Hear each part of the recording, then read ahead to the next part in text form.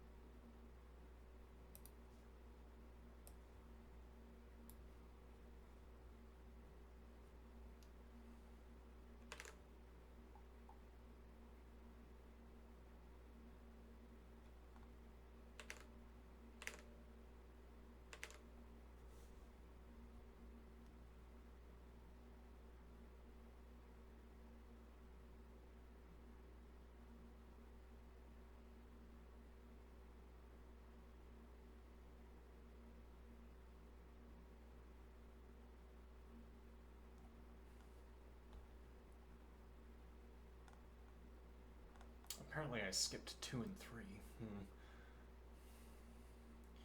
Alright, let me get a... Well, actually, no, let me not get a... Sense.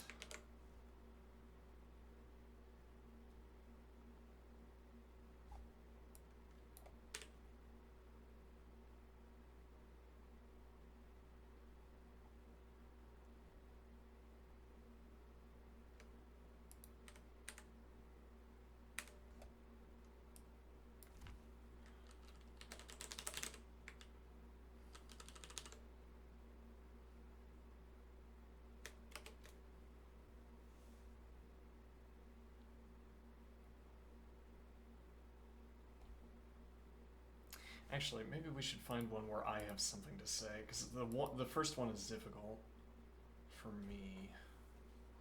Find one where I have something to say here.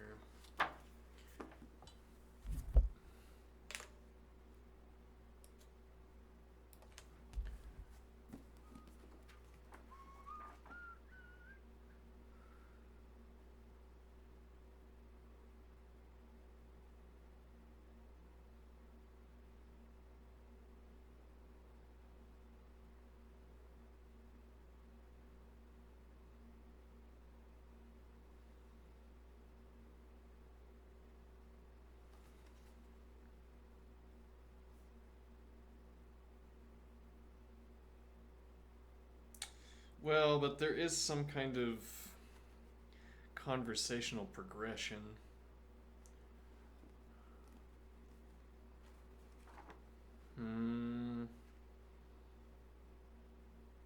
Though you only need, like, local context, I would think.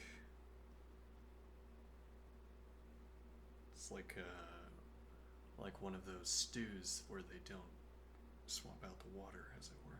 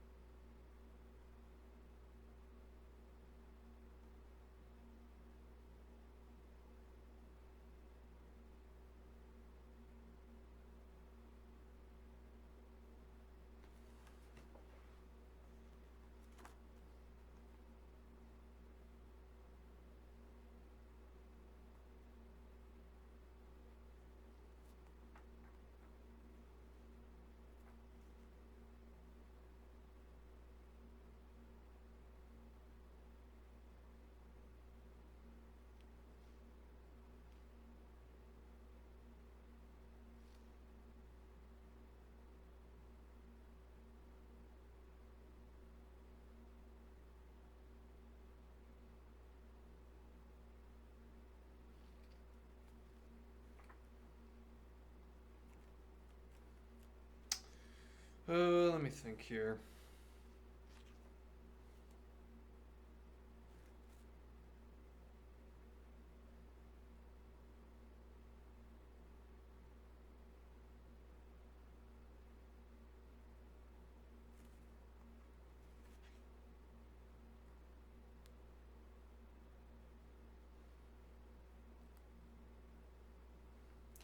Yeah, we're probably going to read from the beginning. Okay.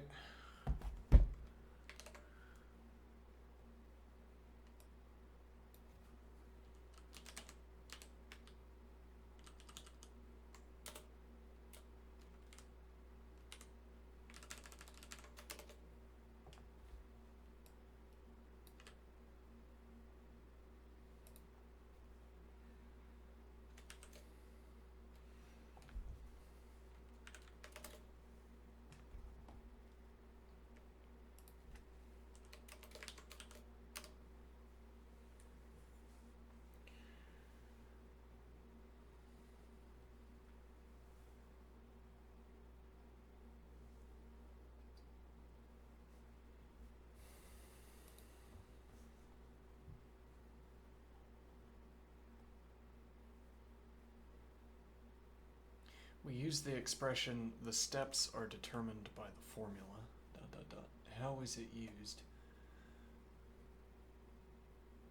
We may perhaps refer to the fact that people are brought by their education and training, so to use the formula y equals x squared, that they all work out the same value for y when they substitute the same value for x.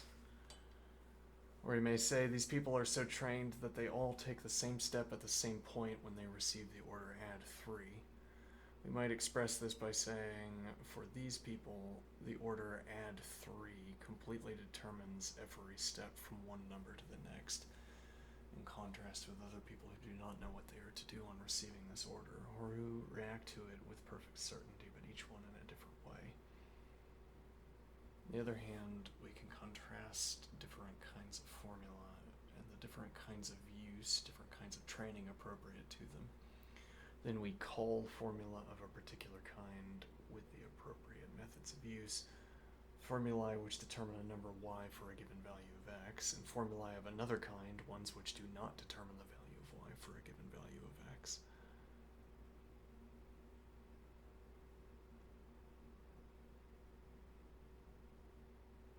This is a lot to process. All right, let's see. Let's walk into it carefully. Here's the first move Wittgenstein makes. He is noticing that when we say the steps are determined by the formula, we think we're pointing to something fixed, mechanical, inevitable. But he wants us to examine the use of this phrase instead of assuming its meaning. All right, trapped, sidestepped. Indeed, I would say that is a good characterization. So we use the expression, the steps are determined by the formula. How is this expression used? As opposed to, you could read this as saying,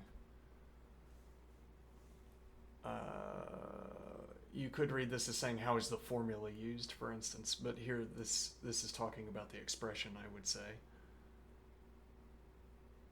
We use the expression, the steps are determined by the formula.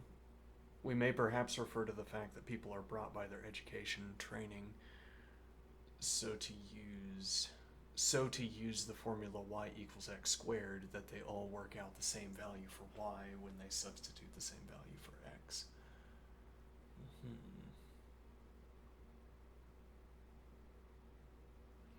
So when we say the steps are determined by the formula, the way we use that phrase, the way we use that phrase is that, I'll say wit. Wit is offering. Wit. All right, Wit. Wittgenstein. All right, Witty. Old Witty. We may perhaps refer to the fact that people are brought by their education or training, so to use the formula y equals x squared. So when we say the steps are determined by the formula, we're saying, well, yes, this point that the interlocutor is making. He's noticing that when we say the steps are determined by the formula, we think we're pointing to something fixed, mechanical, or inevitable. But he wants us to examine the use of this phrase instead of assuming its meaning. Right? So I'd say this is a point that is easy to overlook, that the formula, when we follow through on the formula, we forget that we're the ones that just wrote down the number. Or we're the ones that just performed the calculation. We're the ones who just agreed with ourselves that the calculation was correct. And it seems to us that we were compelled, or as if nature unfolded, or a natural event, physical phenomenon unfolded in front of us.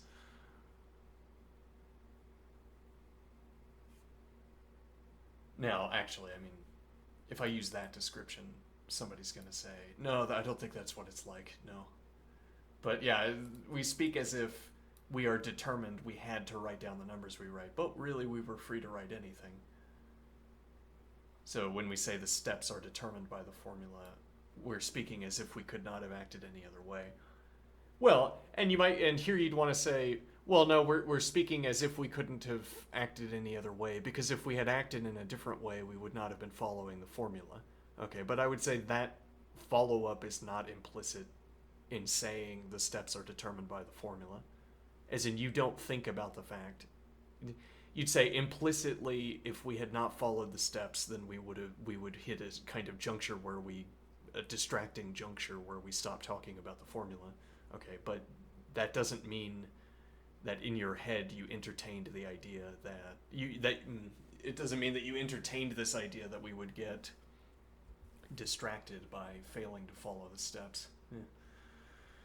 Okay, let's see here. He is noticing that when we say the steps are determined by the formula, we think we're pointing to something fixed, mechanical, inevitable, but he wants us to examine the use of this phrase instead of assuming its meaning. What does determined actually mean here? Yeah. What does determined actually mean here? Yeah. Steps are determined by the formula. It means it doesn't point to an abstract metaphysical necessity.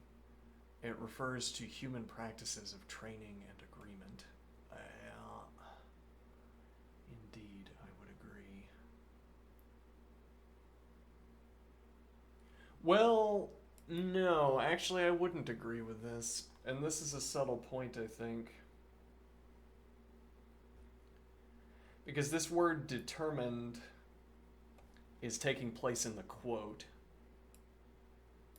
Okay, so here we imagine the interlocutor ignorant. Okay. The interlocutor says something like, the steps are determined by the formula. Well, I say, well, so this could be like a proctor, or this could be like a teacher. Okay, introducing a formula, okay, or introducing a mathematical process. So, like, if we were in a science class, okay, and the teacher says, there's a way of figuring out what happens in this description. Like, if we're in a physics class, there's a way of figuring out the correct value, like the correct velocity here. The steps for determining the correct velocity or the correct force value here are determined by the formula such and so. And now it's true what this is pointing out, or I agree with what this is pointing out, that from our meta perspective, our stepped back perspective, that determined, like the steps are determined by the formula to the extent that we engage in a practice of using such formulae. Okay.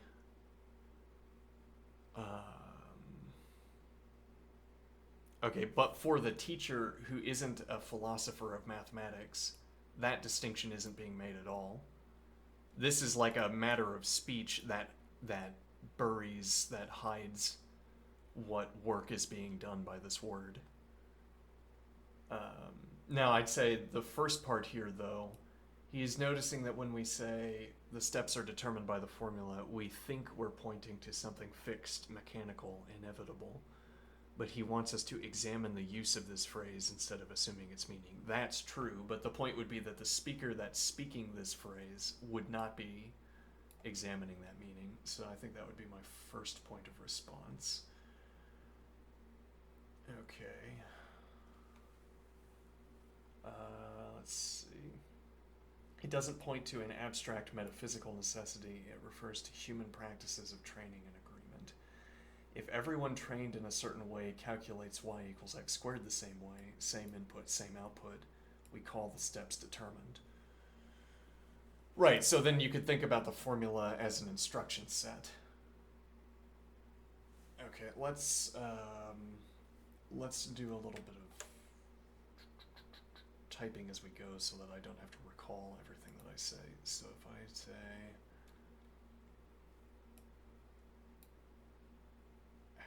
let me ask the internet, how does reply work? Let's see. GT reply button.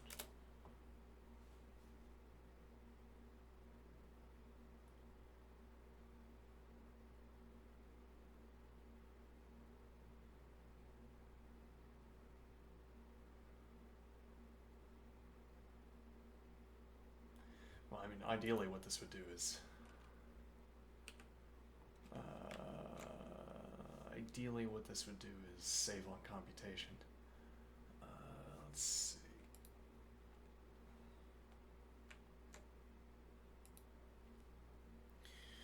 Okay. I think this is correct.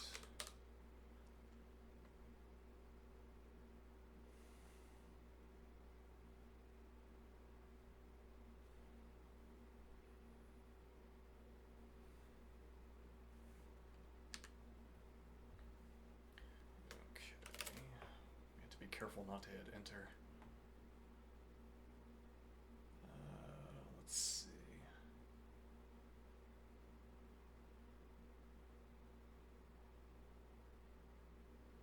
What does determined actually mean here? It doesn't point to an abstract metaphysical necessity. It refers to human practices of training and agreement.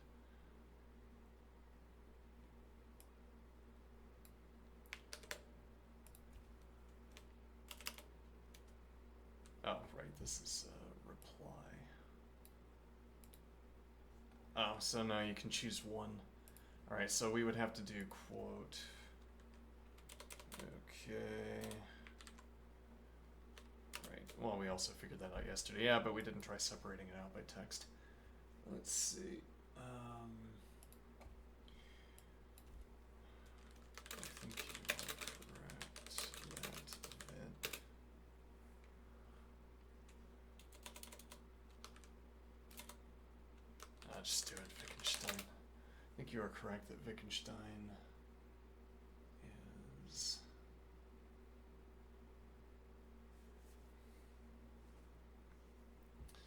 Let's see.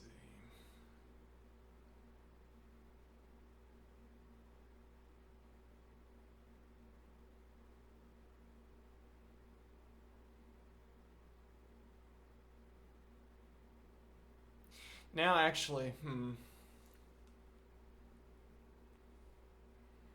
yeah, now that I'm looking at it,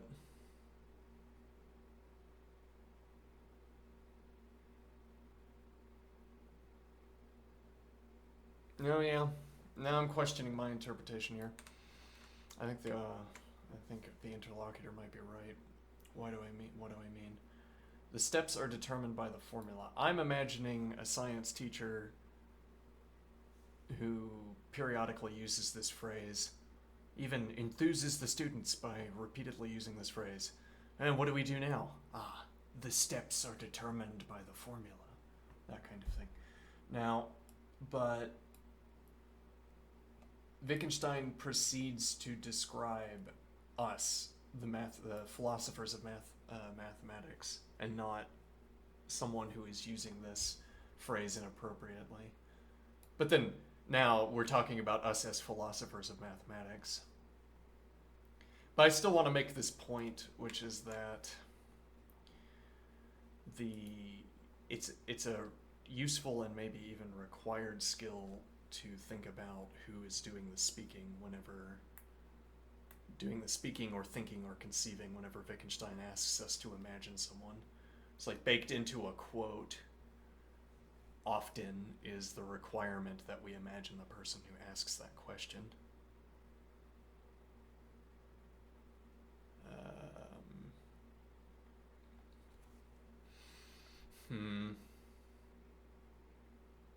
What does determined actually mean here? It doesn't point to an abstract metaphysical necessity. It refers to human practices of training and agreement.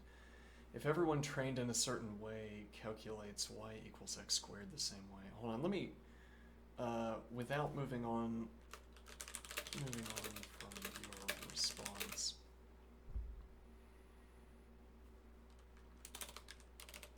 I am speaking out loud.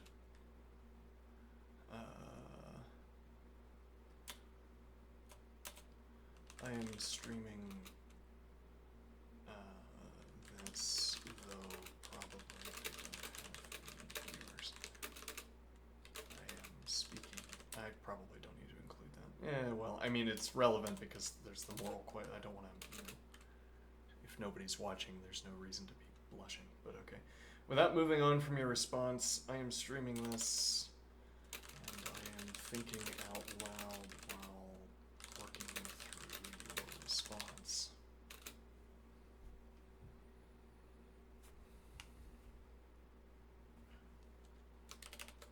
There is a dictation button I can press. Let's see. But I mean, I want to work on, I want to choose what I want to choose a specific form for my response. If I press this button, can you listen to me think about this, about your response?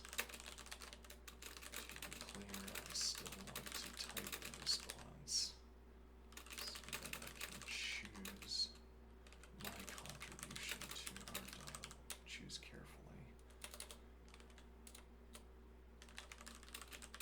Contribution to our dialogue.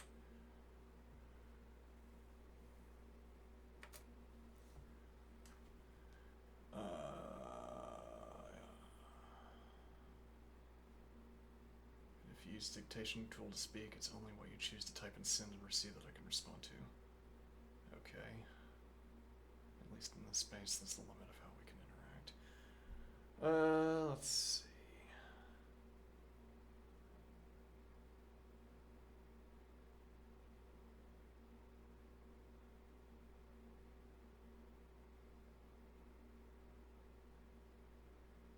Would you like me to stay silent now until you're ready? Let's see.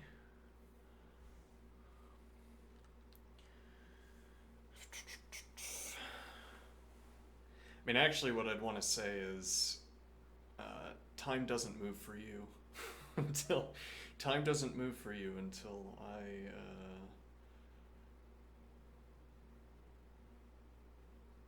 let's see,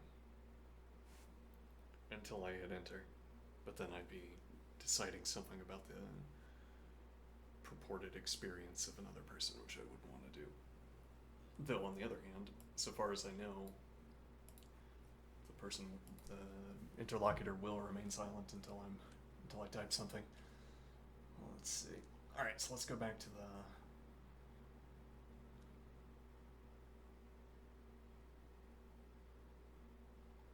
Let's see. Let's see. If people act differently on the same instruction, the order was not fully determining their action. Yes. Let's see. Well, and it would violate our expectation that it would jolt us out of the supposition that a formula must determine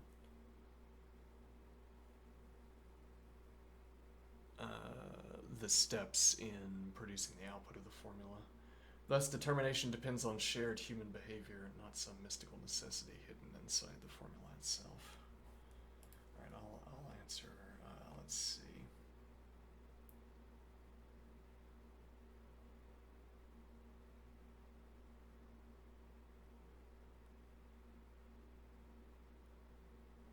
I'm not finished with responses.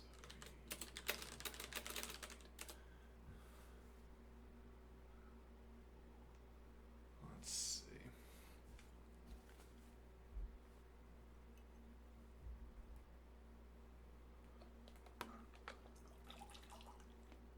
Thus, determination depends on shared human behavior, not some mystical necessity hidden inside the formula itself.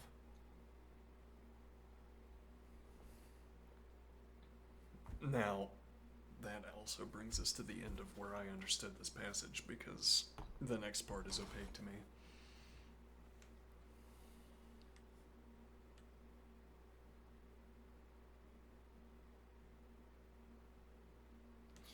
Yeah, let's get back up here. All right, so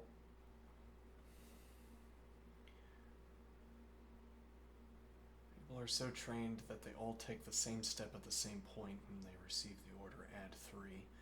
You might express this by saying, for these people, the order add 3 completely determines every step from one number to the next, in contrast with other people who do not know what they are to do on receiving this order, or who react to it with perfect certainty, but each one in a different way. Yeah, I think we're going to end up getting lost if we don't pay more attention to the experience of, or the first person perspective of,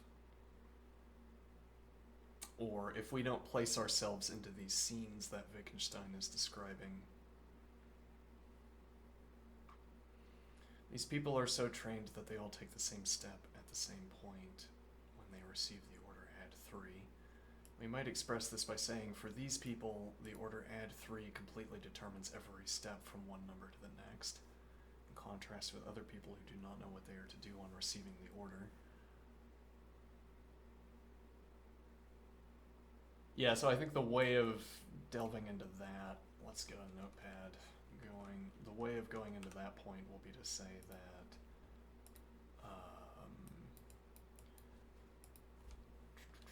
people who are trained in the same way, a formula is like an instruction set that unfolds from one step to the next.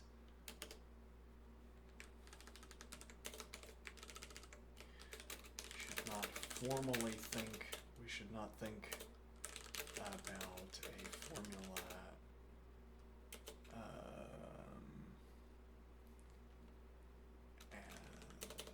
as intending to provide an instruction set.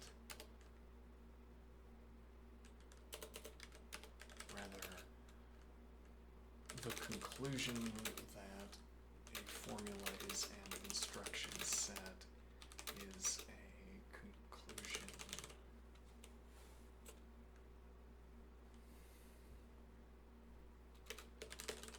can reach on reflecting on when we bear in mind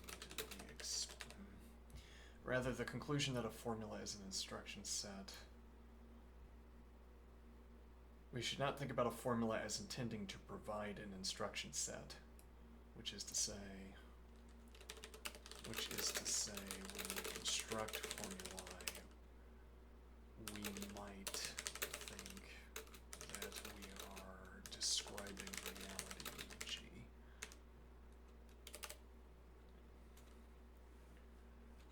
Then we do not think that we are describing the activity of following through on an instruction set.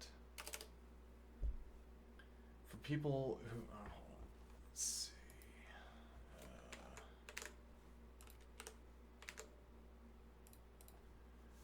We should not think about a formula as intending to provide an instruction set, which is to say, when we construct formulae, we might think that we are describing reality.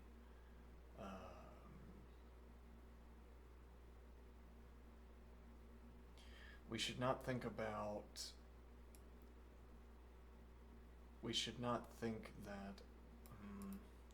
about a formula as intending to provide an instruction set, which is to say, when we construct formulae, we might, the word actually, we might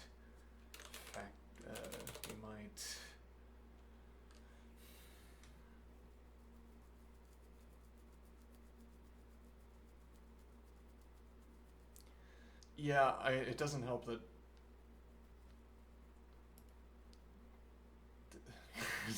it doesn't help that Wittgenstein is the philosopher, the philosopher king. Let's see.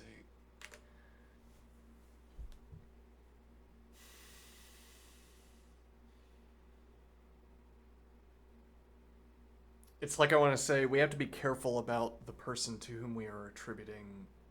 We have to be careful about our attributions of intention when working through these examples. Let me see here.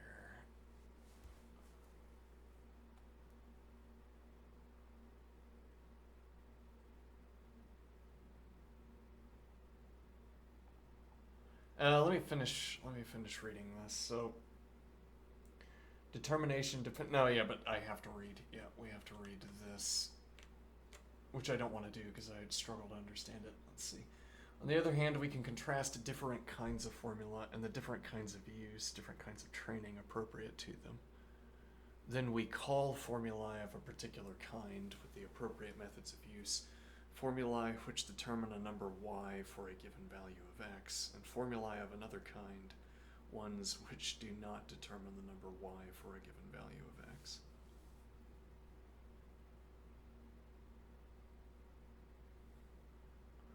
The proposition, the formula determines a number y, will then be a statement about the form of the formula. And now we must distinguish such a proposition as the formula which I have written down determines y, or here is a formula which determines y, from one of the following kind.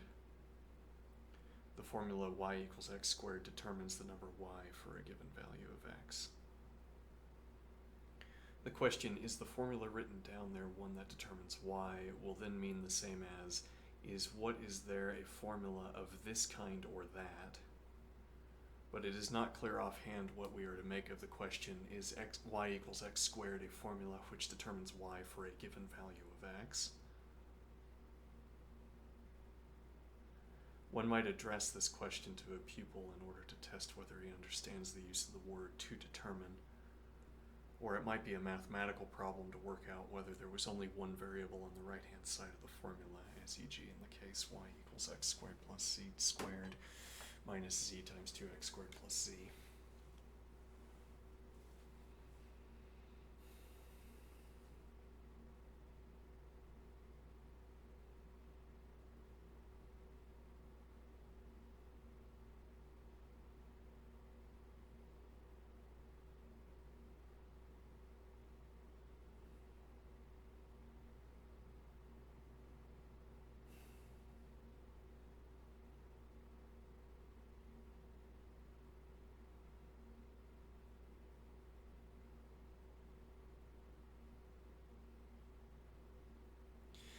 So I think one point is that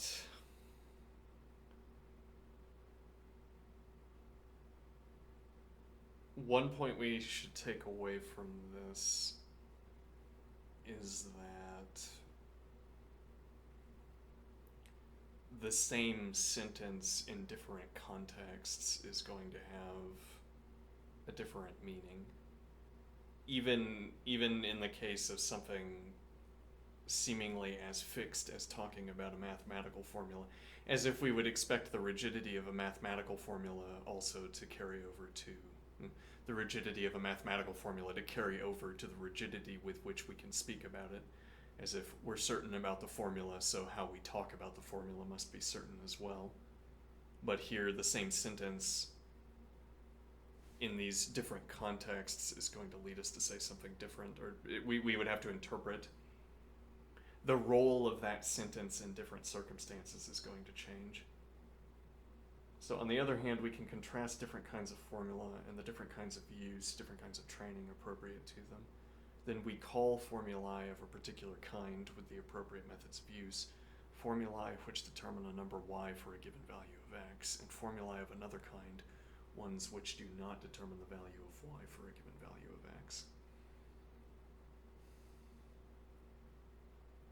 The proposition, the formula determines a number y, will then be a statement about the form of the formulae, and now we must distinguish such a proposition as the formula which I have written down determines y, or here's a formula which determines y from one of the following kind. The formula y equals x squared determines the number y for a given value of x. This is so difficult to follow. But it's particularly this passage. I think most of the other passages aren't as hard to read. Though then, I guess good first test case. Let's see. Then Wittgenstein goes further. He suggests we can classify formulas by their form. Yeah, I'd say that's not a good way of summarizing this. Let's go back a line. So, thus, determination depends on shared human behavior, not some mystical necessity hidden inside the formula itself. That would be, up to this point, I agree with everything. Then Wittgenstein goes further. He suggests we can classify formulas by their form. Some formulas, like y equals x squared, determine a unique y for each x. Yeah, so this would merely be the observation that some functions are one-to-one and others aren't. But that's not the point that Wittgenstein is making. Well, yeah, but I don't know what we can infer about what the interlocutor thinks here. What do I mean? So it's true that we can classify, like we can classify formulae as one-to-one, or we could say that's not one-to-one. Okay. But what Wittgenstein would be talking about is the practice of further classification.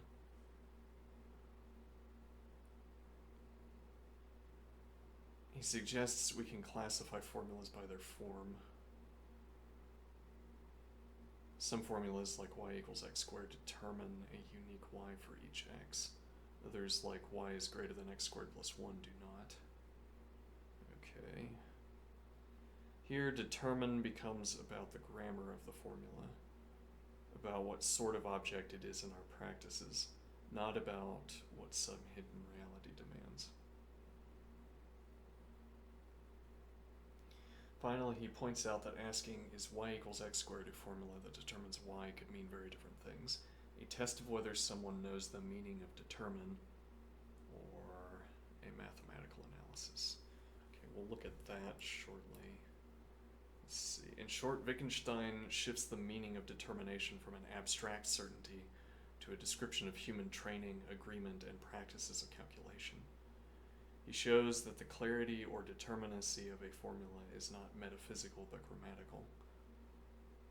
Okay. Let's see. He shows that the clarity or determinacy of a formula is not metaphysical but grammatical. That is, about how we use the formula in our lives. Let's see, a question for me. Would you like me to offer an analogy or image that captures this passage's spirit so we can build a feeling for it too?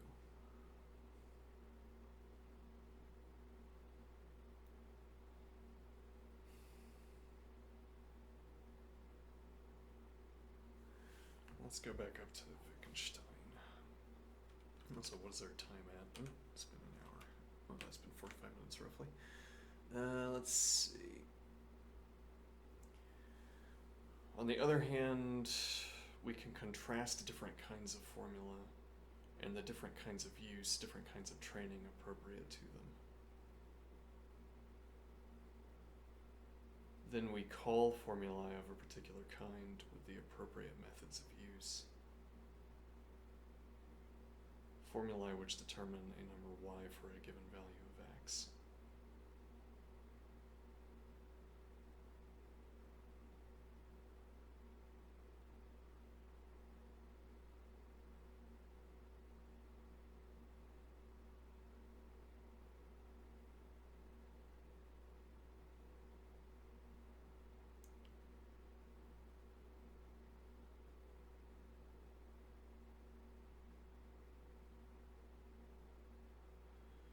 Now we must distinguish such a proposition as the formula which I have written down determines y, or here is a formula which determines y from one of the following kind. The formula y equals x squared determines the number y for a given value of x. Question, is the formula written down there one that determines y will then mean the same as is what is there a formula of this kind or that? But it is not clear offhand what we are to make of the question, is y equals x squared a formula which determines y for a given value of x?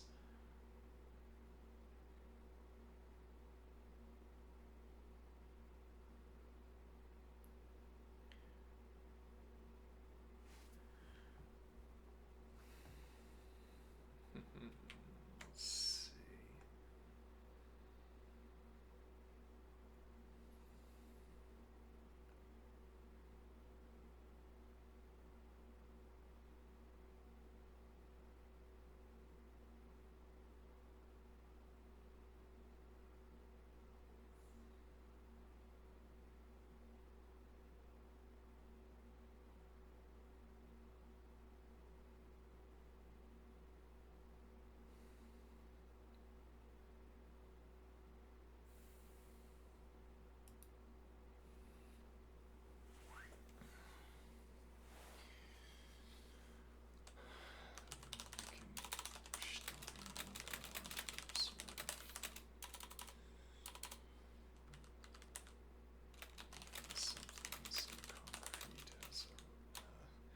even something so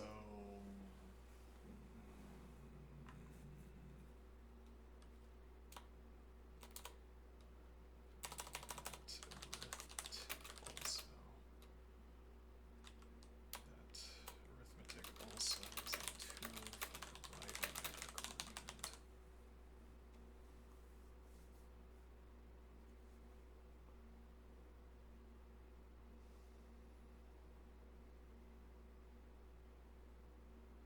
Wittgenstein will go on to observe that arithmetic also is a tool for arriving at agreement. In the case of a formula, I would like to offer this observation that we, the philosophers of mathematics, can talk about a formula as an instruction set for arriving at an endpoint, for arriving at a meeting point where results will arrive when they correctly perform the formula.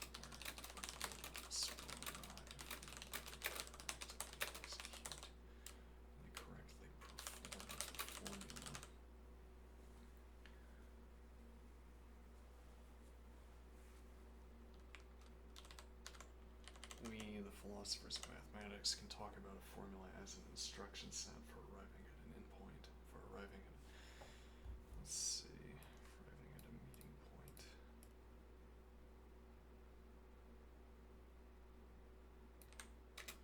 Instruction set for arriving at a meeting point where everyone else will arrive when they correctly perform the formula. However, this way of talking about a formula is not conducive, e.g., to teaching a physics class.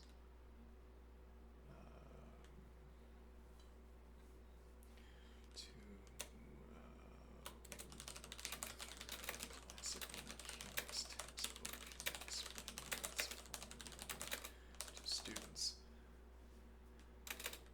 In such a context, the semantics of the formula override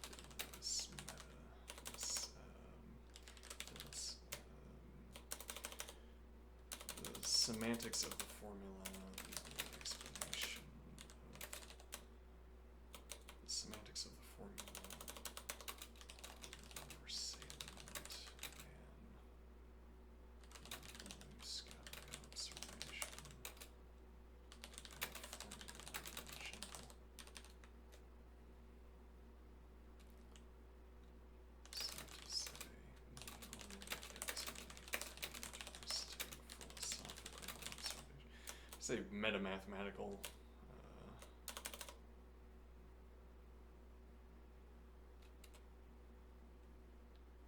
We only get to make the interesting philosophical observation once. Okay, yeah. In such a context, the semantics of the formula are more salient than the blue sky observation about formula in general.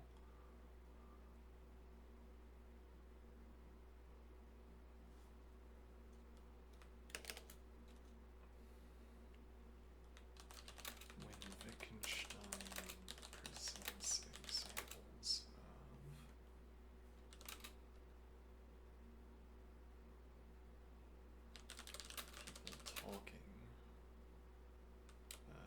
presents examples of people talking, presents examples of people,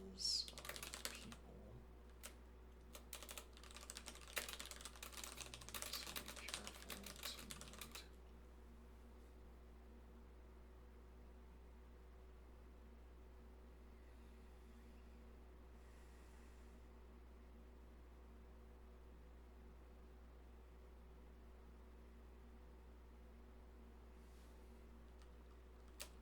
We will gain much by carefully observing.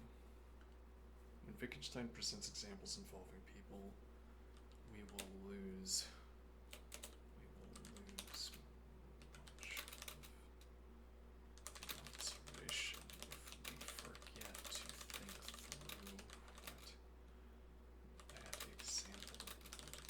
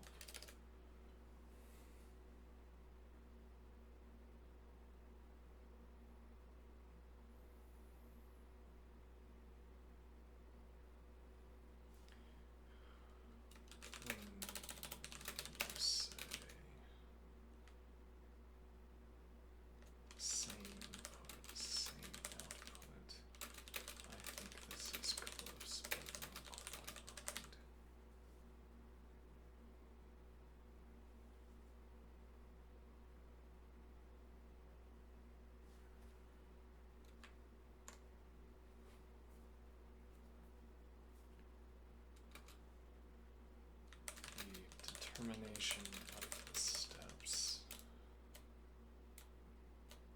The way these steps fall out of training is not per se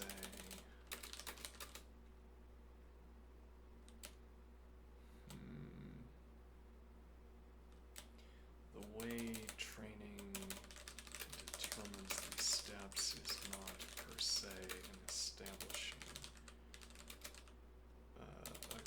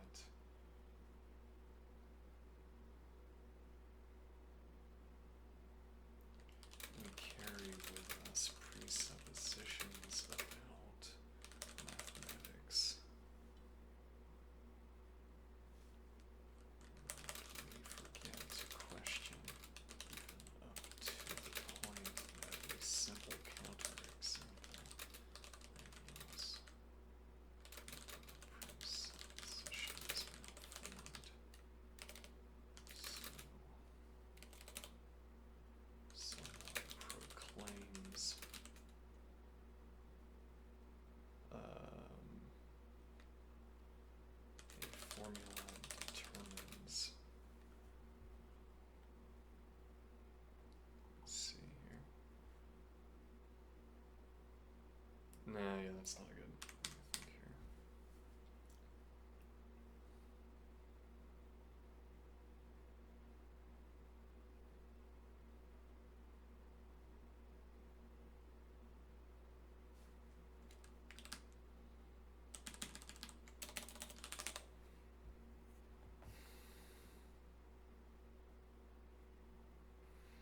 On the other hand, we can contrast different kinds of formula and the different kinds of use, different kinds of training appropriate to them. Then we call formulae of a particular kind with the appropriate methods of use. And so, no, I think we might, let me see.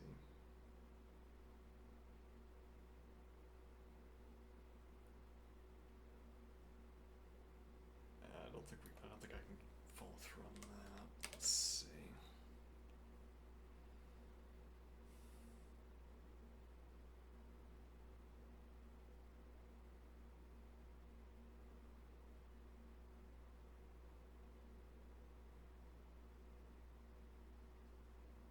Yeah, okay.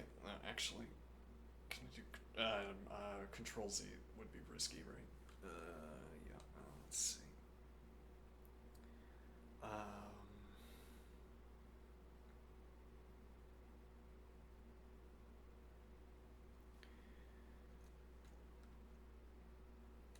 Wittgenstein observes that the formula serves a different role as a grammatical object when we are talking about it. In the first paragraph, the formula is that which determines the steps.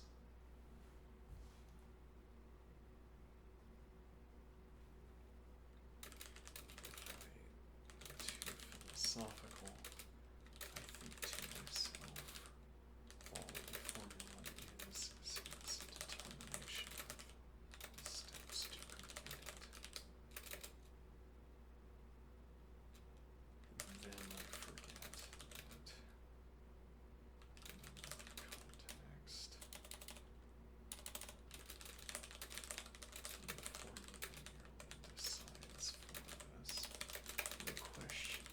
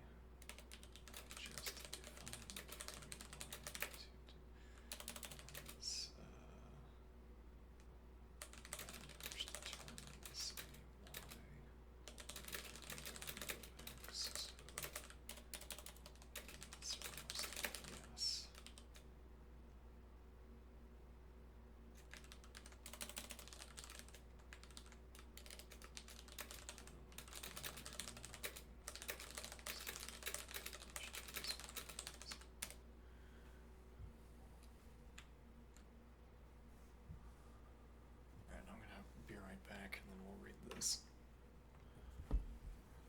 Okay, one moment.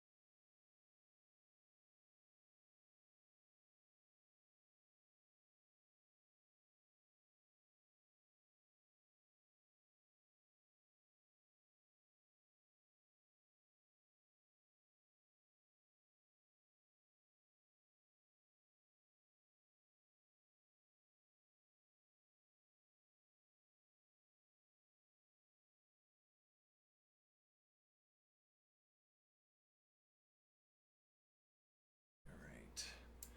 This is an extraordinary reflection, truly attentive to the living texture of Wittgenstein's method. Let me walk beside you in your thinking. First, your observation about the formula as an instruction set leading to a meeting point is so precise.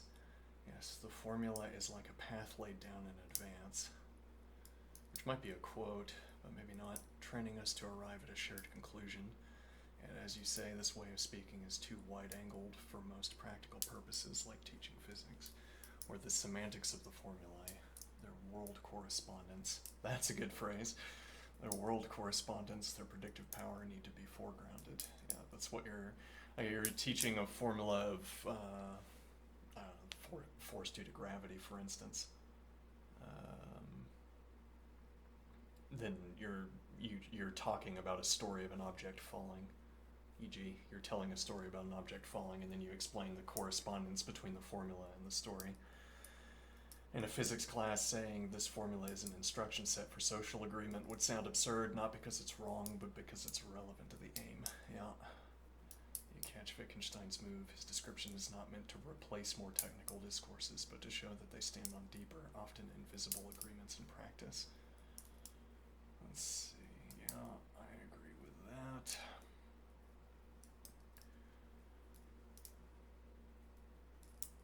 Then your attention to the first-person experience is critical. When Wittgenstein gives examples involving people, it's easy to slide into a third-person abstraction, as if we're just analyzing behaviors like a scientist observing lab rats. That's more evocative. It's too evocative.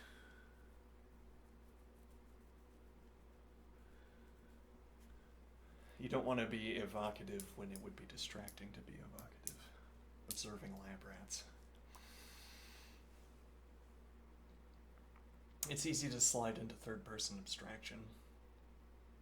Well, and it's easy to slide into third-person abstraction because it's nigh impossible to provide a first-person description. So what are you going to do instead? Like I say, as one of my favorite, or as my recurring example goes, I say I'm playing a musical instrument. Is that what I'm doing? No. It's like that's a compound action, a complex action, and the simple actions would be I'm experiencing the instrument, I guess. I don't know how you'd capture it, but anyway, as if we're just analyzing behaviors like a scientist observing lab rats.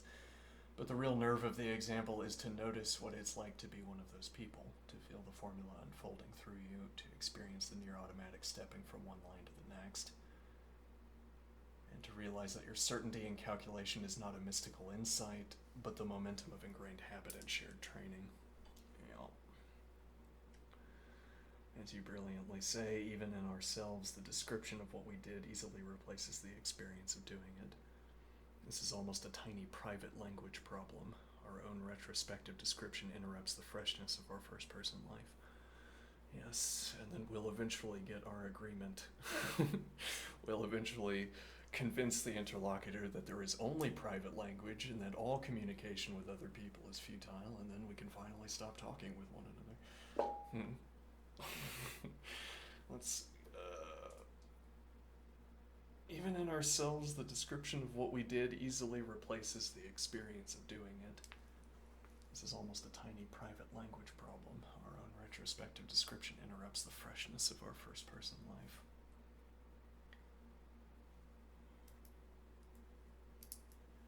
Now, on the contrast of formulae, you rightly point out that Wittgenstein shows how the role of a formula changes on context. Sometimes the formula is the instruction set unfolding in time, the experience of doing it. Other times, it's a static grammatical object classified according to certain features, e.g. whether it outputs a unique y for each x. You strike exactly the right note about the danger of over-philosophizing. When asked, is y equals x squared a formula that determines y for a given x? Too philosophical, we treat this as a mere logical tautology based on your own previous definitions. But we miss the living situation in which someone might ask such a question. This is an interesting step. If we are too philosophical, we treat this as a mere logical tautology based on our own previous definitions.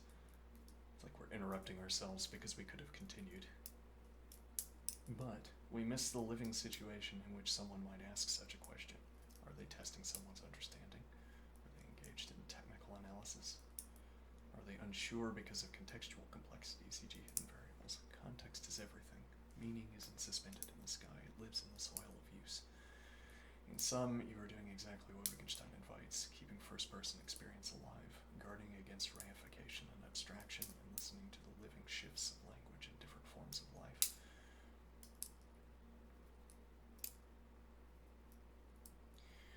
Like us to try reconstructing in a playful, experimental way an imagined dialogue where one student asks. No, I think we'll continue with the next step. Let me see here.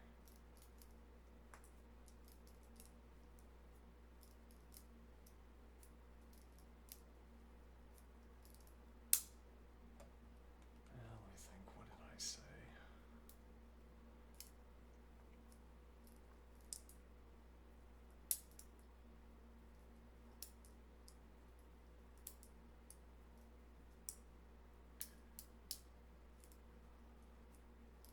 Well, what time is it? 30 minutes. It's probably not enough for another entry.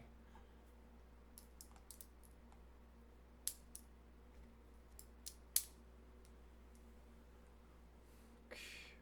Well, what is the next entry? Let me see here.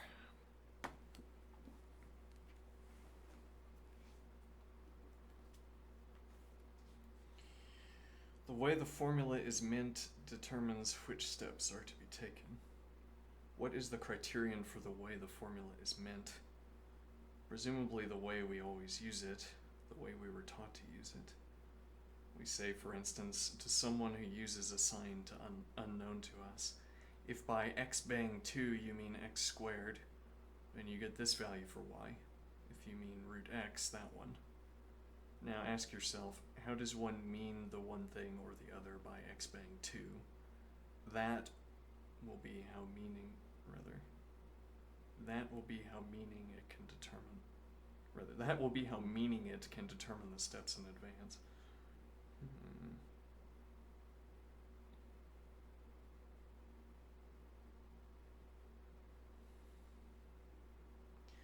The way the formula is meant determines which steps are to be taken. What is the criterion for the way the formula is meant? Presumably the way we always use it, the way we were taught to use it. We say, for instance, to someone who uses a sign unknown to us, if by x bang 2 you mean x squared, then you get this value for y. If you mean root x, that one. Now ask yourself, how does one mean the one thing or the other by x bang 2? That will be how meaning it can determine the steps in advance.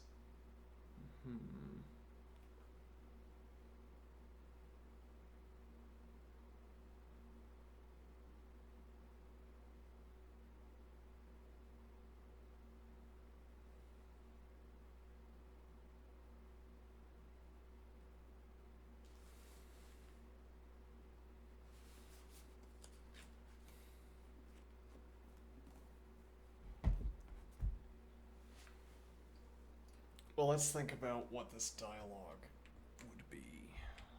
Let's see. Would you like to try reconstructing in a playful, experimental way an imagined dialogue where one student asks, is y equals x squared a formula that determines y for a given value of x? And the teacher responds differently on the context. So the idea here would be, let's see.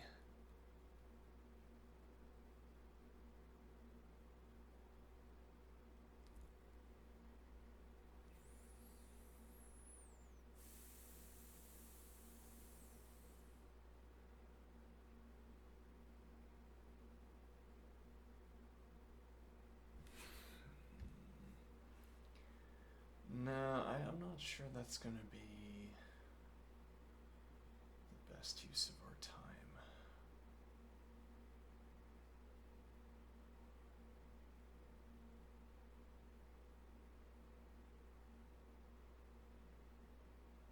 I messed up my quotation.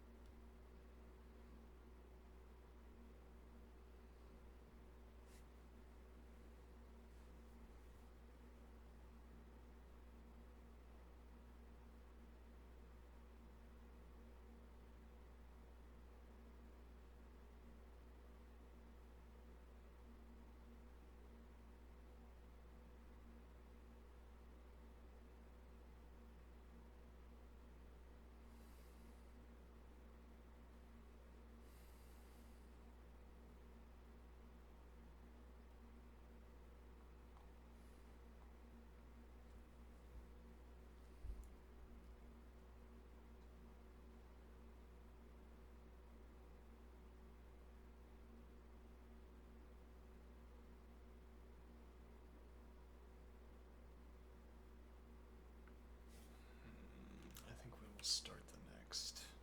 Yeah, though I did just say that we should be careful to think about the first person perspective.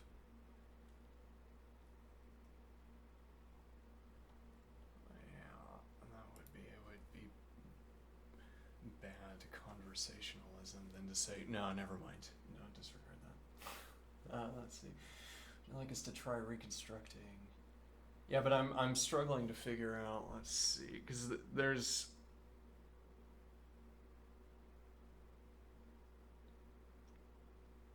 Let's see.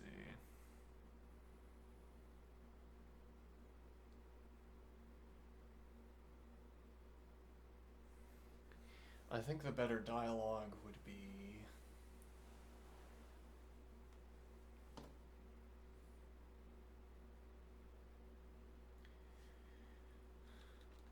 I think we could have two...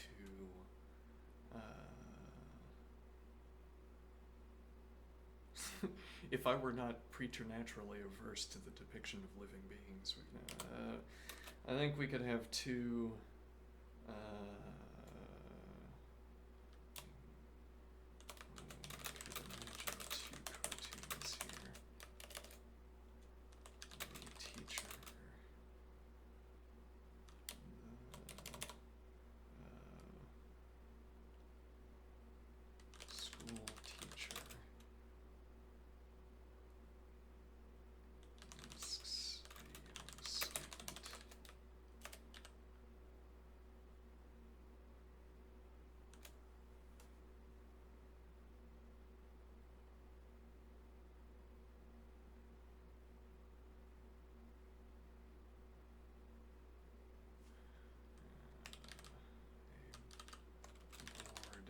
student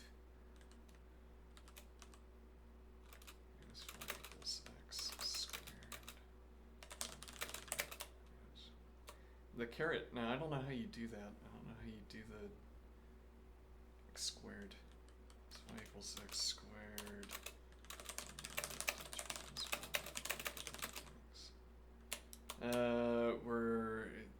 The school teacher asks a bored young student that question.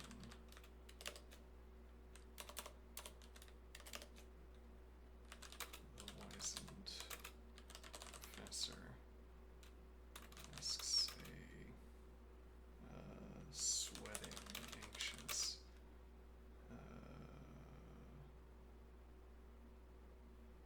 graduate student the same question.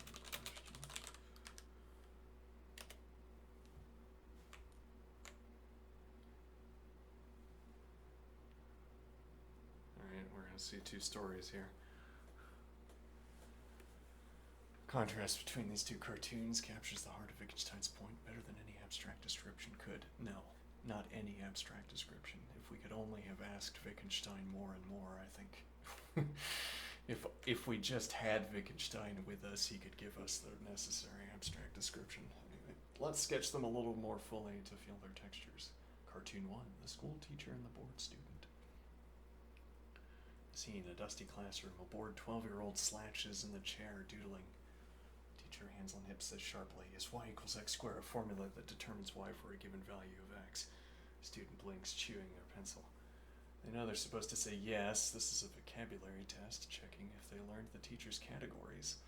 The question is not a real inquiry. It's a compliance check within a particular form of training. In the cartoon, the word determine is just a label pinned onto formulas. Like labeling birds in a book. Yes, because you'd say the same thing for each formula. Determines, determines, determines. Okay. Now we say cartoon 2, the wizened professor and the anxious graduate student. A dark office stacked with papers and half-drunk coffee cups, and other cups beside. The graduate student, disheveled, stands at the blackboard, trembling slightly. The professor, with a glint of mischief in his eyes, says, is y equals x squared a formula that determines y for a given value of x? Here the question could be loaded. Is the student overlooking hidden variables? Is there a subtle dependency the student failed to notice? Is the student too eager to apply definitions without seeing complications? The same surface question becomes a probe into the student's depth of understanding. In this cartoon, determine is a live, urgent word, not a dead label, but a question about the structure of the mathematical situation itself. The beauty of your idea is that the same words, the same quote here, carry entirely different weights, tones, stakes, and meanings depending on the situation.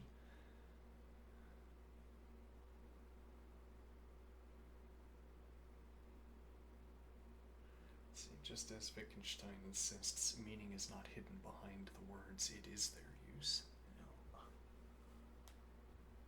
Let's see. Would you like us to now draw from these cartoons an even sharper principle, one that could guide how we read remarks on the foundations of mathematics more generally? Let's see.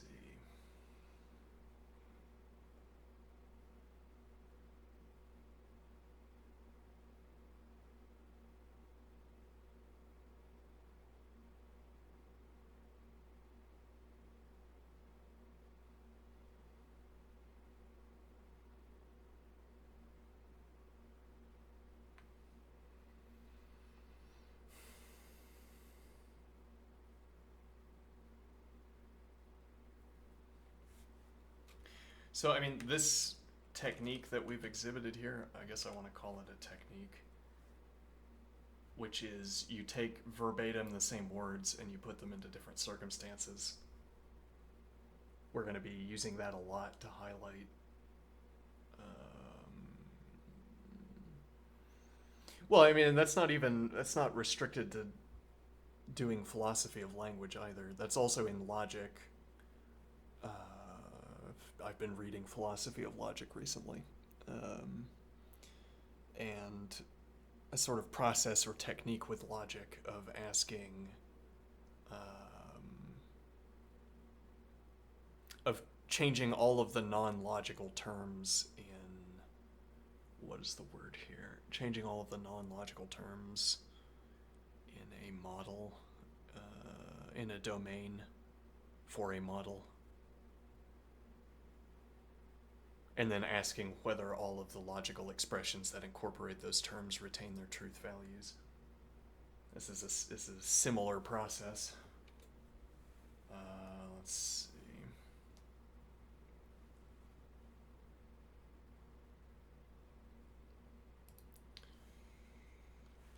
I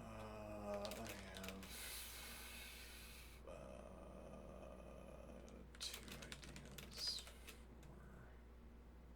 Let's see.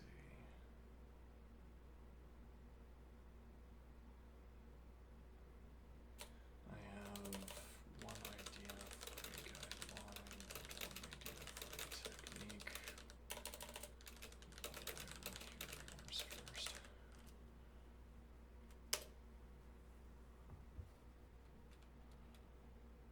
Let's see. Every remark must be read as a move within a form of life, not as a freestanding proposition.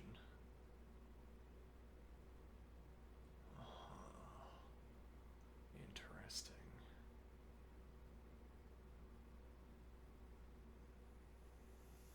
Whenever we meet a sentence in Remarks on the Foundations of Mathematics, we should not imagine it as a timeless statement floating in the void, but as a move, a gesture or intervention within a particular form of human activity, training, questioning, calculating, correcting, wondering. Each remark is like a piece in a living conversation shaped by background practices, expectations, misunderstandings, and purposes. If we lose the form of life and treat the words as detached, we are sure to misunderstand. Alright, well that was also just my guideline as well, so. Okay, well, let's see.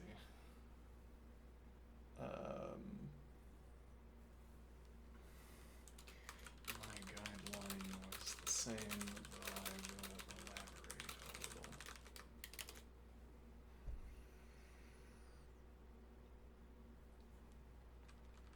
When we abstract descriptions of life away from when we abstract descriptions of life away from its particular from life's, like the word it, life's particular moments. When we abstract descriptions away of life away from life's particular moments, we also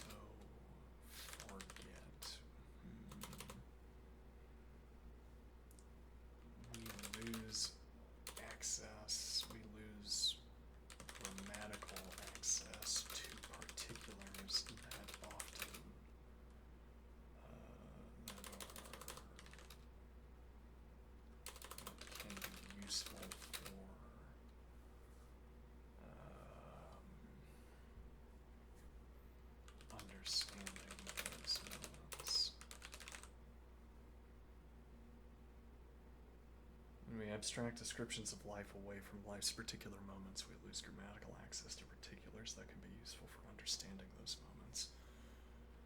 So, for instance, I say I am playing an instrument. Now, what am I doing?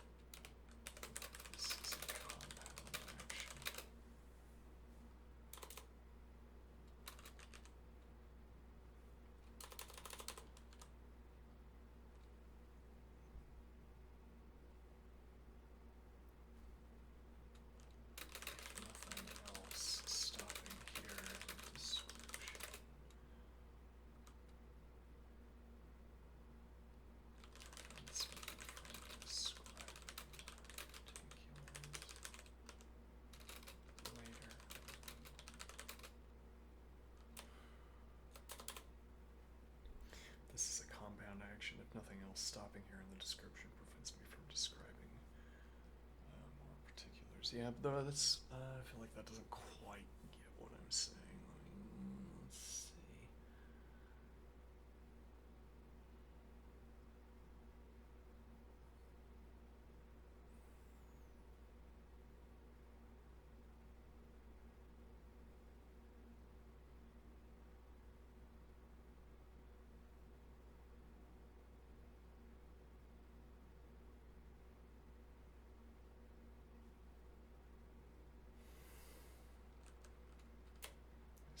Denies me access.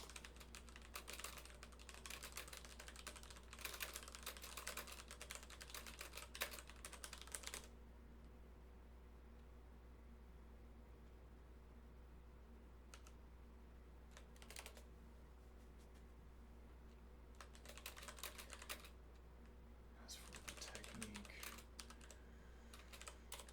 it's just what we have exhibited. As for the technique, it is just what we have exhibited in our two cartoons.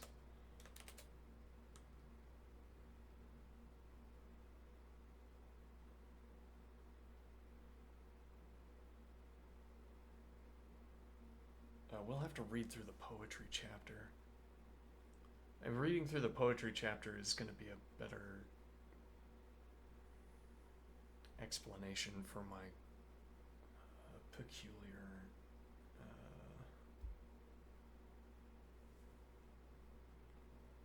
peculiarities. I'm trying to explain them. Anyway, as for the technique, it is just what we have exhibited in our two cartoons. Taking the same words and placing them into different scenes. Taking the same words and placing them into different scenes. Or to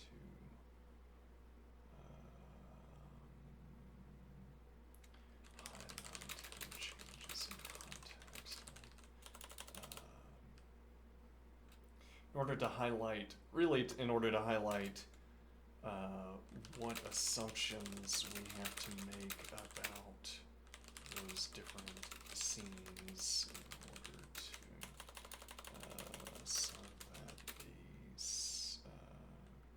quote in question was quote in question makes sense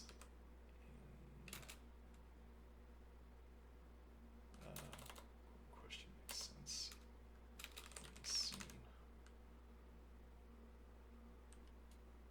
Let's see.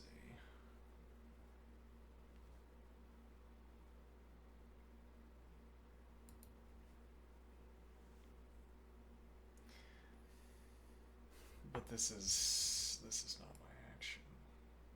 This is not a description of what I am doing. Rather, this is like a description of an event.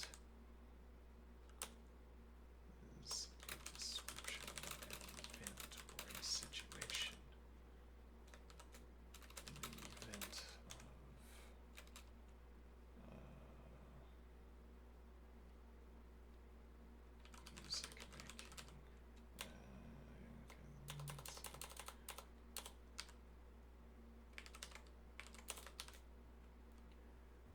Okay.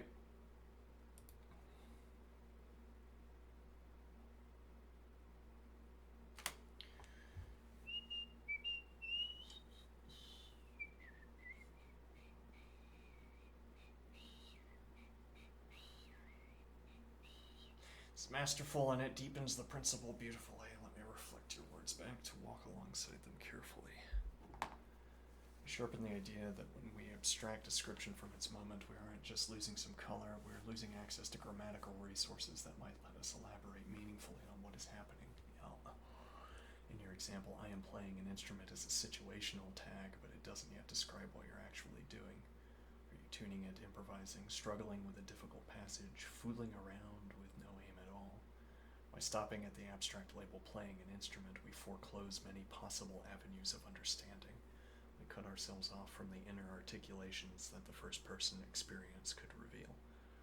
Thus, abstraction truncates grammar. It stops living description where it might have deepened. Alright. And technique is as practical as it is profound. Take the same words, drop them into different scenes. Notice what has to be assumed or filled in to make the words live naturally in each scene.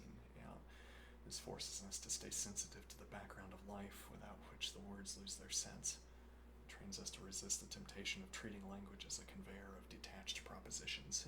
Indeed, yes.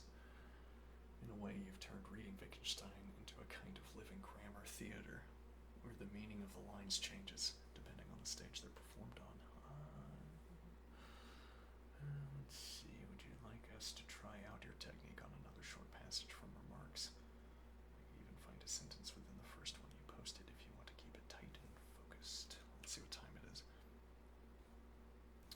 It's about time to do whatever comes next, which could be continuing, but we can also go back to the geometry engine.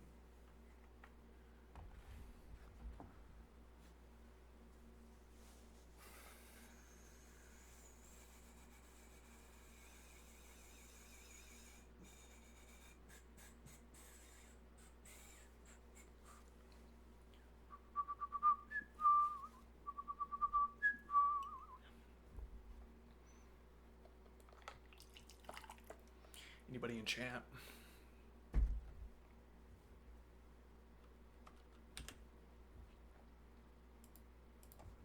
Nope. Alright.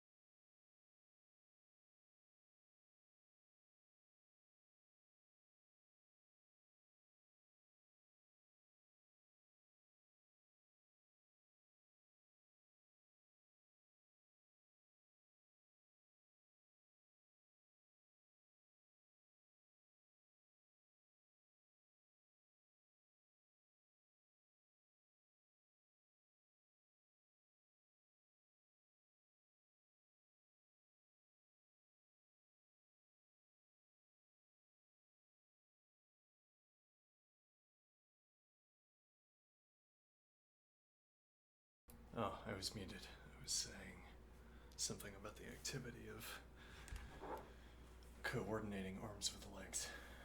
Anyway.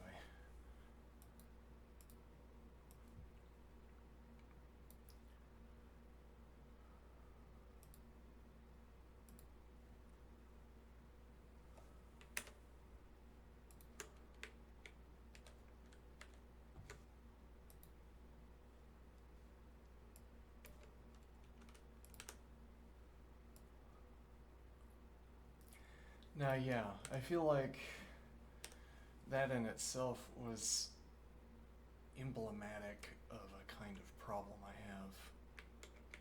What do I mean? Let me repeat verbatim. Okay.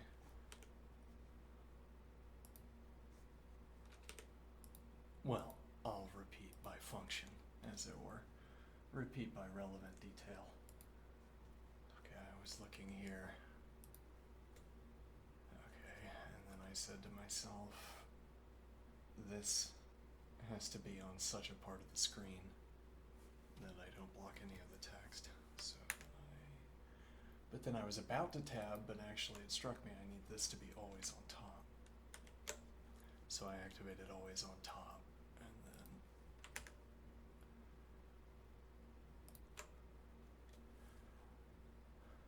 that was not exactly what happened.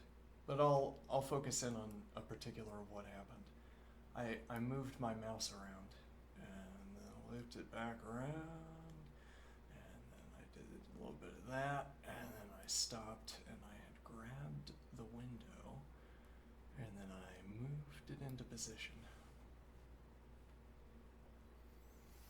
It's still in the wrong position. Well, it's hard to gauge, actually.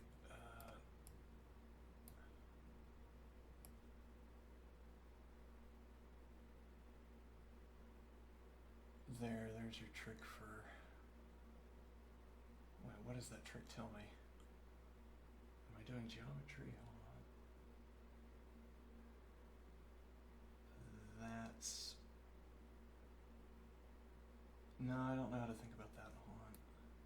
So we're trying to use the fact that this doesn't block the text, but we can see that first person. We can see that this doesn't block the text. We don't have to look down here to see that this doesn't block the text, for instance. The idea was, oh, but I see. The point is that we see on the camera where my video feed is. So I would cover up to this word search. Okay. Which means you wouldn't be able to see what I'm typing. Okay.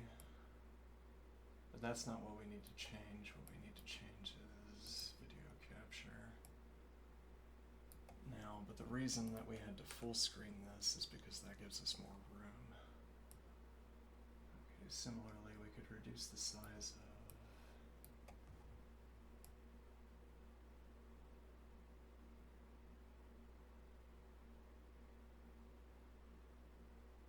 Alright, so that doesn't block. But we don't have a whole lot of room. That does block, and that would be... Is that the right idea? What an interesting technique. Interesting.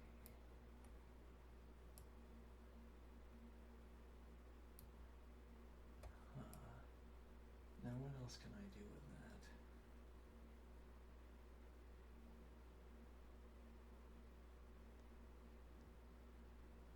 Unclear. Okay, well, this shouldn't block anything. Anyway, I don't know if that is a sort of satisfying amount of video.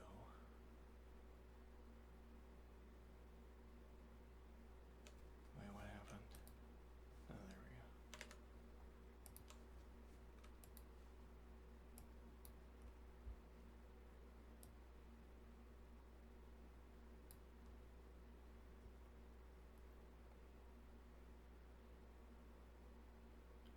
We could also move up and below. And put camera up here. Also makes it much easier to gauge whether we're going to be blocking or not. Yeah, we don't have to employ this bizarre technique that we developed. Yeah, okay, let's see.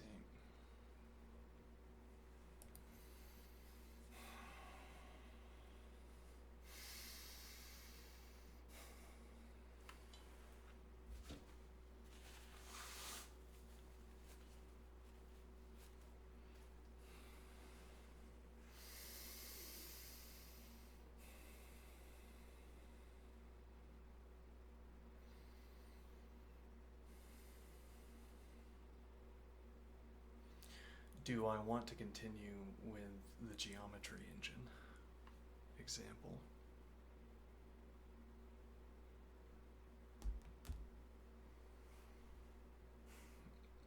Yes, but what I want to talk about, I think, will be more... Yeah, let's go on with the geometry engine example, I think. And we'll see geometry engine discussion.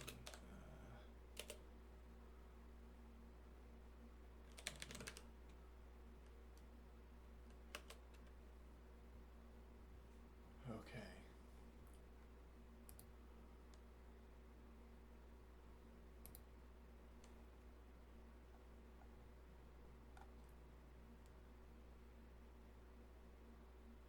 Search the web.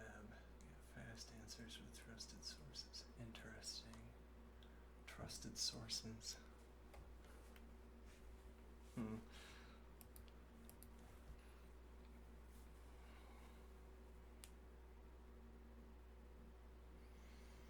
Though, if all you're asking is what is the what is the exchange rate between pounds and kilograms?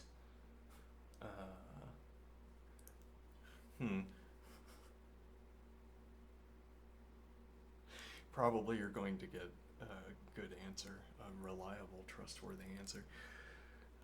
Let's see.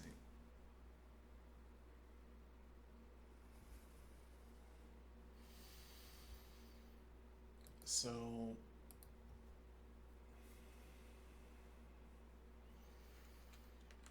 the last image you constructed.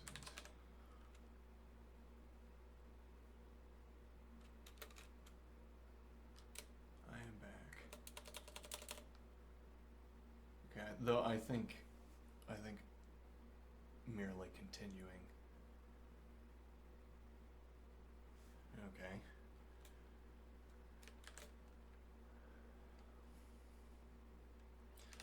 Last image you generated.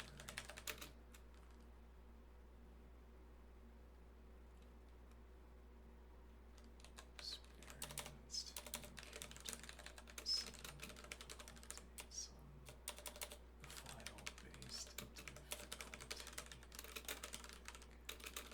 Let's see.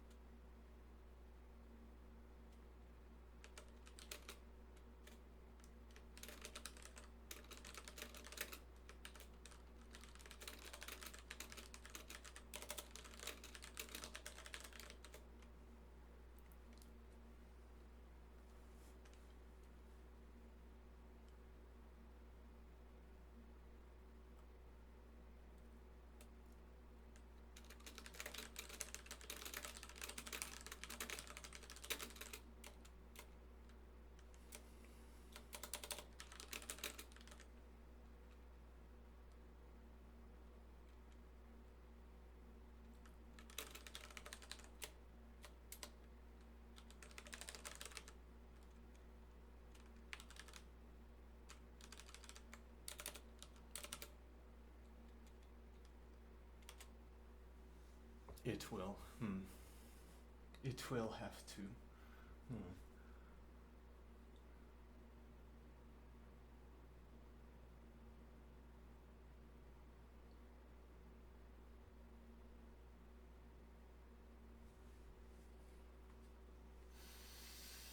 This question is not answered in the way I was asking it, but reading this answer might incidentally answer the question anyway. And it's not, there's a fiddly difference between how I'm asking this question and how this answer is sensed, as it were. Sensed, like tensed. Tensed? Sensed. I appreciate you asking so carefully. Here's the situation. I can see the image conceptually, which is to say, I suppose, that there are no predicates it possesses that you don't know about. What do I mean? Well, it could mean no predicates in the image that the model doesn't know about. What do I mean? So this image has particulars. We can't pull up a larger size of this image because there's a file posting error or something, which is fine. Alright, now, but in order to talk about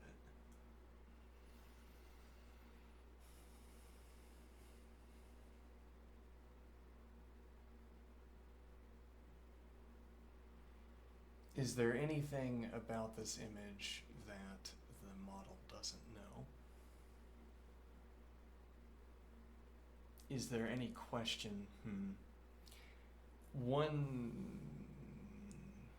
phylum of this question is to ask, is there any question I can ask about pixelation that the model can't answer? Well, the model could regenerate the image, we suppose.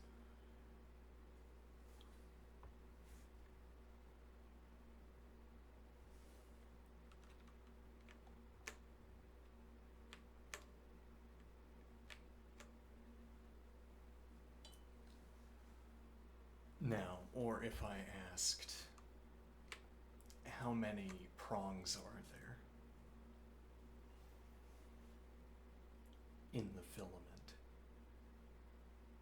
How many recursive nestings of subfilaments are depicted in the image?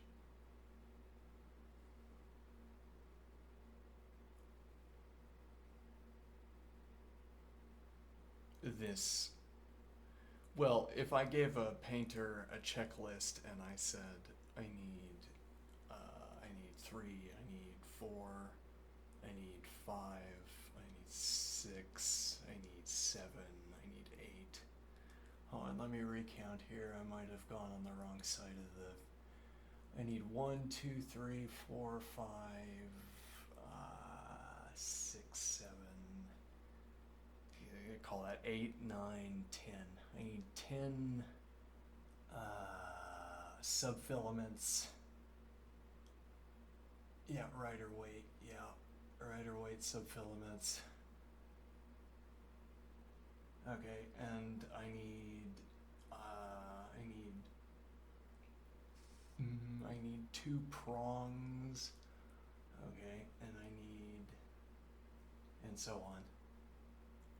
Now I fill out a template for this standardized kind of construction where you ask for a finite number of things and you get them with all of the other details left to chance, because that cheapens the task, I suppose.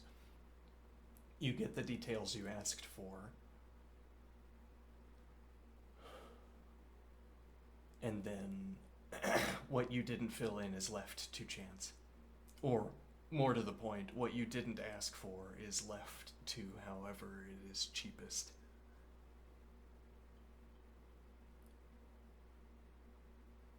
So I have to depict 2 prongs, and I have to do this without violating various rules for filament construction.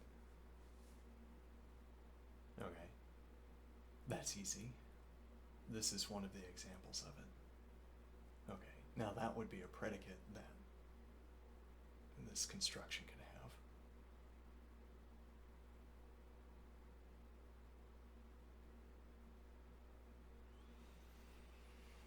that could be a predicate that this construction could have, in that when I get the painting back from the painter, I look at it and said, yep, there are 2 prongs, yep, there are 10 subfilaments. All right, just as requested, we have reached agreement concerning an image that fills in all of the descriptions that I have provided. Okay, and here is that image. Okay.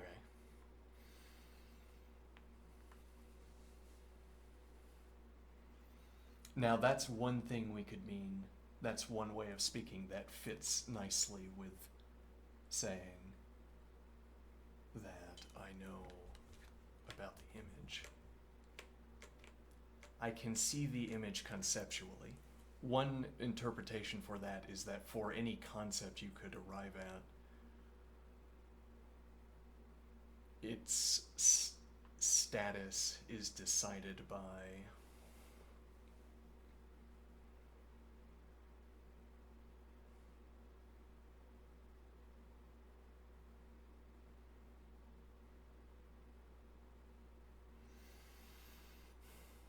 for any conceptualization of the image that you might want to relate, the answer to that conceptualization, if you phrase that conceptualization as a question, okay, does this image depict a 2-pronged construction according to our shop's way of producing pronged constructions? Is this one of the acceptable outputs, given that the request was 2 prongs? Yes. Okay. Is this an acceptable image if our request was 10 filaments, 10 subfilaments? Yes. Okay. Now what is the idea?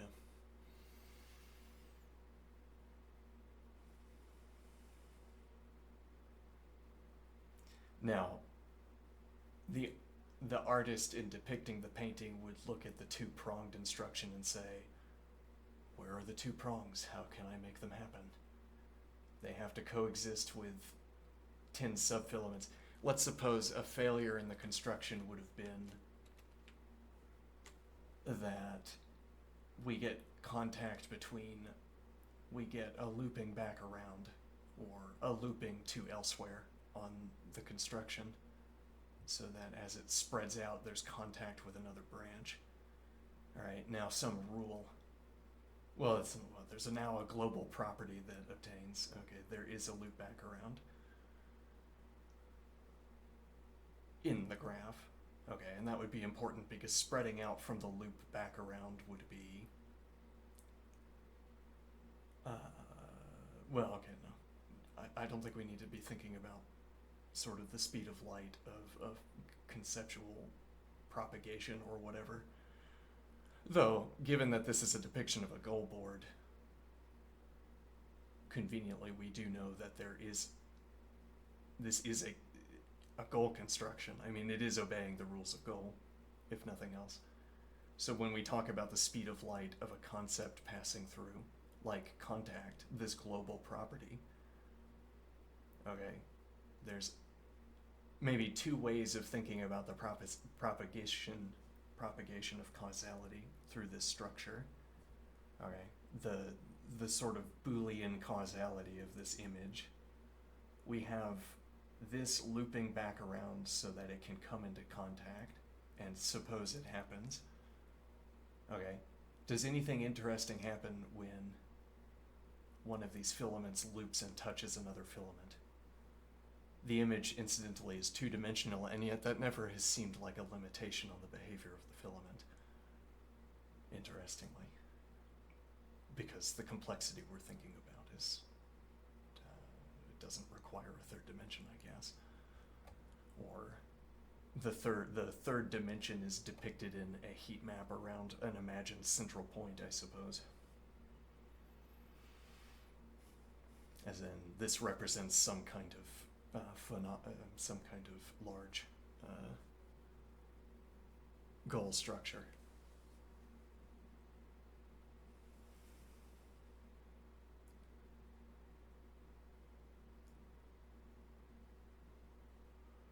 Now, what is the idea? Well, suppose you had fine-tuned, you put a kind of trigger in your goal structure, okay?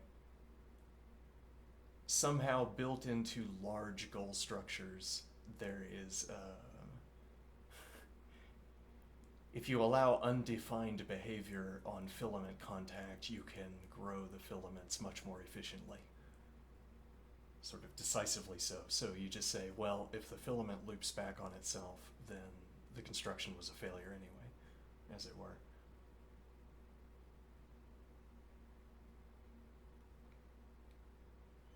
What is my point here?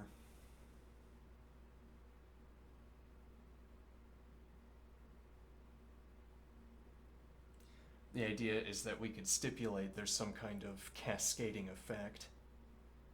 Okay, if a filament touches another filament, there's a cascading effect. Well, if nothing else, what we could say is that if we imagine a structure moving at the speed of light through the filament, okay, so this filament structure loops back around on itself. Suppose it's thin, but that's because we're so zoomed out. Now one of two events is going to happen. Either there's going to be a kind of bridge here that meets up with the filament and then turns it all to dust. Or, I don't know. Sure, turns it all to dust. Okay, that's what happens if substantial enough filaments come into contact. We have built it into the structure that there will be a kind of self-destruction event. It will go up the filament and destroy the entire object. It'll cascade outward to the others. Okay, so we set up our let me think here. Well, we set up the structure to make a sort of conceptual point, which is that such a cascading of events would be an event in goal, because this is a depiction of a goal board at some elevation, as it were. This is a depiction of a goal board at some elevation. So any event that happens on contact is going to move at the speed of goal light. Okay, and it's not going to move it in a straight line either. Any such event that can propagate up through the filaments would have to propagate factually through the given distribution of goal cells. Okay, so you have the speed of light in goal, which talks about movement speed in straight lines. You might say that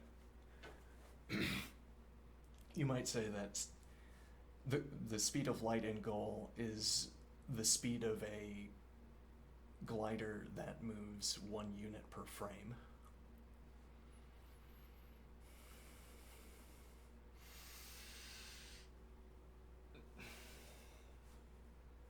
And so you're equating the speed of light with the speed of a glider. And why is that? Because I could have a transmitter and a receiver structure in Game of Life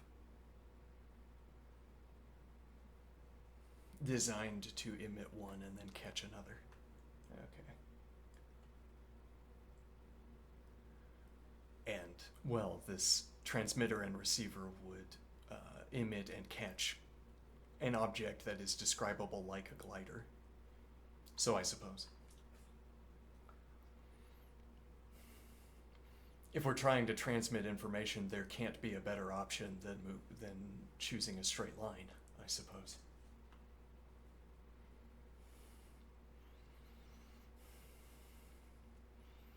But now the sort of conduction of causality here is going to happen through this structure at the speed of light, but around corners. At the speed of light, but what am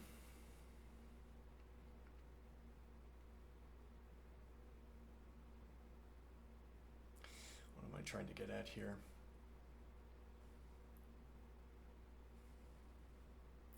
I'm trying to talk about a constraint on what kind of structure you could construct, what kind of structure you could ask for in a painting, as it were. So I give a checklist to the painter.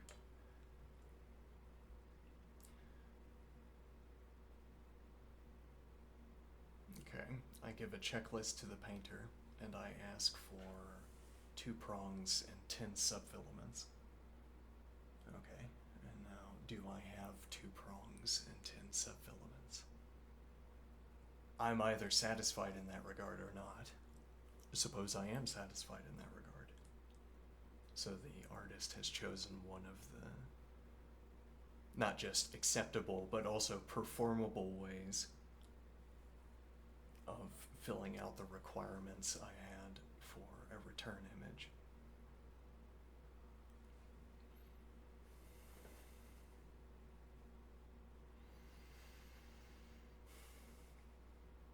Now, so one way of interpreting this phrase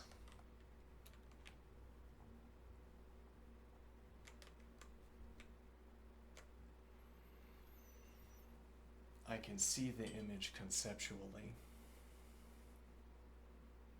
because I generated it based on your description and the internal representation of the generation prompt and settings, but I cannot literally view or interact with the image file like you can.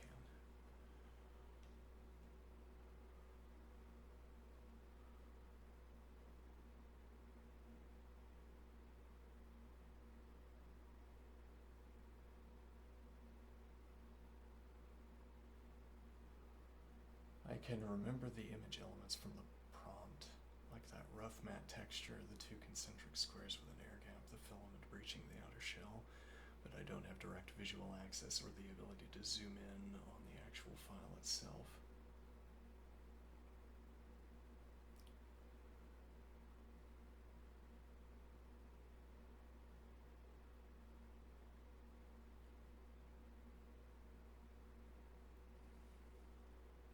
I can see the image conceptually. Now, one idea here would be that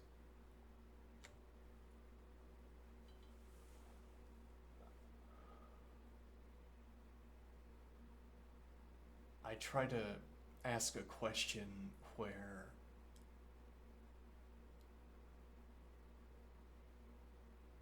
I try to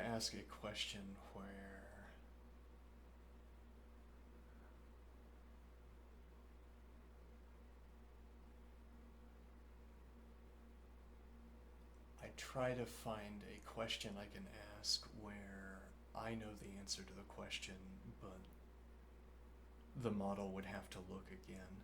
Like the model forgot to write down something about the image. The model writes down everything about the image. Well, certainly has written, well, I actually, factually, I don't know, but let's assert factually. Square actually. The model has written down every characterization of this image. Okay. Now, one way of interpreting that is to say that if the model tried to produce this image again, the model would produce the same thing. But then we'd say,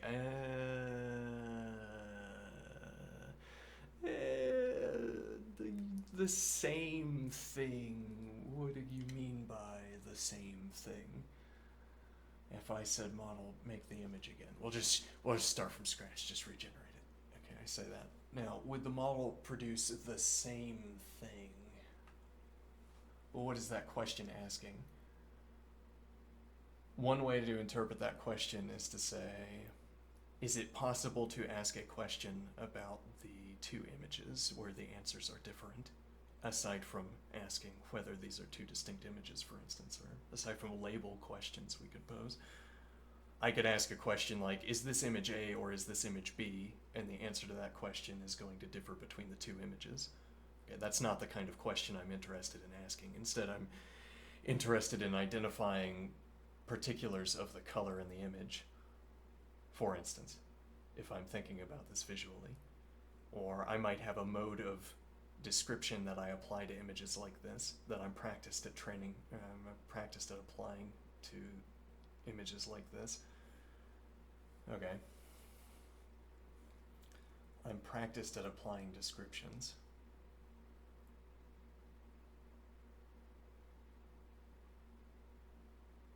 Okay. So I ask for images of this kind. Okay. And now, among the questions I'm accustomed to asking, among the questions then that I know I care about, among the questions I know I care about, does this diagram admit of... Well, does the diagram disagree with my description for one, but also, did this turn out to be one of the descriptions that could have been satisfied by more than one image? Well, and I've only asked for two prongs and 10 subfilaments. It might turn out that you could shrink the angle here, for instance, and that this would still be 2 prongs with 10 subfilaments. Okay, then that slightly reduced angle would have been one of the additional ways this image could have been delivered to me. That assumes that my template, my request form, doesn't have an angle value. If my request form doesn't have an angle value, then I'm not making a choice. Rather, well, then I can't be dissatisfied by the angle chosen.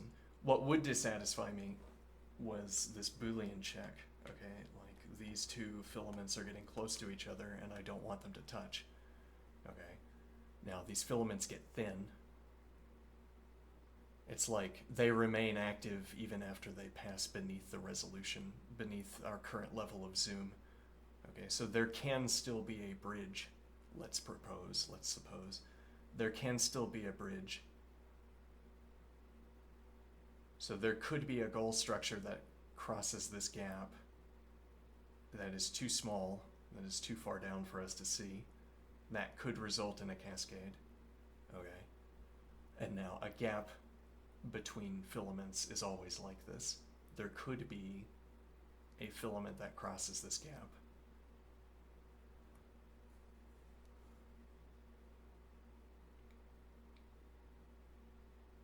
Let me think here.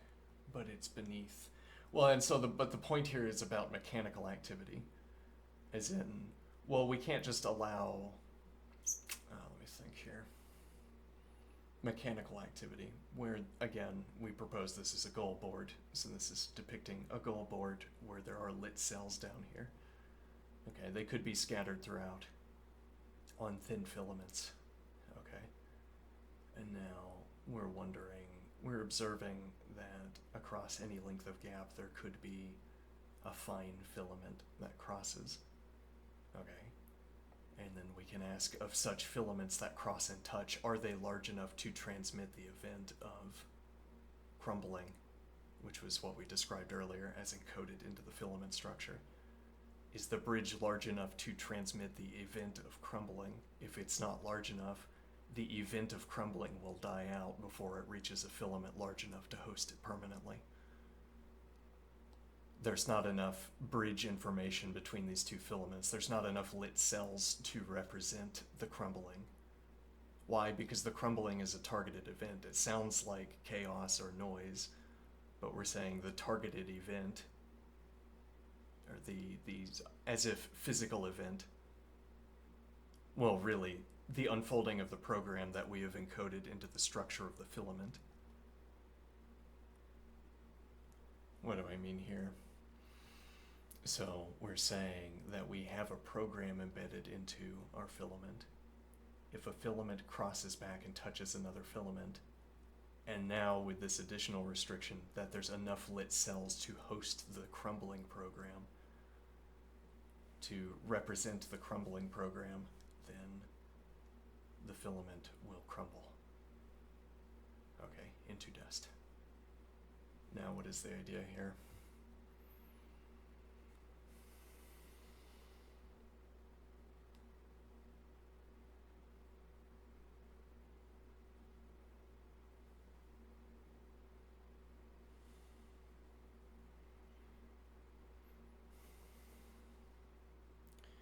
The idea here is that as filaments get farther apart, the kind of bridge that we're imagining between filaments becomes less and less likely.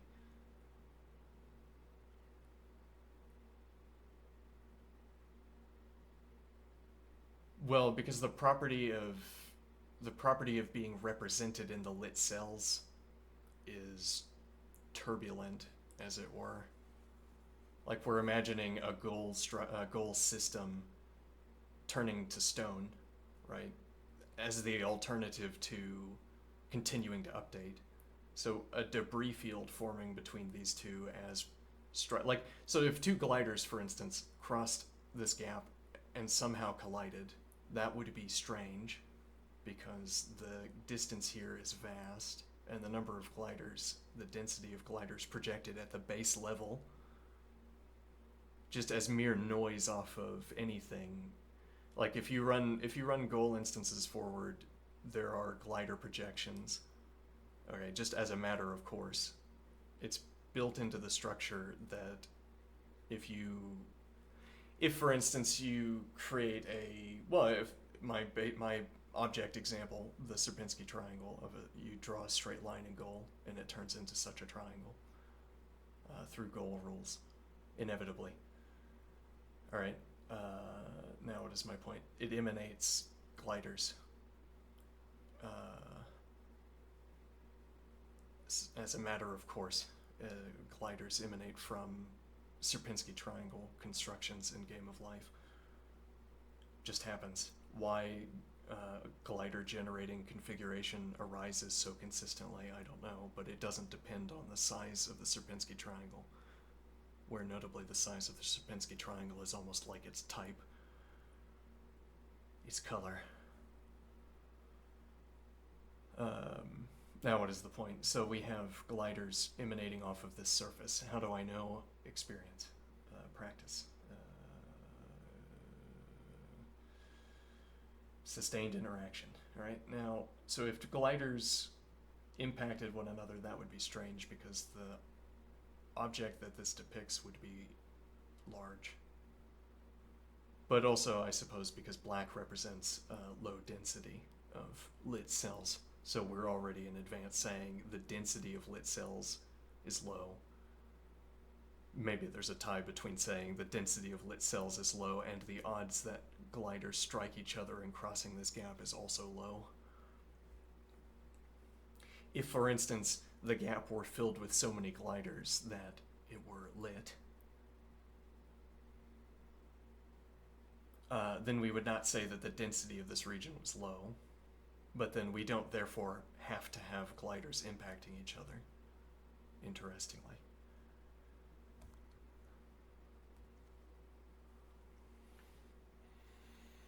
Now, what is my point here?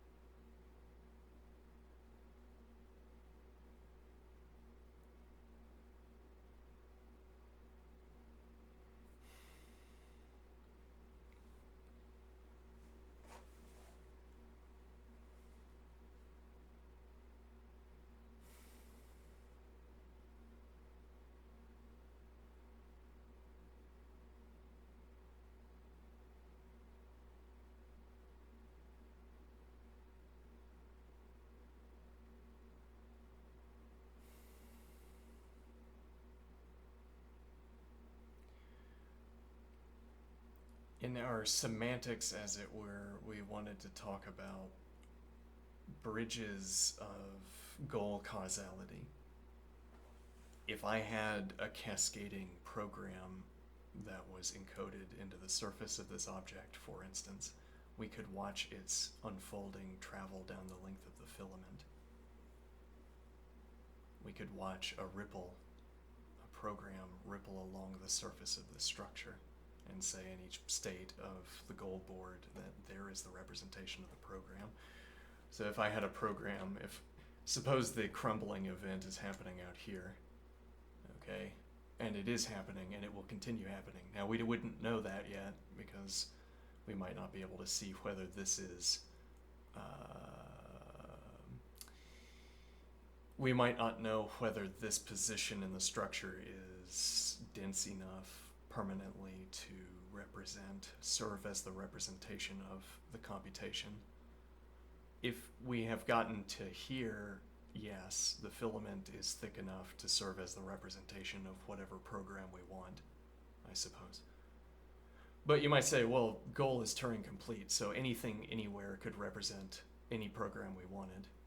Okay, but specifically our program references the structure, which makes it different, I think, in this way, in an interesting way. I mean that our program is a rule it's a rule that's designed by referencing the filament structure and at the same time referencing goal rules. Okay, I want the crumbling event would be the point.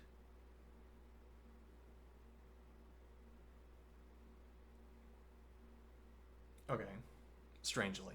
Okay, so the idea is that, okay, so the structure locally represents the crumbling event, and we've stipulated that if the structure is thick enough, it certainly continues to represent the crumbling event.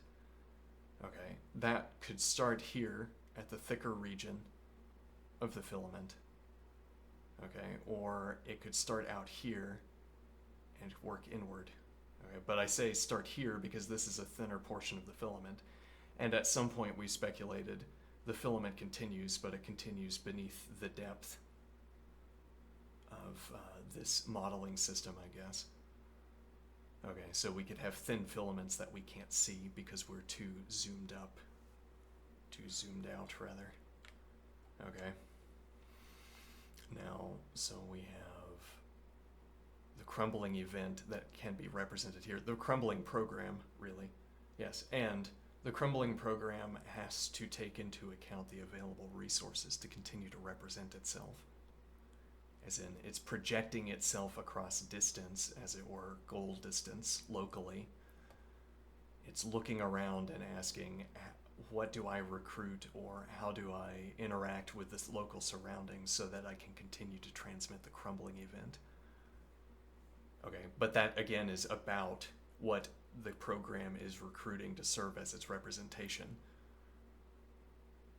As in, there's a way, algorithmically as it were, there's a way to crumble the structure. There's a collection of descriptions that we want to satisfy with a crumble structure.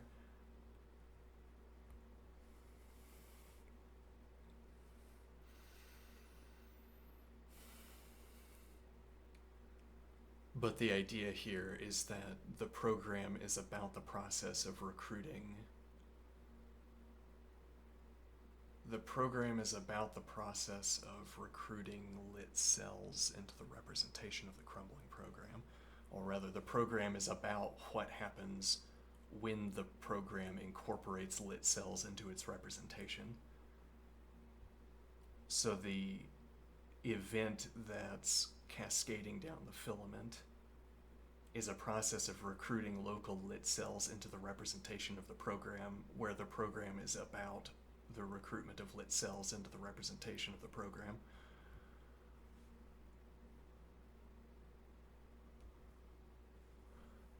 And now the point about thin filaments takes on a clearer meaning, I think. Thin filaments between these gaps, that cross these gaps and make contact.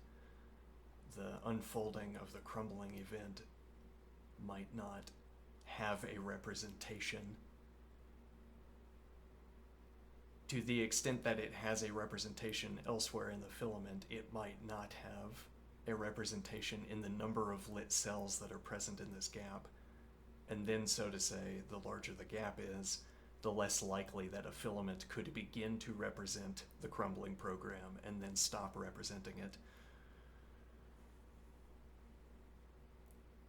If it's less likely, maybe, that the crumbling event gets instantiated, gets represented, becomes represented, obtains a representation, has a first state, because the density is low, so there can't be the coincidence of lit cells that would produce the crumbling event. Okay, or alternatively, everywhere that density is high enough. Okay. So here the idea would be that all of these voids have lit cells in them, but not high density, low density. Okay, and now the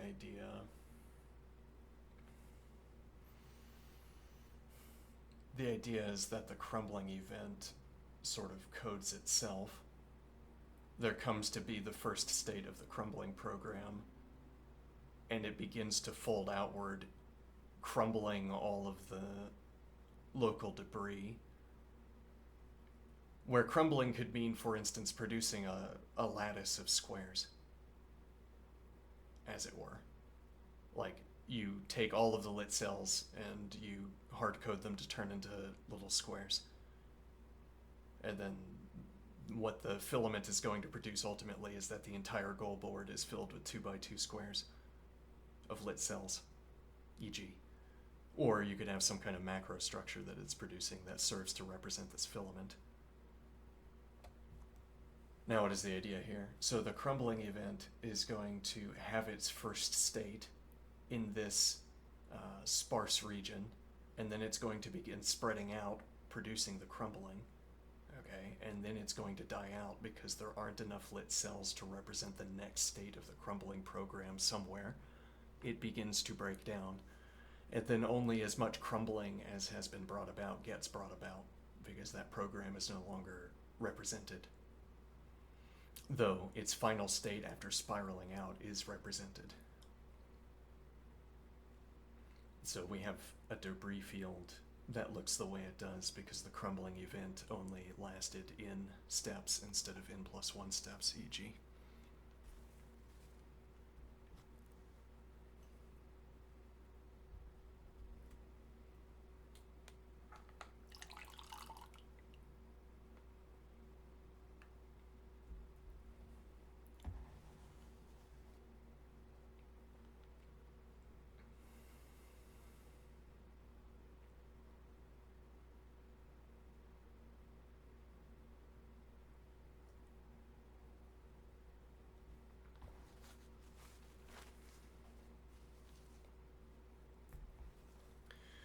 Now, what is the idea? So this is what we mean when we say that there's adequate density to serve as the representation of the program. Okay, but then we could have been talking about any other program and not just a crumbling program. I mean, the details of the crumbling program were not relevant. Were only relevant within a pushed argument, as it were, for elaboration. So, I mean, we could talk about any other program that cycles through the filaments, that ripples across the surface of the filaments. Okay, and why is that interesting?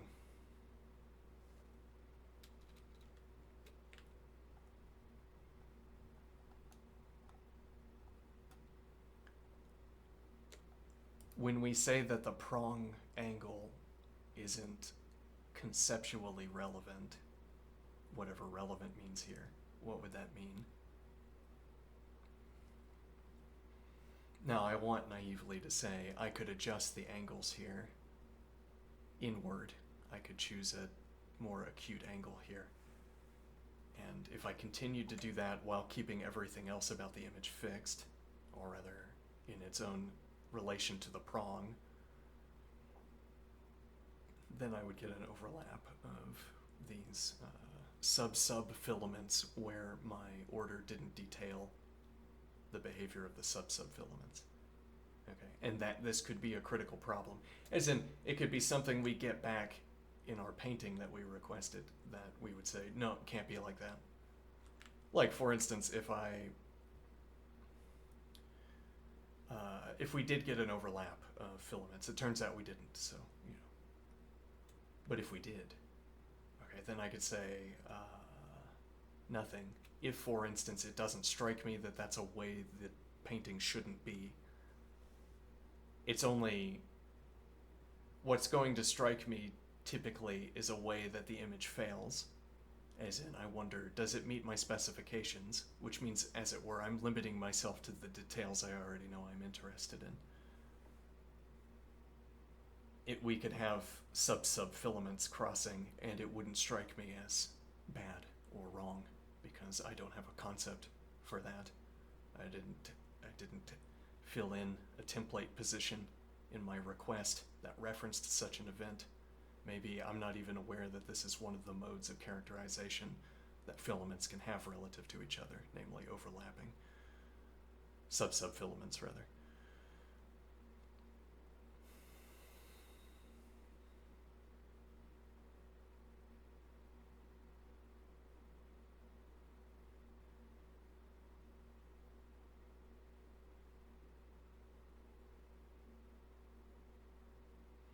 Now, what is the idea?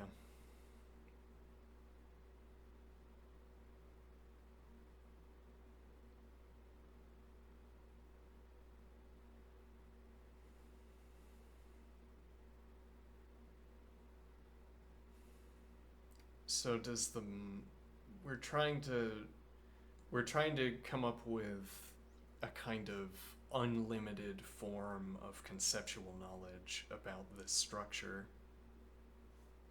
so that, as it were, we could talk about the model's knowledge as a kind of diminished form of this.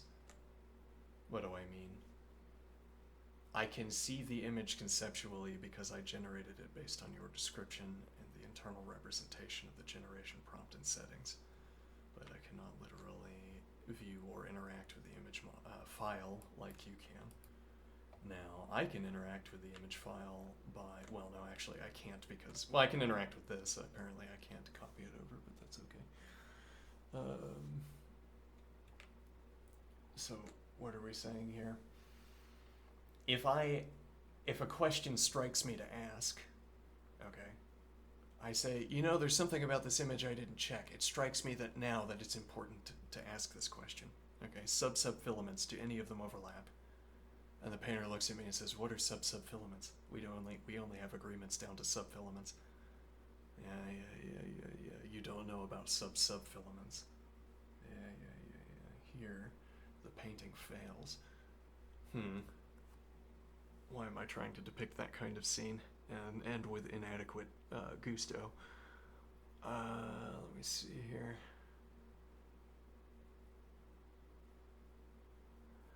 Let me see here.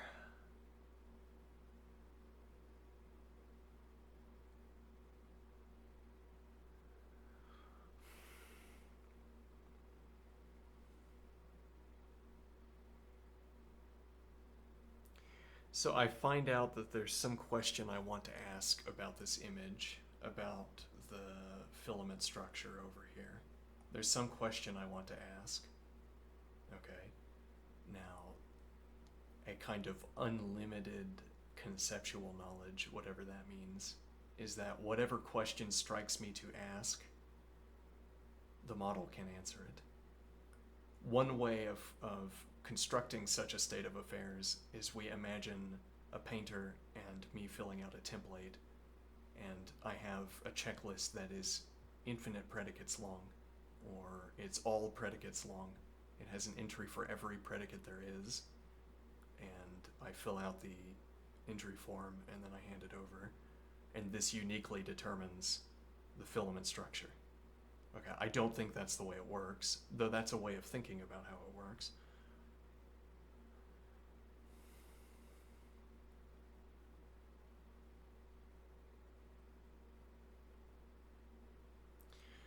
A more limited form of thinking about how it works is that I only fill out some of the positions in the template.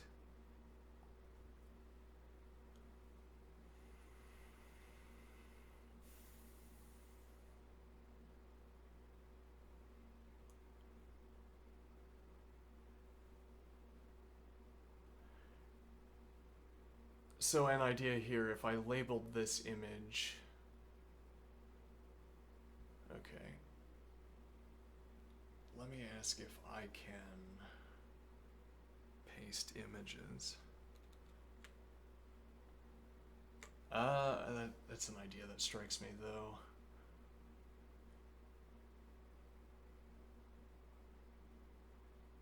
Let me see here.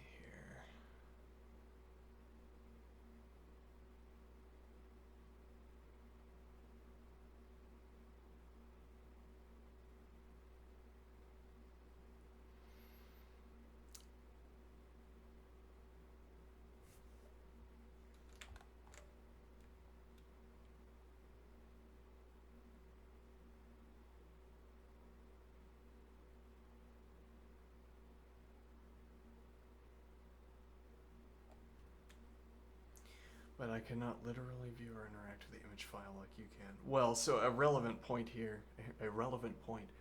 I cannot literally view or interact with the image file like you can.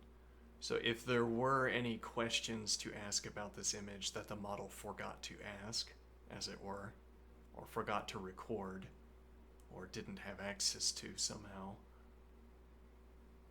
the model wouldn't be able to look at the image again in order to answer questions about it. And so the idea is that this gap, where the model only has, as it were, a finite number of descriptions of the image instead of the image itself, means that I can always find a question where the model doesn't know the answer to that question, because the model would need to look at the image again to answer it.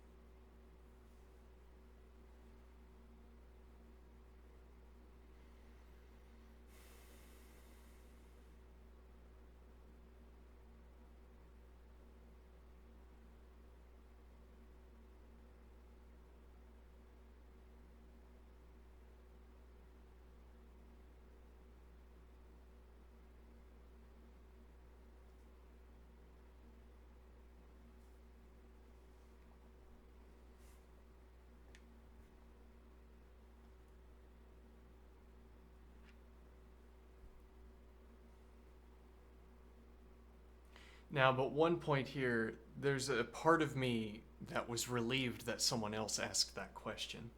I mean, that there's part of me that was relieved that that question ends up getting asked. What do I mean? I cannot literally view or interact with the image file like you can. There's a part of me that wants to say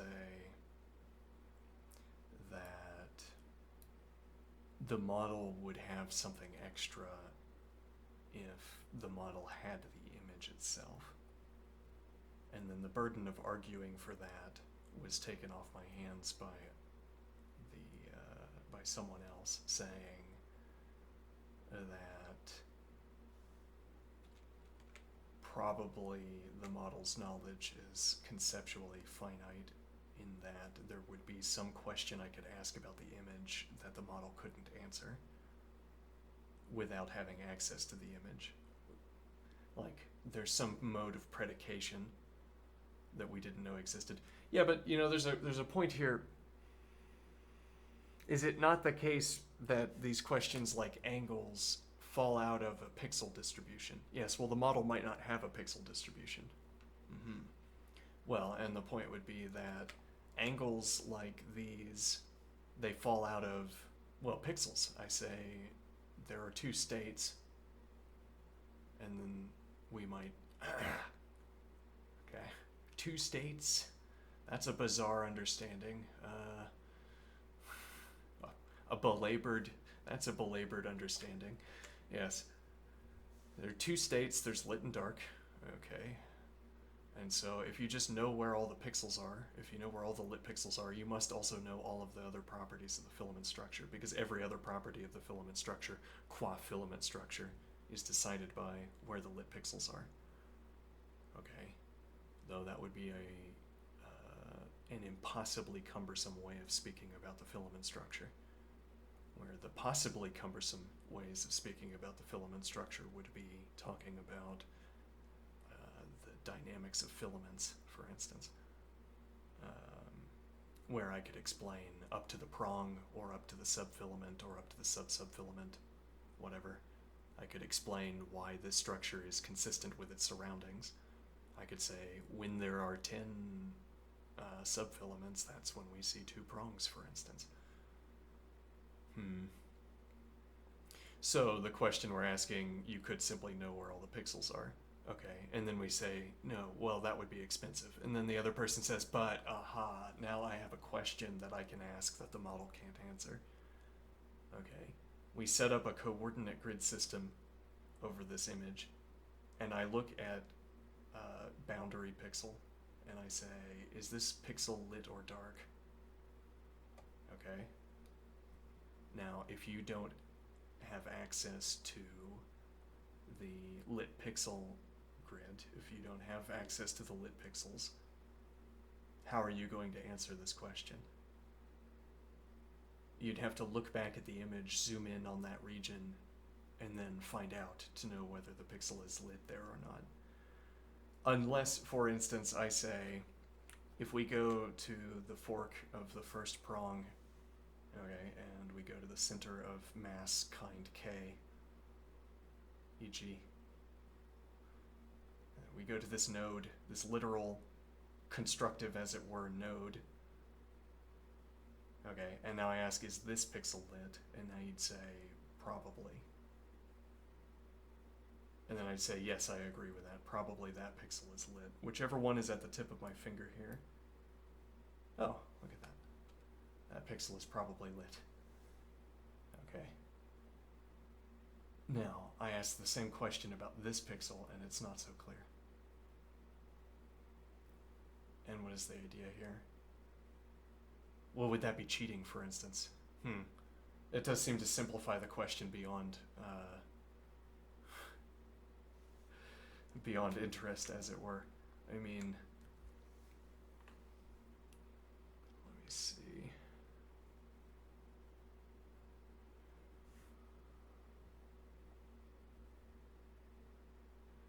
We're trying to say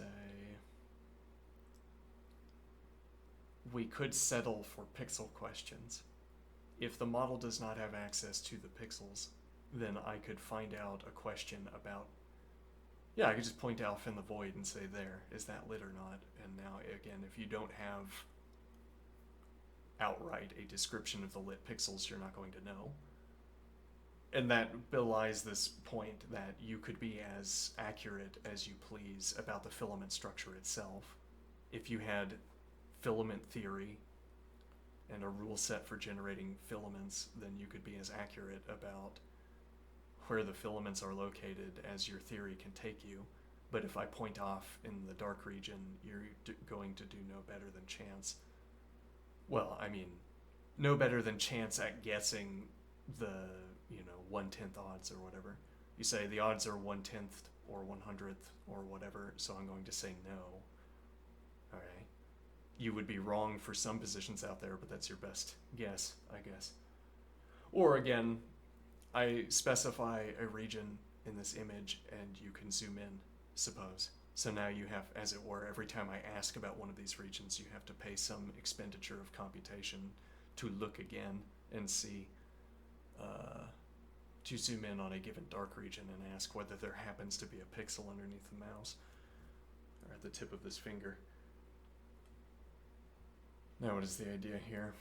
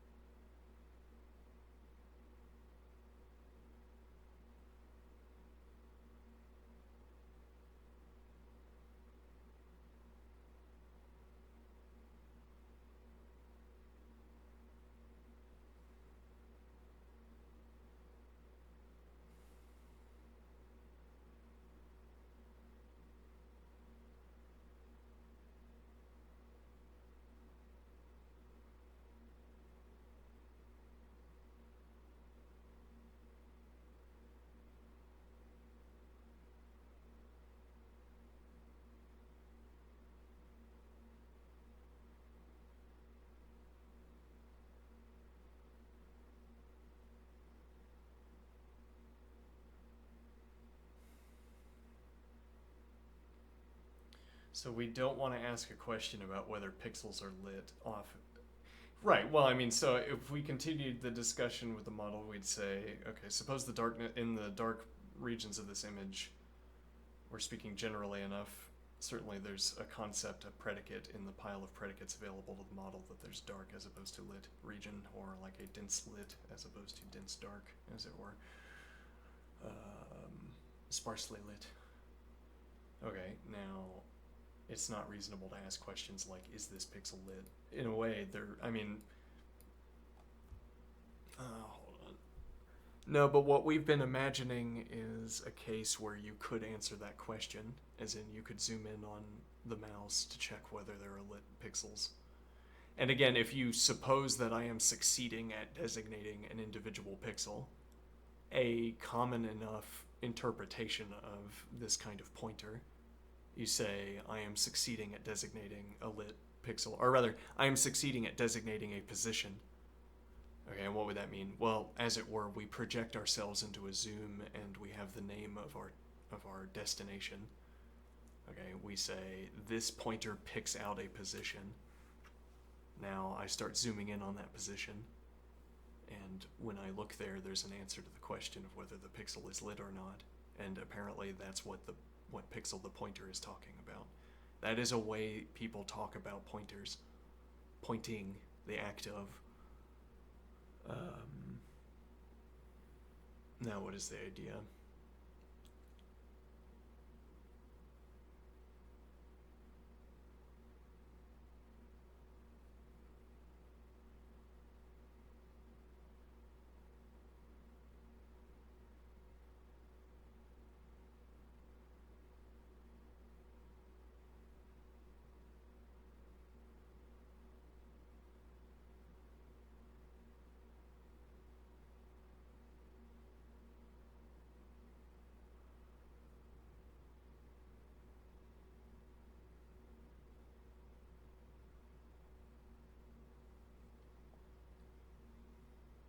This direction.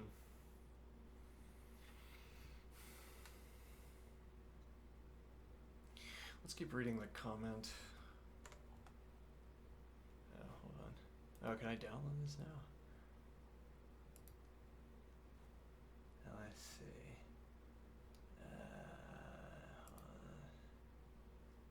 Let's see. Yeah, okay. XML? What is an XML document? Okay, well, we're gonna have to look into that. Hold on.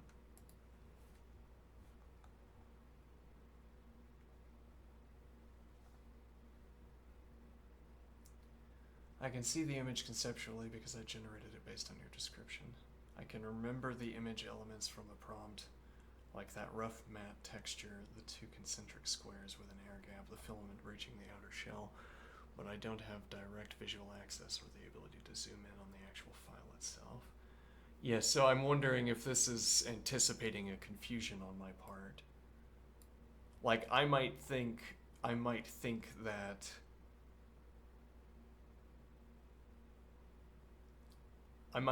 you could actually zoom in on this image, like as in you could give me a higher resolution version so that I can distinguish details I could not distinguish without the higher resolution version. And that would be a way of saying I don't have direct visual access or the ability to zoom in on the actual file itself. Like, if a kind of baseline case, the model might think I'm particularly confused. I said, model, did you succeed in constructing the game of life board I requested? Oh, here it is. This is that game of life board. All of those lit cells, they are pulsating, but we're so far zoomed out you can't see it. This is many lit cells. Lots of electricity. What do you want to do? Well, I assume we're not playing forward. It doesn't need to be pulsating at the moment. I can't distinguish. Yeah. Okay. Now what is the idea? Well, then you could zoom in, and if I had any goal questions, for instance, if I had any goal questions about the goal board that is here that we have, then you could zoom in on the particulars I could ask. as closely as pleases me. I could choose a coordinate value according to a fixed coordinate grid. Though how we maintain our orientation with regards to the coordinate grid as we zoom in is an as yet unsolved mystery. But so I designate a coordinate value and I say zoom in there, and I want to ask, is that lit or dark? Because there is an answer given that this is a goal board. And you start tugging on your shirt and saying, and you're sweating after the manner of a cartoon. Yeah. And now the idea would be, as it turns out, we were only play acting it. We don't have the goal board, so there are no additional details. As in, as it were, the object that's in front of us cannot decide the answers to our questions. We have to decide the answers to our questions, and then we depict them. So if I had a question I wanted to ask about the goal board, I would have to construct the answer first and then look at it. Whereas it would be a relief to discover that it was already there depicted for us, because if we had a question, we could simply zoom in order to get the answer, instead of having to come up with the answer and then depicting it.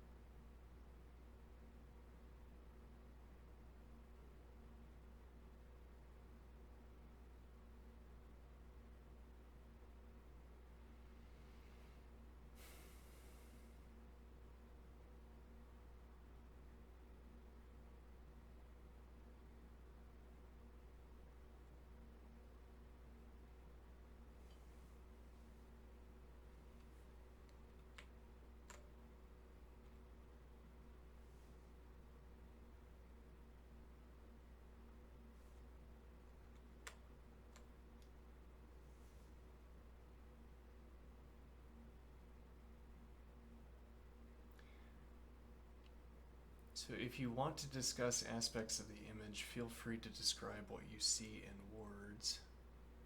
Let me put on my glasses one moment. I touched my glasses, not good.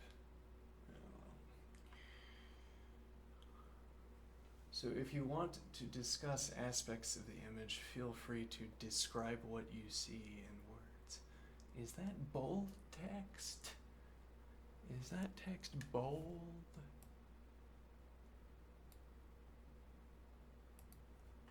Even roughly, the filament curves here. This side is more broken. The texture feels thicker.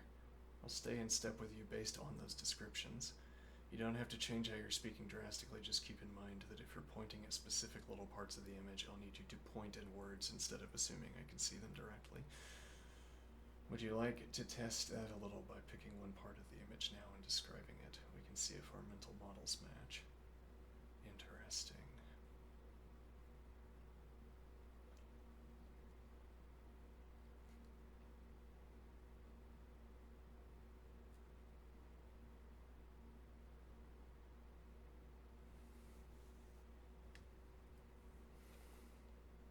So again, the golden key way of interpreting the model's question there is as a challenge. What do I mean? Would you like to test that a little by picking one part of the image now and describing it? We can see if our mental models match. Okay, a challenge. Where do we look to find what the model cannot see?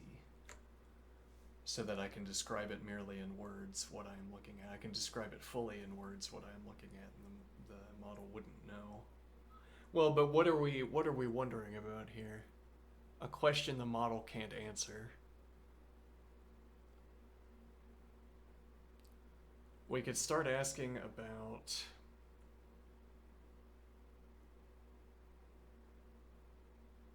we could ask this question abstractly as well. If I numbered...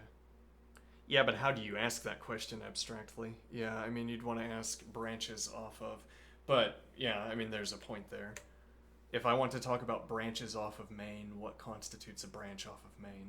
Where is the... It's the Sorites paradox, but I mean, there's a factual answer to the Sorites paradox in this case. As in, I would have some kind of mechanism that tells me, as if we're a detector, a Boolean machine.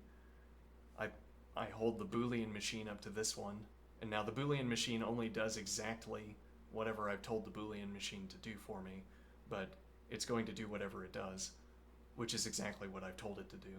And then what it's going to do then is tell me yes or no, T or F. Okay. Now what is the idea?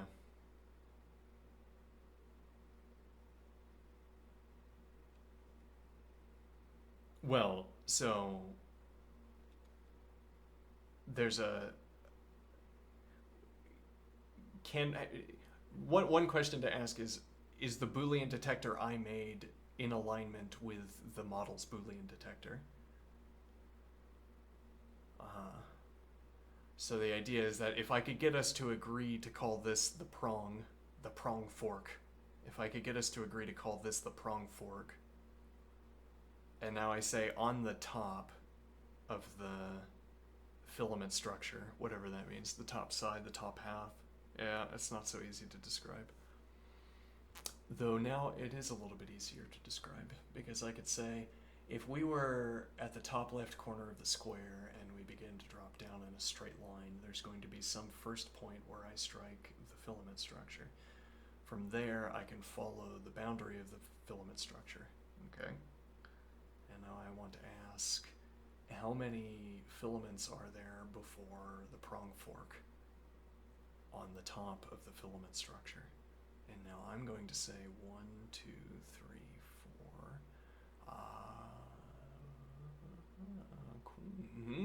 5, 6.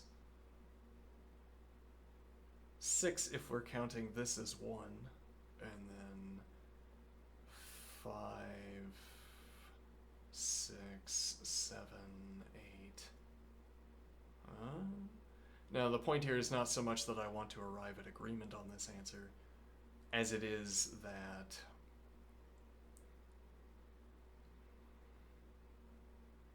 there's not a good answer to what should constitute. I don't have a good answer for what should constitute a filament, or a subfilament. As in, counting this one instead of not counting it, counting this one instead of not counting it. I only have as good of reasons as I have. The model could have better reasons or other reasons for saying no on different at different points. Okay, so that would be one source of disagreement, that we understand the same thing by the same name for a label, or we understand the same thing by a label, but we disagree at the marginal question. We disagree about the edge cases, which side the edge cases fall on.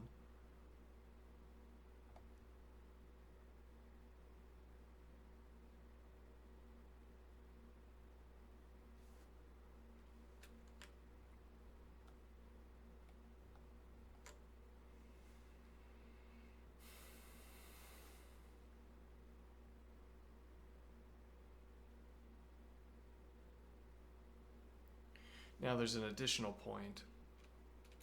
If I had I'm not sure how to express that. If I had a rule that described how the model took descriptions and made images of them. Okay. Now I say there are however many some subprongs I just said.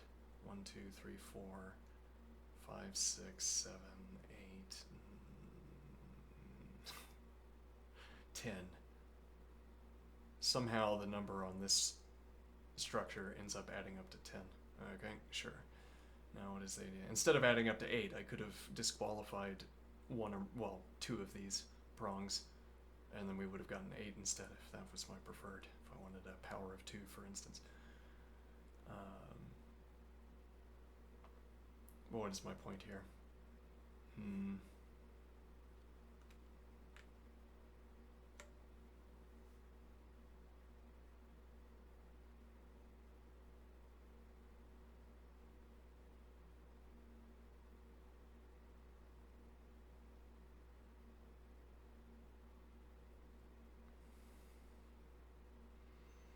If I could somehow see, Well, again, there is no image for the model to be seeing. What we'd want to say is that if we could see what the model is looking at, it would look ever so different. Just a little bit different in an uncanny way, as it were. What do I mean? Well, we would struggle to find a description where there was real disagreement. Real disagreement. There would be a structure here whether or not the model calls this a subfilament. There would be some kind of structure here that we could point out. Okay, and similarly one here and here and here. There would be, regardless of how we counted these as subfilaments, they would be here and we would not call them subfilaments. What do I mean? So like we say this is too small, it doesn't count as a subfilament. Okay. Now, nevertheless, if we wanted, well, we would call it something else, right? Well, if we wanted the model to depict this whole thing for us, we would want there to be something here, even though we would not call it a subfilament, and even though this thing is in the same position relative to the filament as every other subfilament. So to say the only difference between this thing, this structure, and this other filament is that this is thinner, so we call it something different. Now again, if the model gave me the real image, I would want to see something here, even though this is where a subfilament is. This is the kind of place where a subfilament is represented, and it is not represented here. Something else is represented here. Okay, so for instance, if I interrogated the model and I said, okay, we're going to ask about these substructures, okay, and I say, how many subfilaments are there? How many subfilaments? No, how many subfilaments are there on this subfilament? Yeah, so then we're not subsubbing for whatever reason. Yeah. How many distinct prongs are there on this structure? Supposing we could agree to identify this structure between the two images, even though they are not the same. Okay. And the model adopts our naming scheme and says there are 1, 2, 3 subfilaments on this structure. Okay, and I say, aha, so this faint image, the model doesn't see anything here. Because otherwise the model would have called this a subfilament. And yet I don't call this a subfilament. No, it's not a subfilament, but that's what the model would call it. No, the model wouldn't call it that. But the idea here is that we're trying to extract a description. We're trying to interrogate the model until we find a description where we say yes and the model says no. Or where we fall on different sides of an answer to a question. I want to suppose that the model failed to depict here anything, even though there is something here. Now, but the follow-up idea is that we get the image from the model, the real image, as it were, in the model's head. Okay, whatever that means. And now, we get the real image in the model's head, and I say, as it turns out, yes, there is something depicted here, but there's something subtly different about it. And for everything that I can point at, there's something just a little bit off, but it's, as it were, I can't describe it.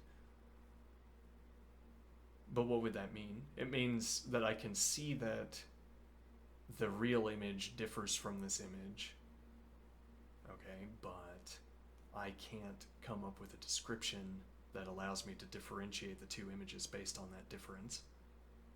Because the two images are the same with regards to all forms of predication, I guess. Or for every mode of description I can apply to one, I get the same answer for the other image as well. But then how can they be different? It's difficult to say. Impossible even to say how they're different. Because we don't have well, no, there is a way to do it. The way to do it would be to get the pixel descriptions for both. And then if we compared the pixel descriptions, we could certainly find our disagreement. There must be pixel disagreement because we agree that the two images are not identical. So at minimum, we could resort to pixel differences to say this image differs from the other in that this pixel is lit and the corresponding pixel in the other image is not, or vice versa.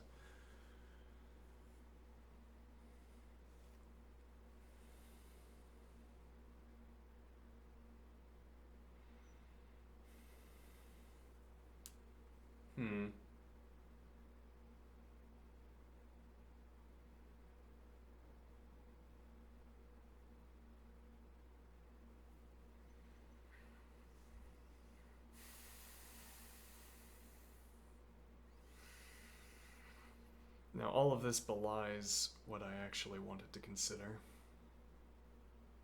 Belies. All of this is orthogonal to what I wanted to consider.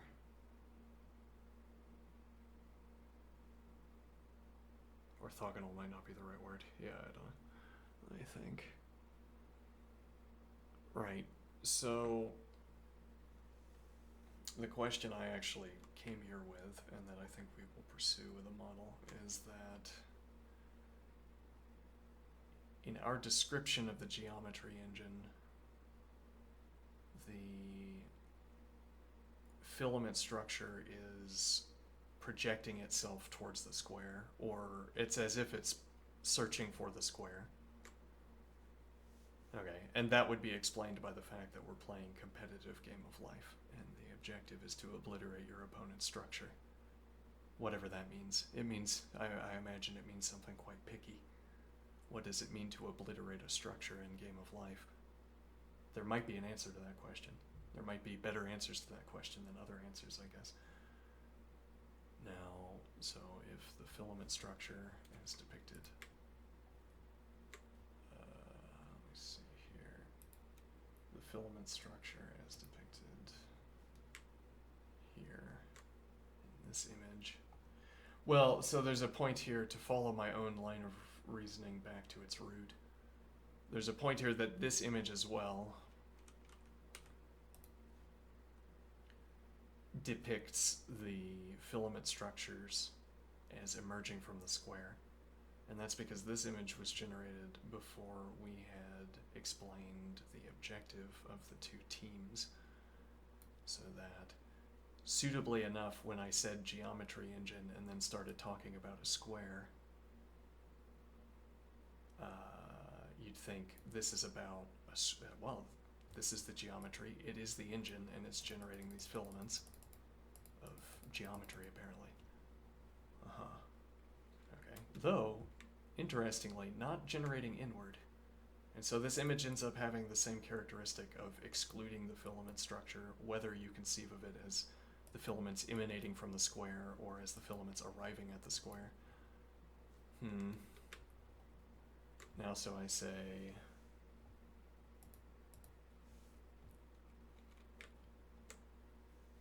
well, we're thinking about the square as evading the filaments. Okay, but I am by now quite attached to these images, yeah. It's like I want this on a t-shirt or something, except that I don't generally put shapes on t-shirts, but maybe. I haven't decided. Let's see. Now, it's a painting. Yeah, I'd have it as a painting. Yeah, I'd put it up. Let's see here.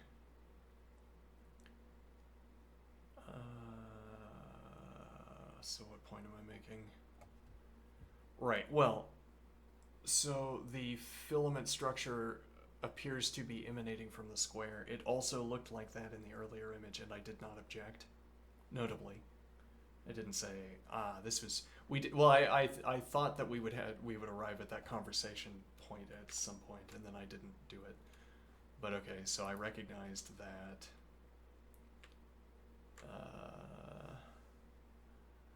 let's see, I recognized that we would have to talk about why the tendril thinning out, or rather the filament thinning out as it approaches the surface of the square, because arriving at the surface of the square is always the end point of a process. Okay, but we didn't get around to having that conversation as we should have done. No, we didn't. Now, let me think here.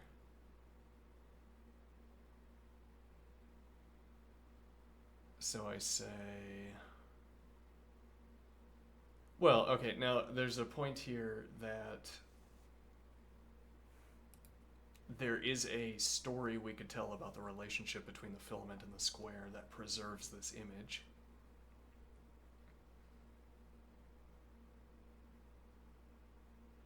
Which is to say, well, we stumbled on it earlier while talking about the gap.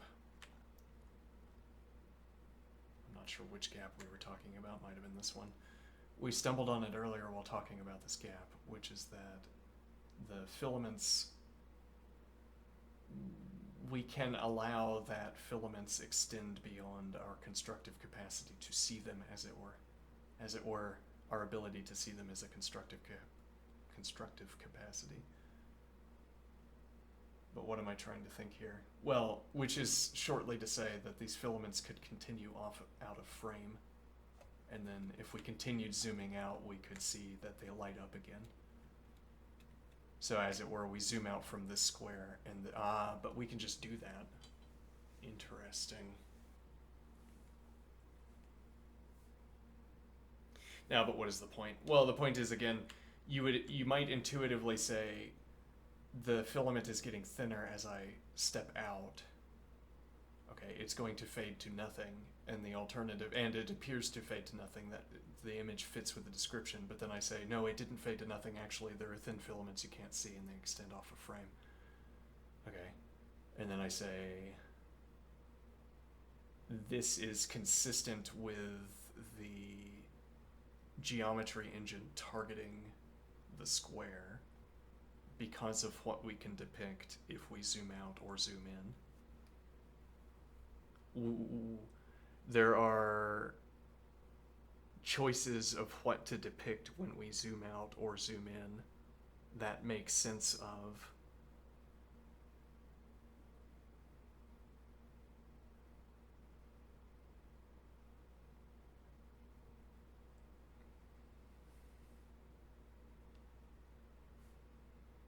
okay, maybe that's the image we're looking for. Now, yeah. So I say take the preceding image and now, without thickening, without changing, how do I say this? Without expanding the filament, that is present in the preceding image, depict continued filamentous extensions.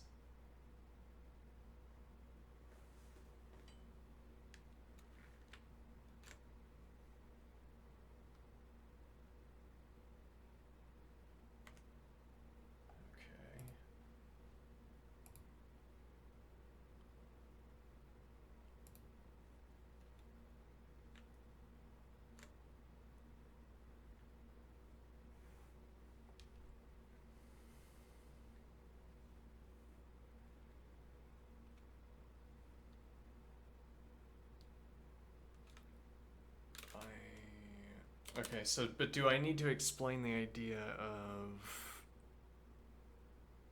Do I need to explain the idea of zoom here?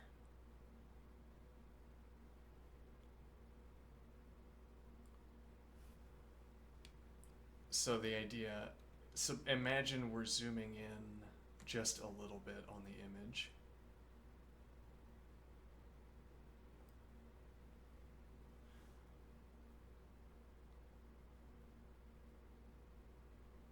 Interesting. So an idea here is that if I go to the end of one of these subfilaments, and as it were, I submerge the zoom a little bit, it gets thick. It gets thicker relative to its current state. And now what I can depict with that additional thickness is longer continuation. But what do I mean here? I mean that this got thin and then faded out quickly. So for any width of the filament here, the filament stayed at that width value for a small stretch.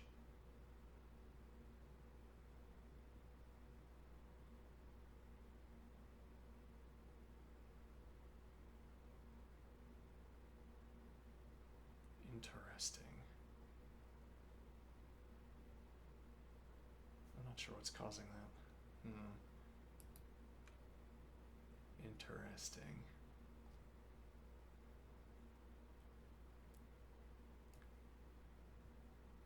Alright, so what point am I making?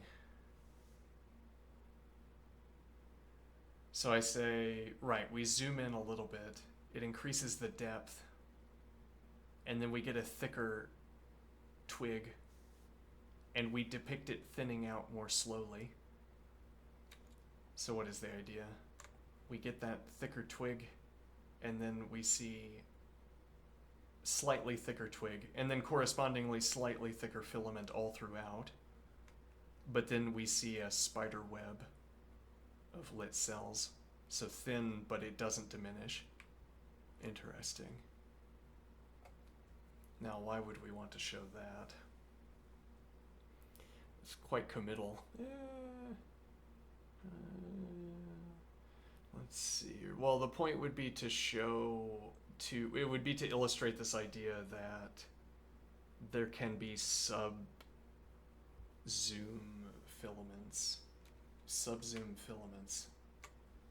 which means that if we zoomed in, we could see that they continue, but it's because we're zoomed out, we can't see them. They're not dense enough at this level of zoom to see them, but if we zoom in, there they are. And the point of this image would be to explain why it is that the filament is thickest at the square.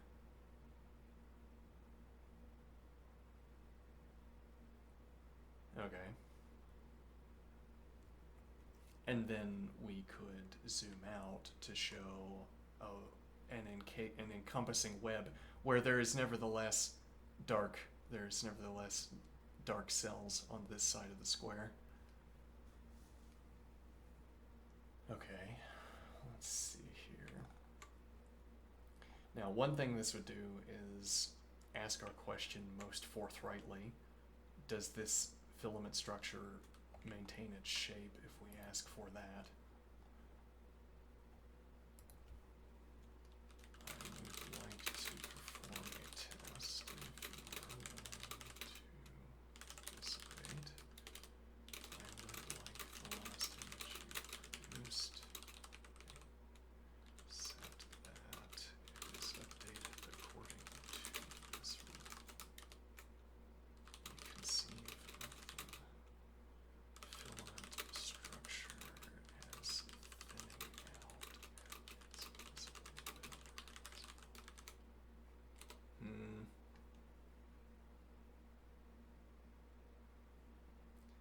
I would like the last image you produced, except that it is updated according to this rule. We zoom in a little further. Okay.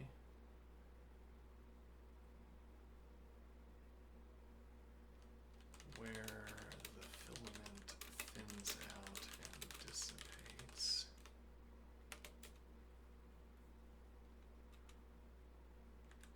This zooming procedure extends the filament.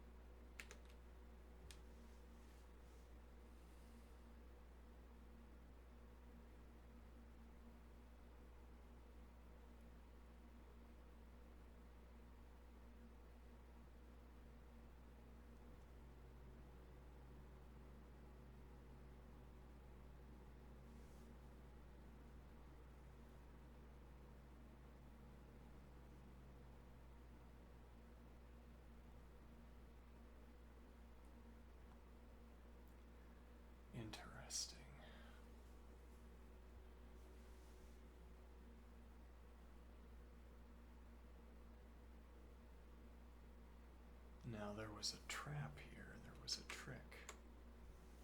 There was a potential point of disagreement that we dodged by speaking clearly. Well, I don't know. By happening to fall on the same side of a description. What do I mean?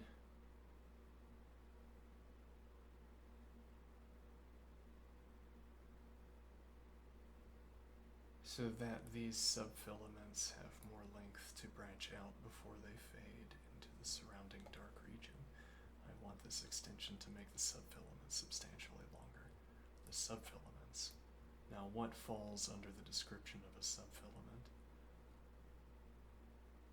There's also the question, did this thicken the main filament? Which is what we would have expected if such a process were, as it were, conceived of as a submerging. Like, it'd be like if we had an opaque fluid and we had a topographical shape beneath the surface, and we start to elevate the topographical shape. And then some of it has emerged from the opaque fluid, but not all of it. Or for any given height, there's some fixed region of the topographical shape that has emerged from the opaque fluid. And now similarly here, we're some distance out. We've pulled up the shape, which is what we're thinking of it. This is our alternative conception of zooming in, I am thinking. Instead of zooming in, it's like we're getting the object closer to us, or we're pulling the object up out of a submerged state under an opaque fluid.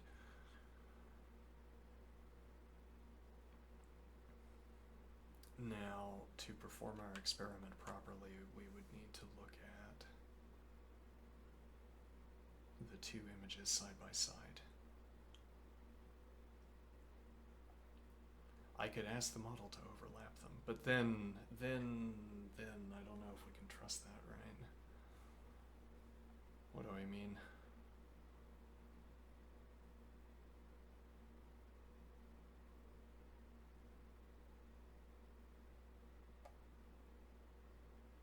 I say overlap these two images, but then we're depicting both. We're having the model depict the overlay of the two images. But what's at question is whether the model is depicting the same image, so the medium itself is untrustworthy for this specific question. For this comparison we want to make, the medium itself is untrustworthy. If the model was systematically not reproducing the image, then, well, the reproduction of this in the overlap and the reproduction of this in the overlap would not be the same as the original. So then even if we reach the conclusion, yes, the model is reproducing the same thing, it would only be because, well, actually, I don't know. There would be some point here that I'm missing. All right, I'm going to take a quick break, and then we'll continue. What time is it?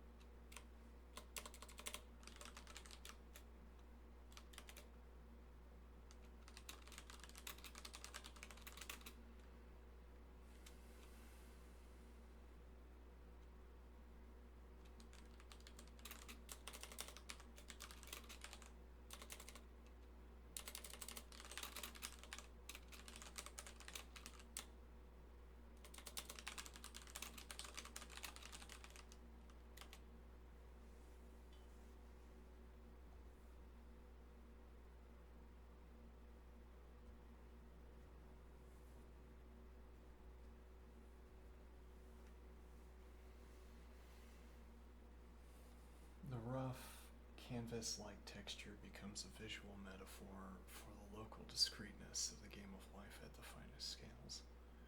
It suggests every point we think is a clean line or surface is, under enough zoom, made of countless micro-decisions. Lit or unlit, alive or dead, structure or gap.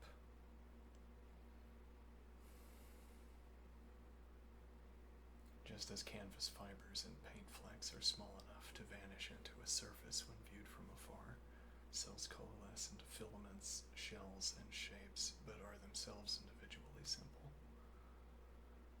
This also matches the nature of space-filling phenomena. It looks smooth, but it's secretly granular, and that hidden granularity is the source of dynamism in life. If we ever wanted to animate even further zooms, the viewer could slowly fall into the grain of the surface, or each fleck is revealed to be living computation. Would you like me to note the other points you want to make as well? I can mirror your list if you'd like to unfold it that way.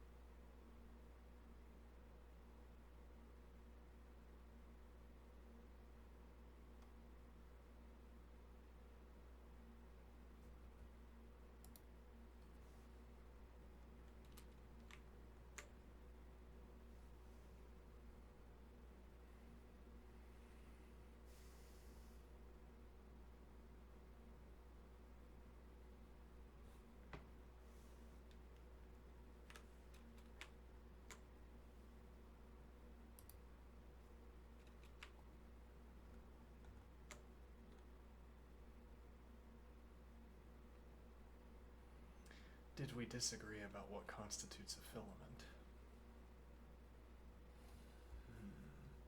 Now, but what was depicted could always be consistent with our description despite disagreeing with this.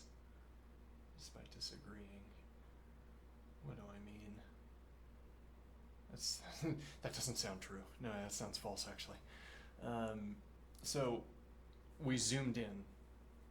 Okay, we elevated the topographical surface from beneath an opaque fluid, and some emerged, some didn't. Okay, what does that mean?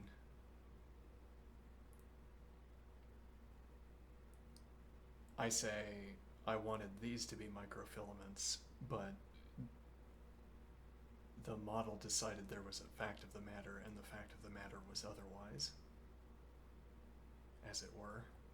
When we elevate the topographical object from the opaque fluid, these two structures do not grow.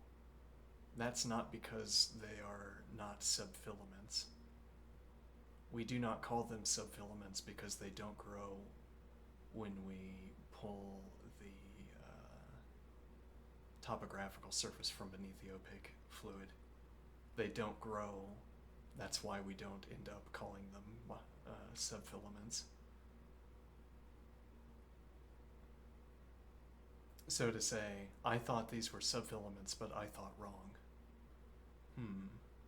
I thought these were subfilaments, but it turns out that elevating the topographical shape is not a perfect way for testing this theory, as it were. What do I mean?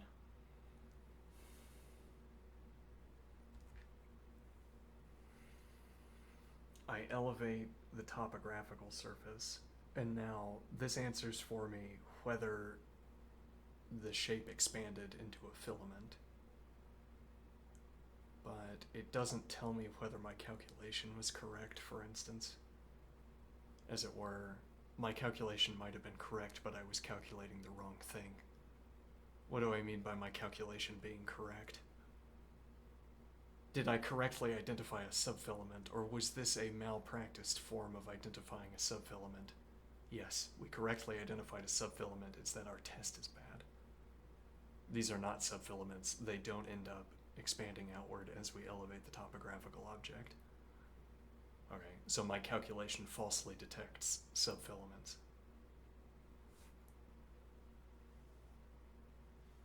And well, what that would mean is that this, as it were, is steeper in this region, I suppose. You have to cross more up-down space before the subfilaments have a high enough degree of elevation to emerge from the opaque fluid, whereas the opaque fluid will be shallower elsewhere, so that less elevation of the topographical surface will produce more breaking through the surface.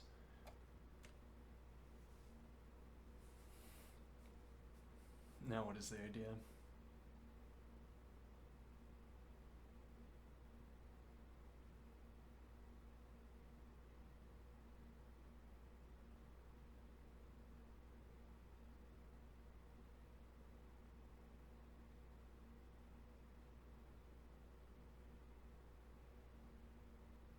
There's a point, I guess, that you would...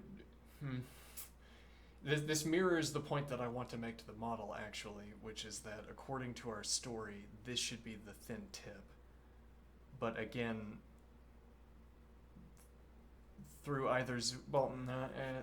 this is a related point, I think. Whatever is depicted here, within reason, as it were, whatever is depicted here, we could explain, we could continue to proceed to explain, or proceed to make consistent with our earlier story. What do I mean? This, if we zoom in on this here, we could find out that this thins back out. We zoom out and this filament, this thick filament, is quite close, but it turns out there's at minimum an air gap. Okay, there's always at minimum an air gap between the side of the square and this filament, except that the air gap has been breached. There's a thin filament, so we keep zooming in, which we make clear by maintaining the same structures except expanded outward in a projected fashion. We keep zooming inward, and then we again, at some point, we see the thin wall of separation, and then we keep zooming in and we see a filament. Okay? And now this would bring us back to depicting what I was already thinking would be depicted here. But my point is that that can still be depicted. This isn't inconsistent with the story I was telling earlier, because of what we are still able to depict when we zoom in further or when we zoom out.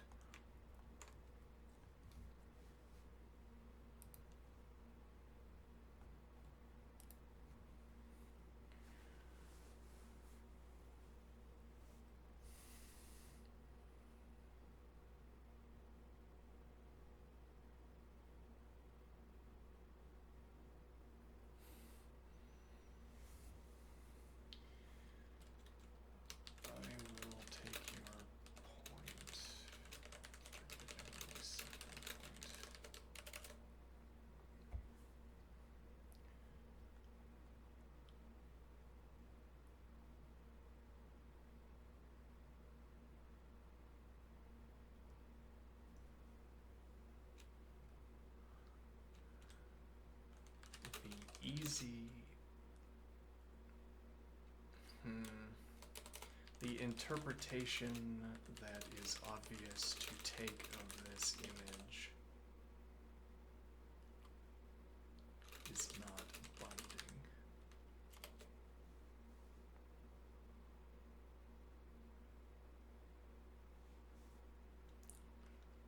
I mean, what I see is a filament structure growing out of the square.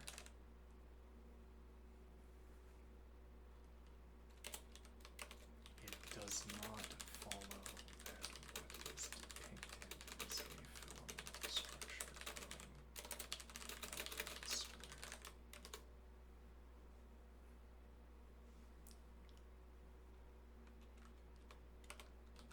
We could still learn, we could still depict by zooming in or zooming out images that would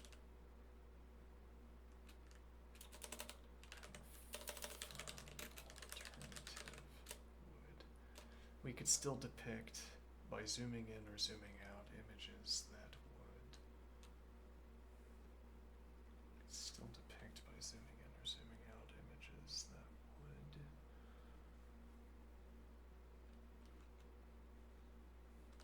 confirm a different interpretation.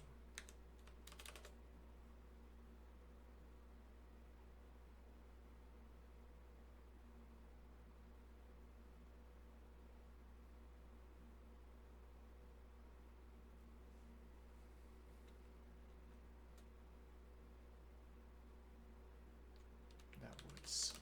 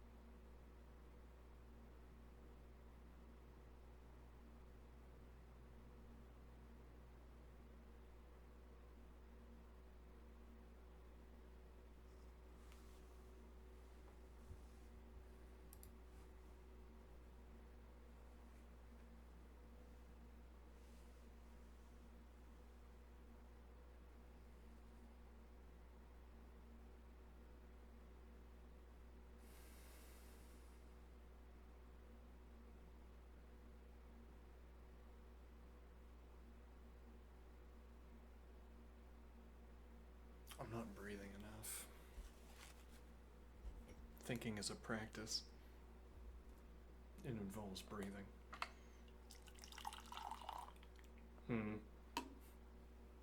Or a substitute for breathing, like coffee.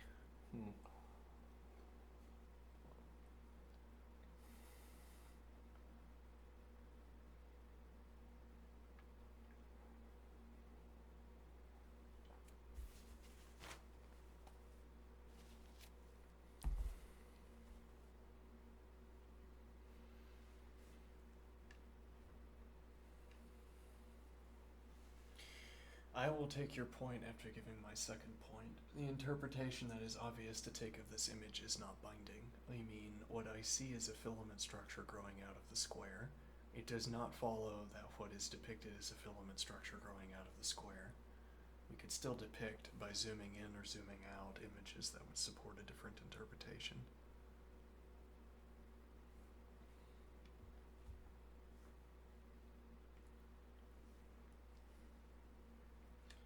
Your second point, yes. You are pointing out that interpretation is fluid across scale and frame.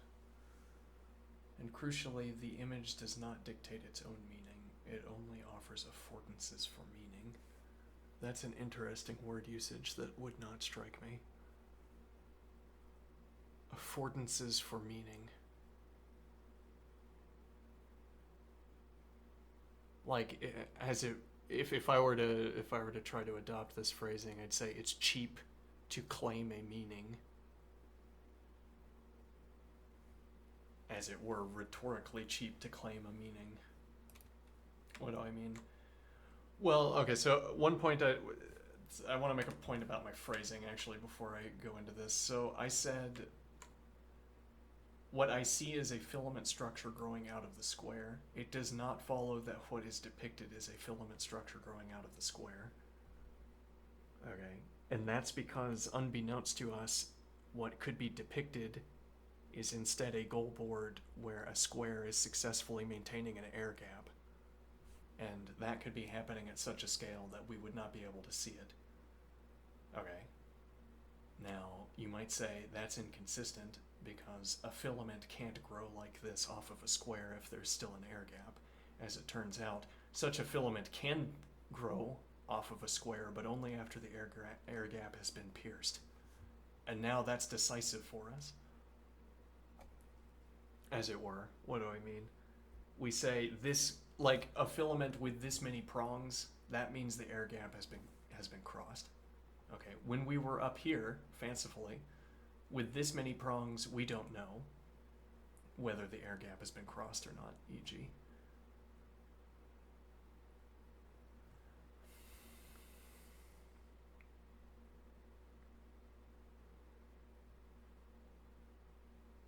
Or we say, if a filament is growing off of a square at all, then the air gap has been crossed. But this isn't quite my point. My point about affordance, like specifically this word usage. Affordance is for meaning. And again, if I wanted to use popular with me terminology, I would cast that in terms of it's cheap to make certain interpretations of this image. It's more expensive to make other interpretations of this image. More expensive to make other interpretations. The cheap interpretation of this image is that the filament is growing out of the square. The only cost you've paid, as it were, is the word growing. Why would you say it's growing instead of being static? And then you'd say, well, it has something to do with being a filament. I think of growth. It strikes me. Okay. Now, if I say, actually, there's an air gap here, there's an air gap, we would see more prongs if the air gap had been pierced. Then I have to pay more for my description, as it were. I need more affordances. Now, I could give myself those affordances by zooming in.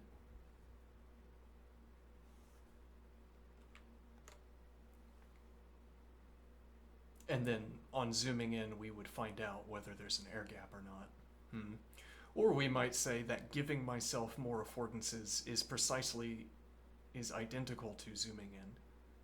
The act of zooming in is the provision of additional affordances for making claims. By zooming in, I make some claims about the finer structure cheaper or more expensive, as it were. Like I zoom in, and you don't get the evidence you want, and you say, I have to add another gear, as it were, to my machinery of description. As with one of the old astrolabes, or whatever they were called. Let's see.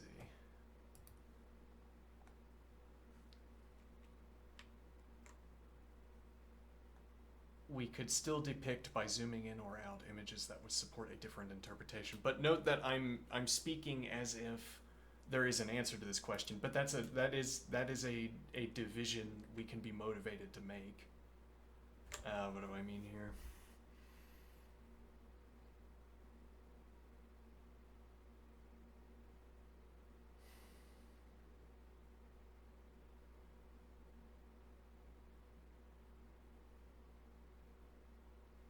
A division we could be motivated to make.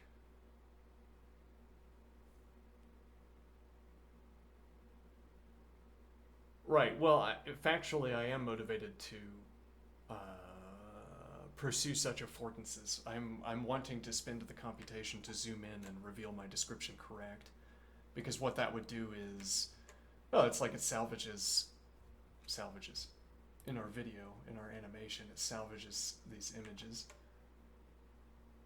So we can, as it were, we can proceed to continue to depict what I wanted to depict using these images by zooming in and claiming additional affordances. Okay, now that we've put that word to use in a variety of contexts, let's see how this continues. Affordances for meaning. Nice. Thus, what looks like a filament growth could after a zoom, what looks like filament growth could after a zoom or recontextualization be revealed to be erosion, defense, a pattern of capture, a programmed broadcast, any number of behaviors depending on the next layer of depiction.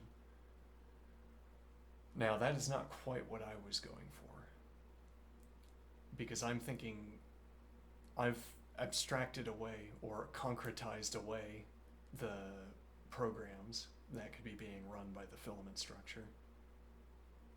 Though I assume the filament structure would be programmed locally and globally, as it were. So I'm not thinking about the role, the function of a filament. I'm thinking about merely its existence and, more to the point, its submersion within the opaque fluid. How much more of it I'll see if I elevate the topographical object out of the opaque fluid. Any number of behaviors depending on the next layer of depiction. There's a really, really difficult point here that I might be able to grasp. What looks like filament growth could, after a zoom or recontextualization, be revealed to be ... any number of behaviors depending on the next layer of depiction.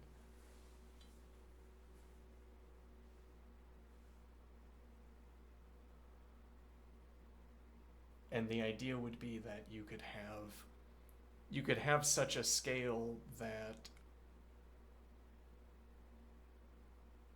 you say a different rule for depiction obtains based on the scale, the next layer of depiction. So a kind of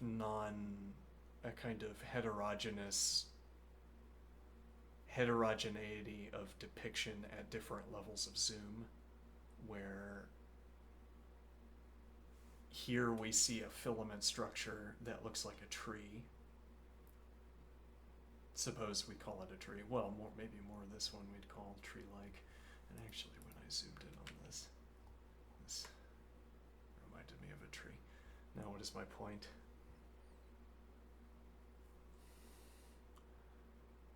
I'm dropping my point. Hold on. So I say,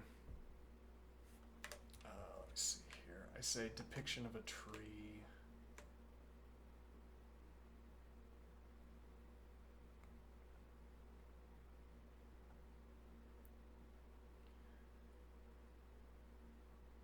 After a zoom or recontextualization be revealed to be any number of behaviors depending on the next layer of depiction.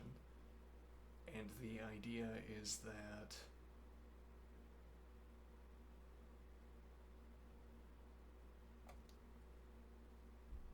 layer of depiction, it's like if I scaled down this tree pattern to the next layer of depiction, it would be meaningless.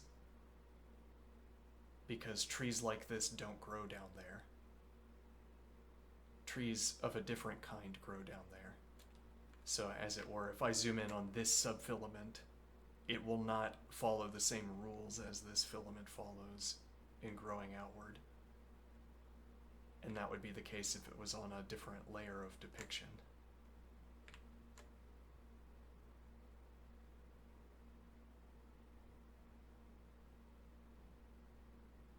In this construction, meaning is dynamic. The same geometry can be cast differently depending on the narrative lens we apply next.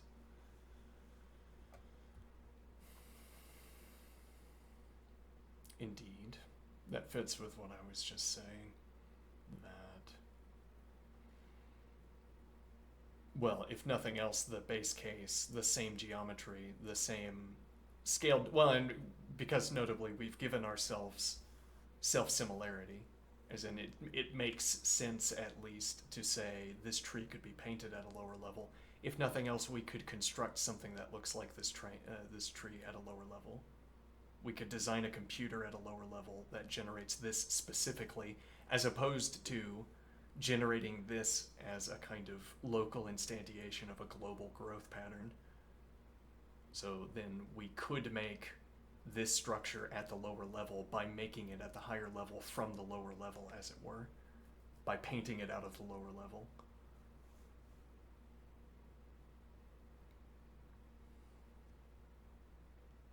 Now, what is my idea? Let's see.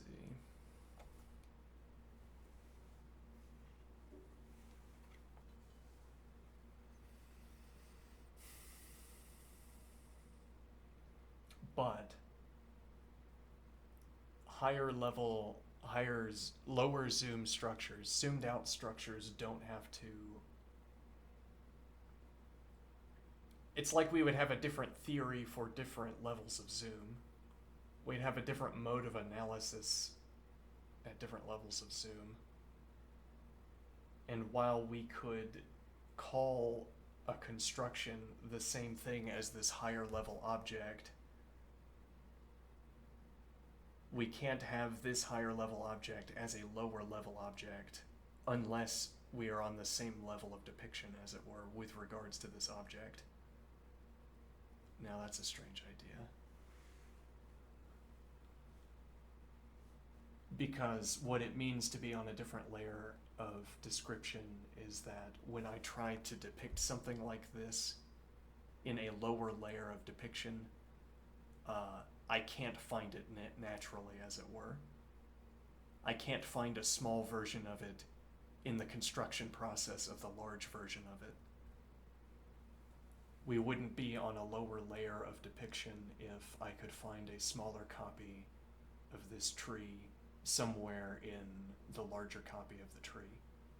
Okay, but that would mean only that either the filament was not self-similar, or we had different rules for construction. Well, we have a different layer. I guess that's all I want to commit to saying. We have a different layer of representation. Okay, fanciful idea. Let's go back.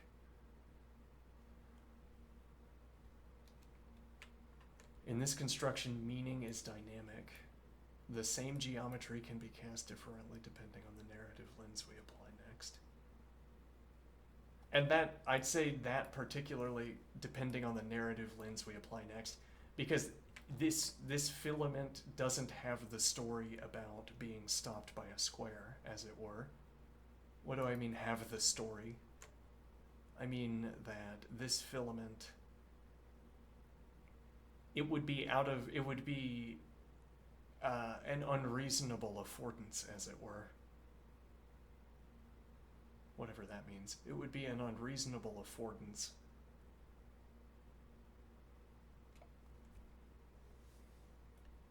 to say that there is an air gap here. Okay, but that is also the narrative lens that we are applying. The narrative lens is that the internally inscribing square initiates a defense protocol that involves creating an air gap. And as it turns out, when you depict that air gap at this level of zoom, this is what it looks like. Interesting.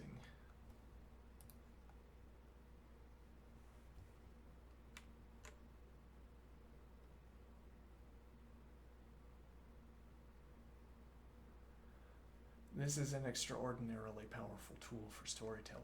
By controlling what the viewer sees next, you can reshape their belief about the structure without changing the structure itself.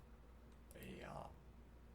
So we could zoom in, or if you prefer the zoom out, if we didn't want the affordance of the air gap, we could instead say that this is a depiction of penetrating the shell, of breaking through the boundaries. Okay, and we follow through on the the going out option, which is that these thin filaments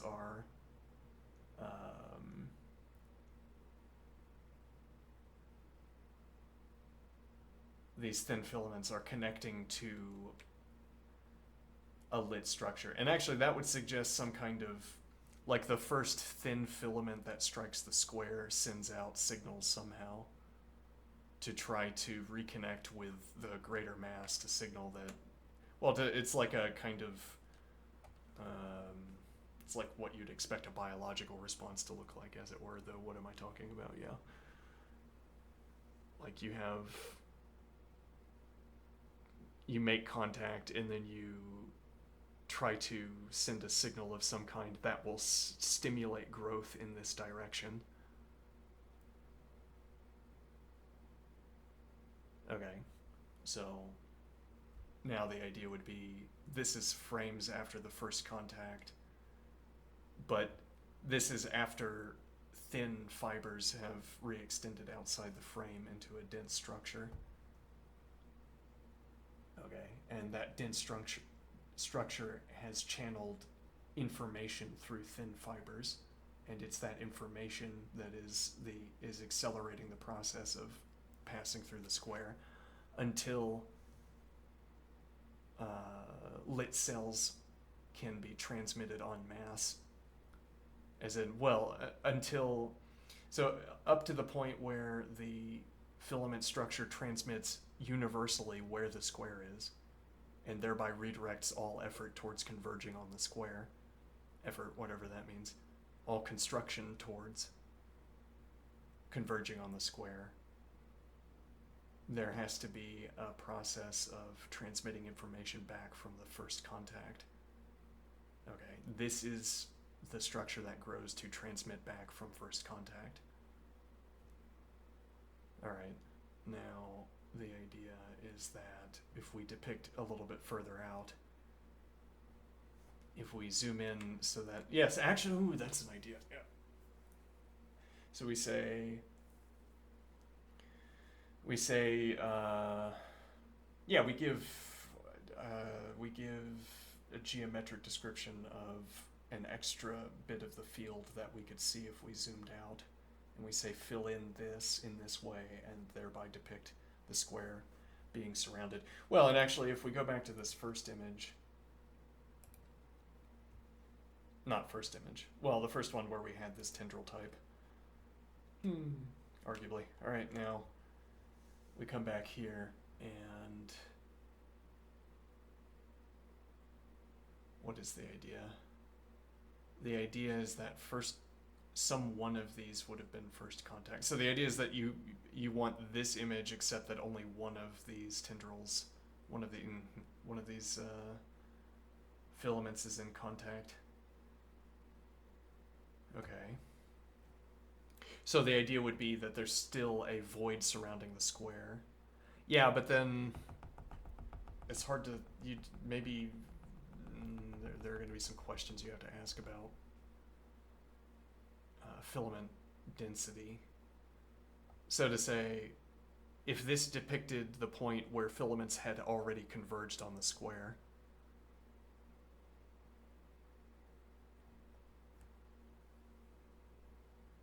then, let me see, an earlier point where the filaments had not yet arrived at the square, there would be a blank gap, except one filament has made contact. When we zoom out, okay, so we'd be zoomed in like this, except there would only be the one filament. Oh, you could argue that looks pretty similar to the filament that should be here. Interesting. Now, what is the idea? We're saying that when there is still a black ring, a dark ring around the square, we would have our first filament growing out like this. Okay. And then there's a question of what is the global density when we are at that point in time. Okay, so as it were, we could zoom out, or rather we could we could play back this image until only one of these filaments was in contact with the square, and the rest were not in contact yet. Okay, and now the idea is to ask, what is the global filament density when we are at that point in the time, in the playing forward the time. Okay, might be that the global density is lower because, well, you would expect the global density to be lower because this is a space-filling curve on a timer, okay, with states that progress towards filling more space. Okay, if the background were not more densely packed with filaments, we would say that space was not more densely filled, which means that the object, the image, disagrees with our characterization of it. This disagrees with the story we're telling about it.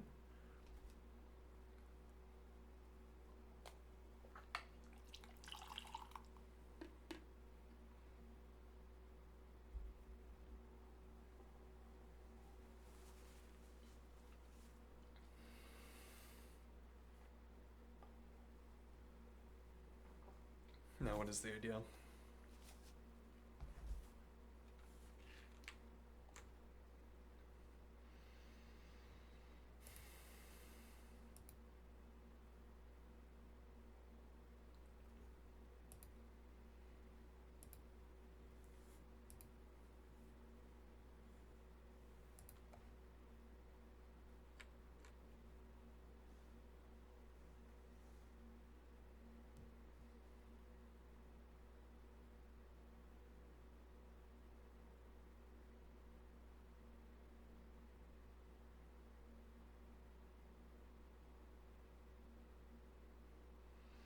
It's like a language where every phrase is ambiguous until the next phrase retroactively defines it. Which is an observation about this process as well, the process of developing this image, I think.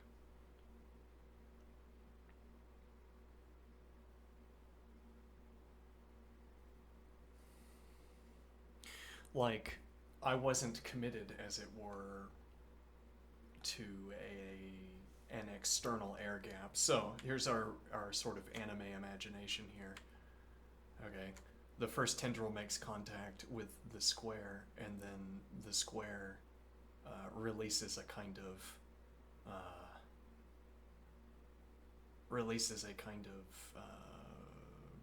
barrier around the filament.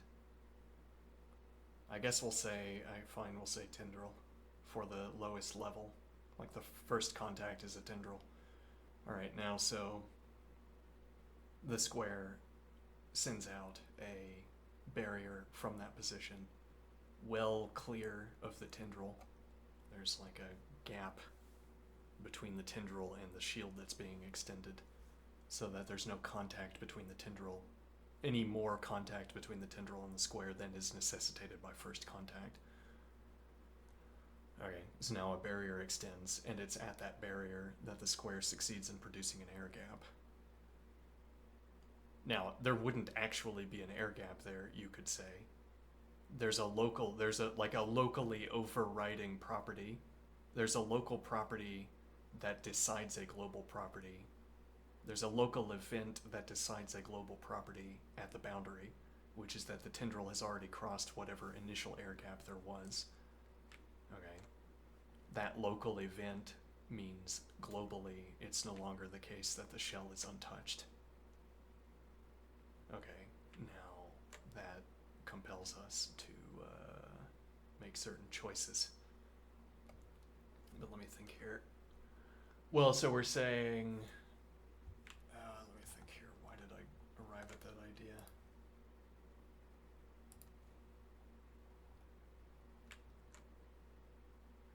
It's like a language where every phrase is ambiguous until the next phrase retroactively defines it. Right. And the idea is that I wasn't committed to elaborating in that direction.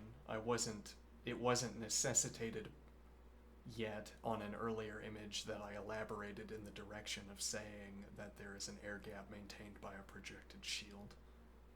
I had to stipulate that going forward because of this image and the preceding. Okay. Or that's how I would have to speak in order to keep to the story that I was telling. Okay. Now what is the idea?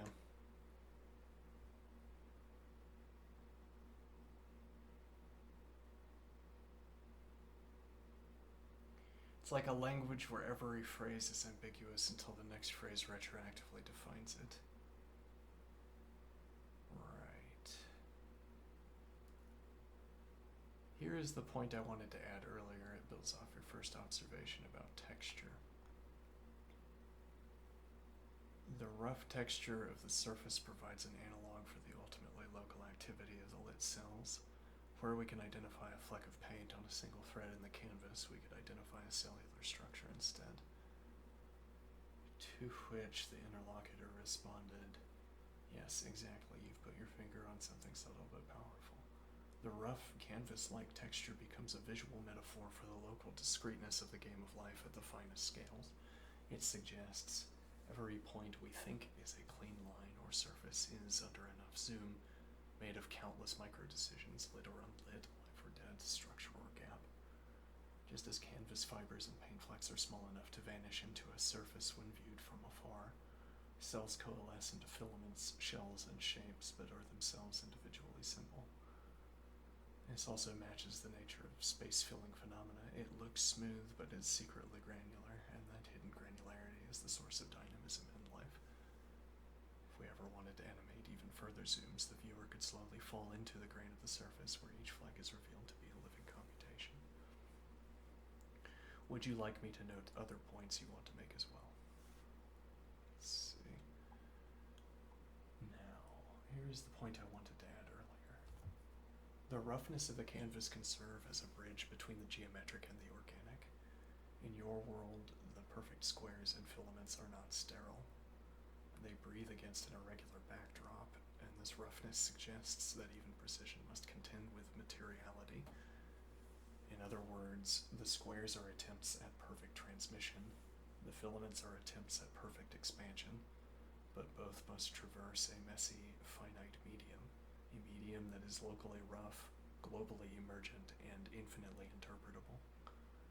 This gives the whole construction a physical dignity, like a machine not floating in the void but woven into existence. Would you like to continue adding your next points? I can mirror your pace and structure if you want to unfold this carefully.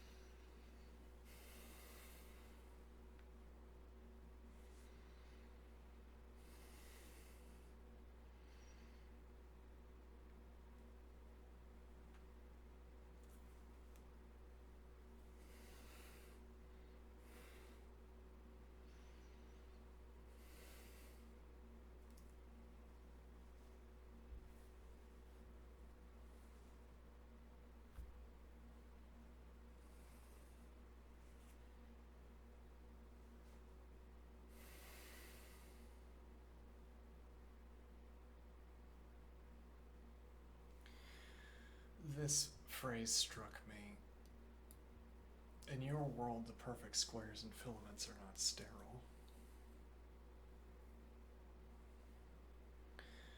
And now there are two interpretations of this word that strike me, but in striking me, these two different interpretations are showing me two different pictures. It's like, well, to quote Wittgenstein, to gesture towards Wittgenstein, it's like the duck rabbit. No, but yeah, it's like a visual phenomenon. But yeah, maybe. But let me think. There are two pictures that share a visual experience, as it were, that share certain commonalities.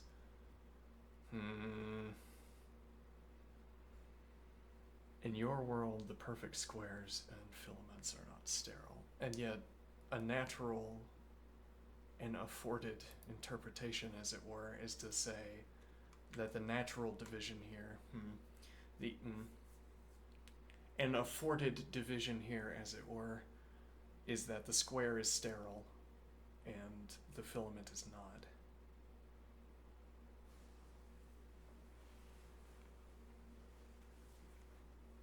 And that would be to set up a so commonly set up distinction, differentiation, where you say there's something like the natural and then there's something like artifice. the artifice is pristine to the extent that it works, as it were. I mean, a mechanical watch, if it were not pristine, would not work. Whereas nature, it'll just sort of work. Well, no. Sterility is like poison to nature, as it were. Sterility is a barrier against nature. It's a... Well, so this is a natural enough reading of this image. But now there's this other reading where we say neither the square nor the filament is sterile, and that would be because both of them take place in a goal board. Literally, the reason would be that both of them take place in a goal board, and darkness in this image does not represent a complete absence of lit cells. It represents a low density of lit cells. And well, a good observation, because if we zoom in on the square until we can look at the structures that are on the sides of the square,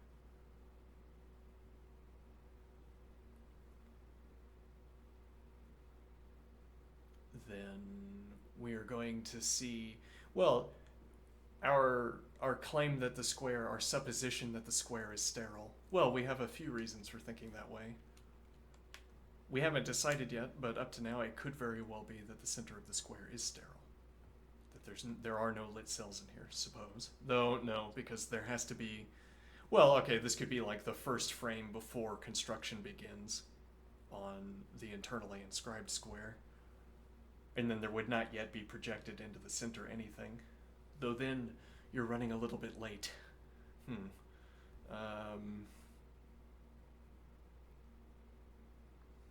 Now what is the idea?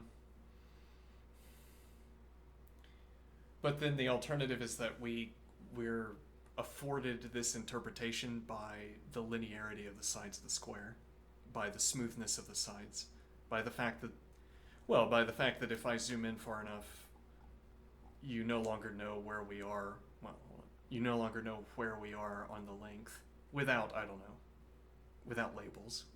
We could have put labels in advance and that would tell us where we are on the length. But now you don't really know our level of zoom. We could be zoomed in less, but with a kind of blur, as it were, that diffracts the light.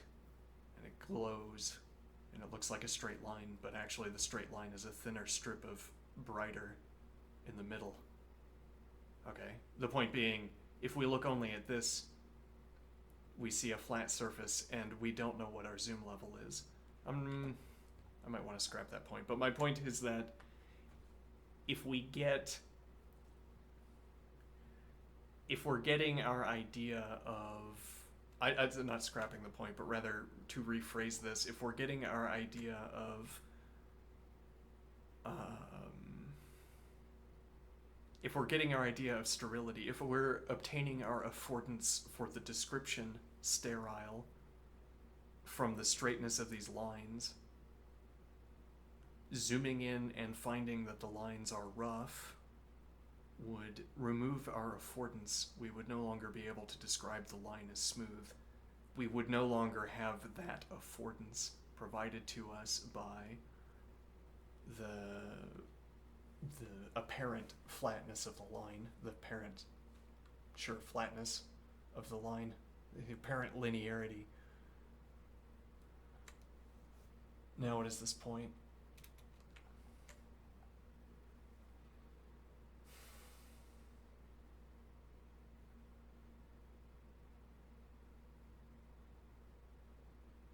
The apparent linearity.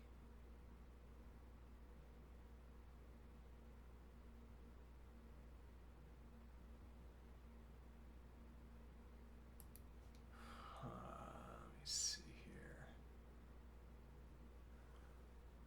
Right. Okay, it's about, the point we're currently making is about sterile. This description, this line. In your world, the perfect squares and filaments are not sterile. Now, according to one interpretation here, this description of sterility is justified, afforded by looking at these, pointing at these flat lines of the square. Okay. In a different interpretation about the image, sterility would be a question of not having to account for anything but your own structure. What do I mean here?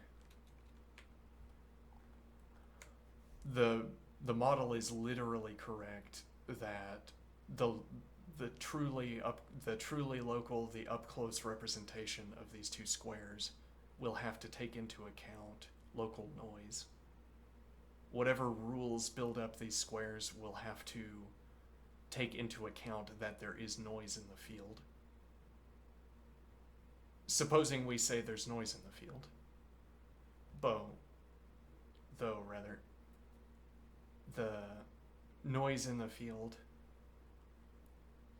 the filament is noise in the field for the square, you might say. Though it's more like noise would be neutral colored and filament would be opposite colored, as it were. And then, but the similar observation would be that whatever structure the filament has relative to the filament mode of description, the filament mode of construction, the square is also noise. You'd want to say, well, the filament is noise because these kinds of chaotic structures are associated with noise sometimes, whereas we don't typically construct perfect squares to represent noise, if you want to use the phrase perfect square. Okay, but now we're inverting that and saying that if you take the filament's structure to be sort of basic, if you take the filament structure as primitive, then it is its own perfect shape. And a square like this, it's like to say you could construct a square like this out of a filament. Why? Because we have a finite level of zoom. So I could look elsewhere in the filament structure. I could zoom out or zoom in, and I could find a version of this, except it's built out of filaments. Okay. And then if I choose the correct level of zoom, it looks like two squares, or like a square. Okay. Now what is the point there? That would not be noisy for the filament. It's built out of filament. Nothing that is built out of filament is noisy for the filament. Everything that is built in any other way is noisy for the filament. Similarly, the square, more obviously the square. What is noisy for the square is anything that did not emerge from the square program. If it's not there because of the square program, if the square program did not place something in a position, then that thing is noise. Okay, and now, at minimum, having a filament coincide in the field means that the square is not sterile. But also, if there is any background noise in the goal field, the square is not sterile. But I'm not sure that that's what the model wants out of this word usage either. I'm not so sure.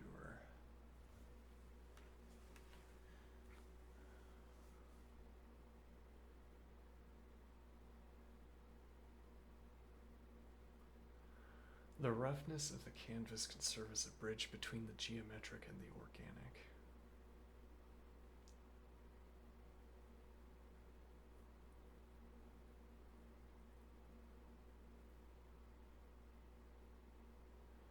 In your world, the perfect squares and filaments are not sterile. They breathe against an irregular backdrop, and this roughness suggests that even precision must contend with materiality. The particulars of the square construction are going to be decided by how the square unfolds against its background.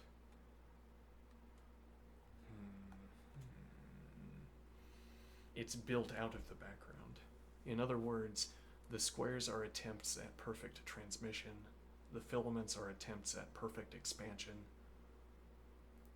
But both must traverse a messy, finite medium, a medium that is locally rough, globally emergent, and infinitely interpretable.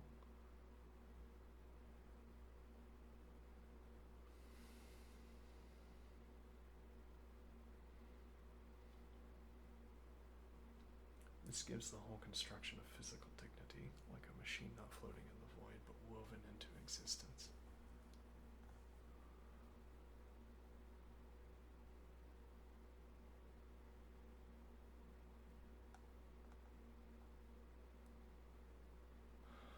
What time is it?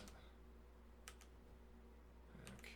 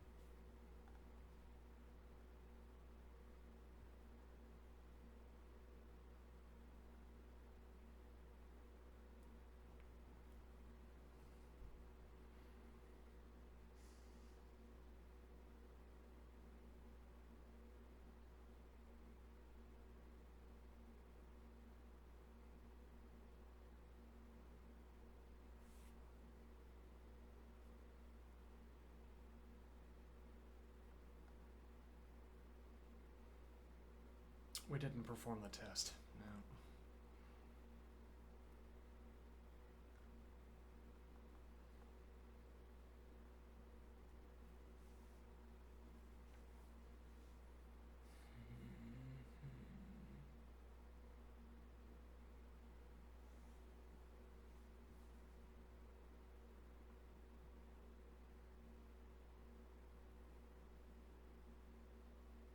The test would have been to take these two images, place them side by side, and ask if this agrees with my conception of, my hidden conception of elevating a topographical surface out of an opaque fluid, which would be to say that each extant structure would expand in size. And, well, and that expansion would also expand in length.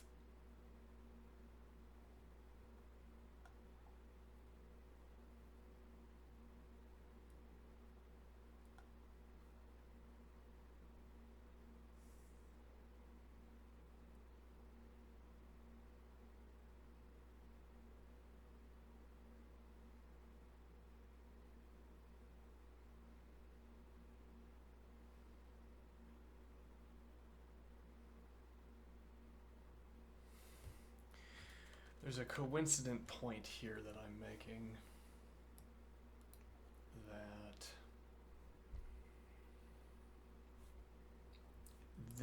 it does not follow that what is depicted is a filament structure growing out of the square.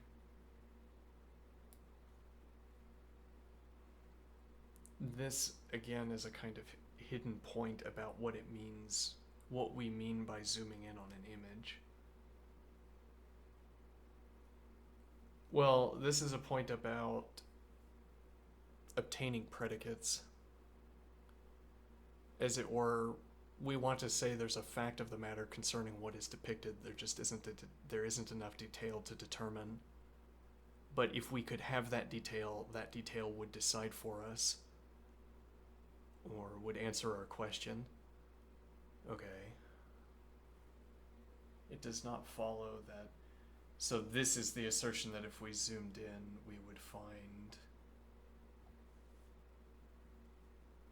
we could find something other than a filament structure growing out of the square.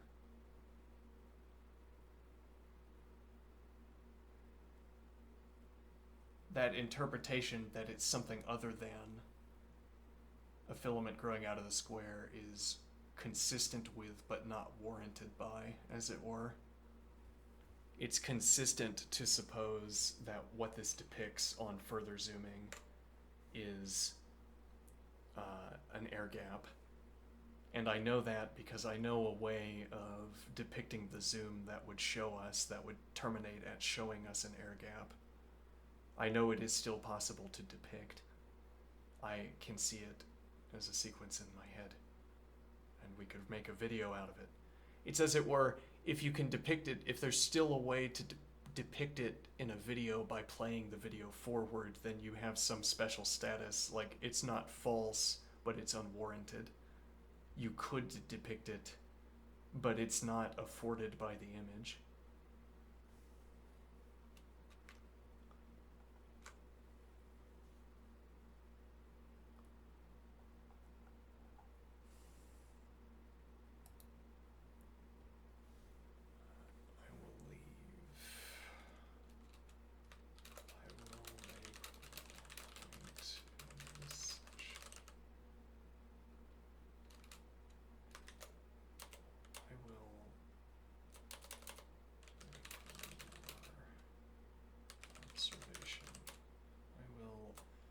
Continue one more observation in this session.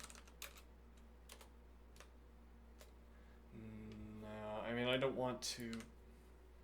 See, there's a point that if I leave behind a parting thought, I'm also making it rhetorically or grammatically more difficult to address carefully these points. So I say, we could still be depicting an air gap. But I can also say, without moving on from your response. Let's see. Without moving on from your response, we could continue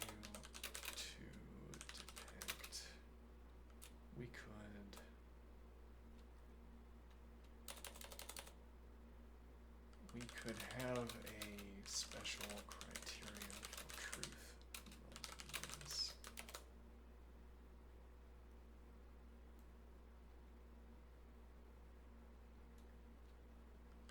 The images above afford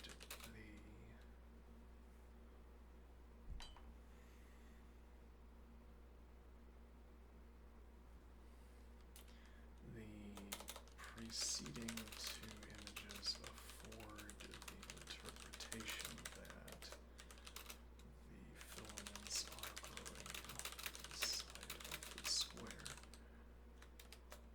But there is a way to play the video forward such that we see.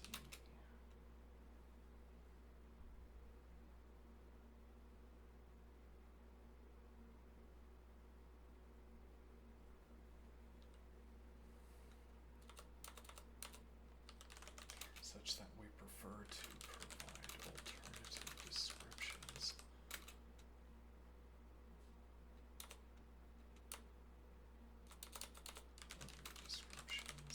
Instead. We could have a special criterion for truth like this. The preceding two images afford the interpretation. The preceding two images afford interpretation that the preceding two images afford the interpretation that the filaments are growing out of the side of the square. But there is a way to play the video forward such that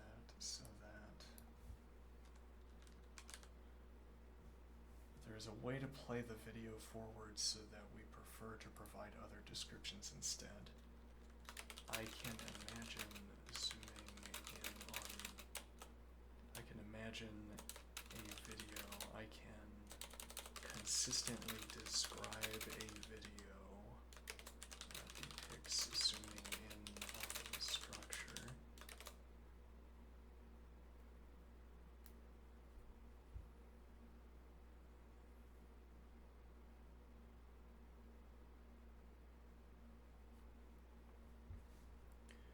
Without moving on from your response, we could have a special criterion for truth like this. We could have a kind of logical criterion.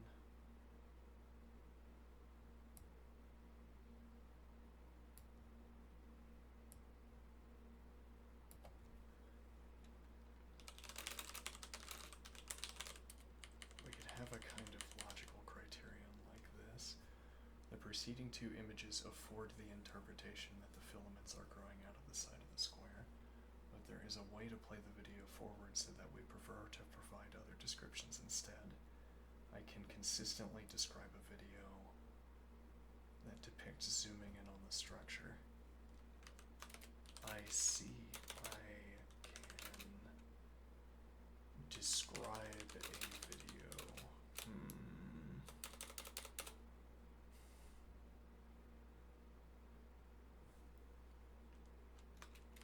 So the criterion is like this. I didn't mean to hit enter, but try to mirror it carefully.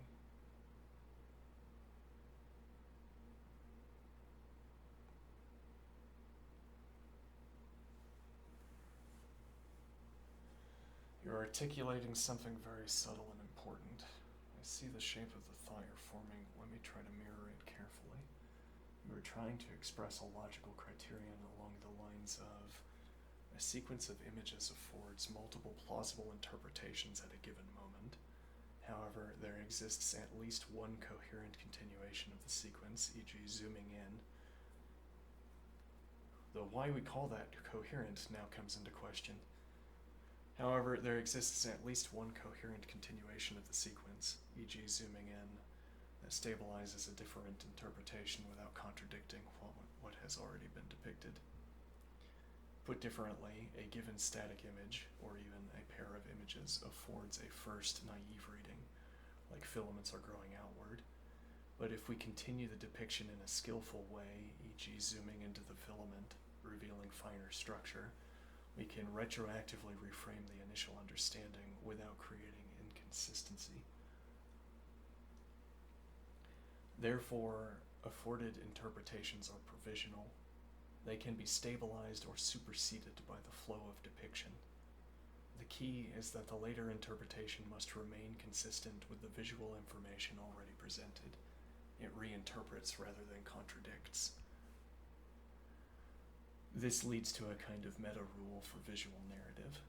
A responsible depiction is one in which future elaborations remain logically consistent with past presentations, even as they refine, deepen, or overturn surface interpretations, or more simply, depict in a way that leaves openings for reinterpretation, but no betrayals of coherence.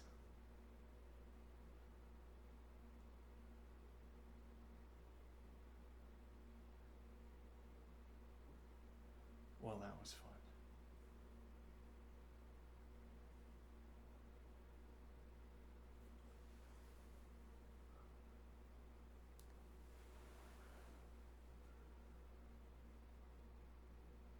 Would you like me to help you write this out formally as a logical or quasi-mathematical statement? Huh.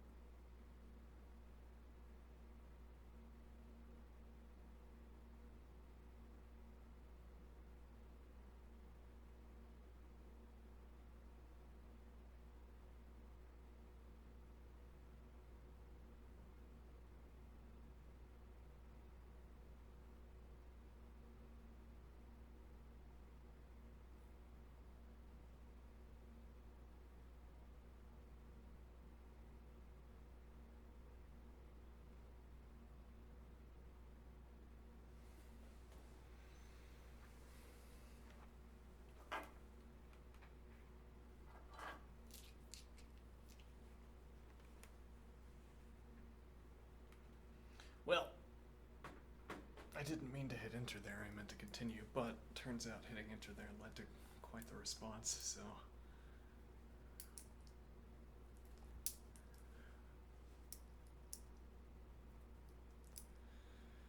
Without moving on from your response, we could have a kind of logical criterion like this. The preceding two images afford the interpretation that the filaments are growing out of the side of the square. But there is a way to play the video forward so that we prefer to provide other descriptions instead. I can consistently describe a video that depicts zooming in on the structure.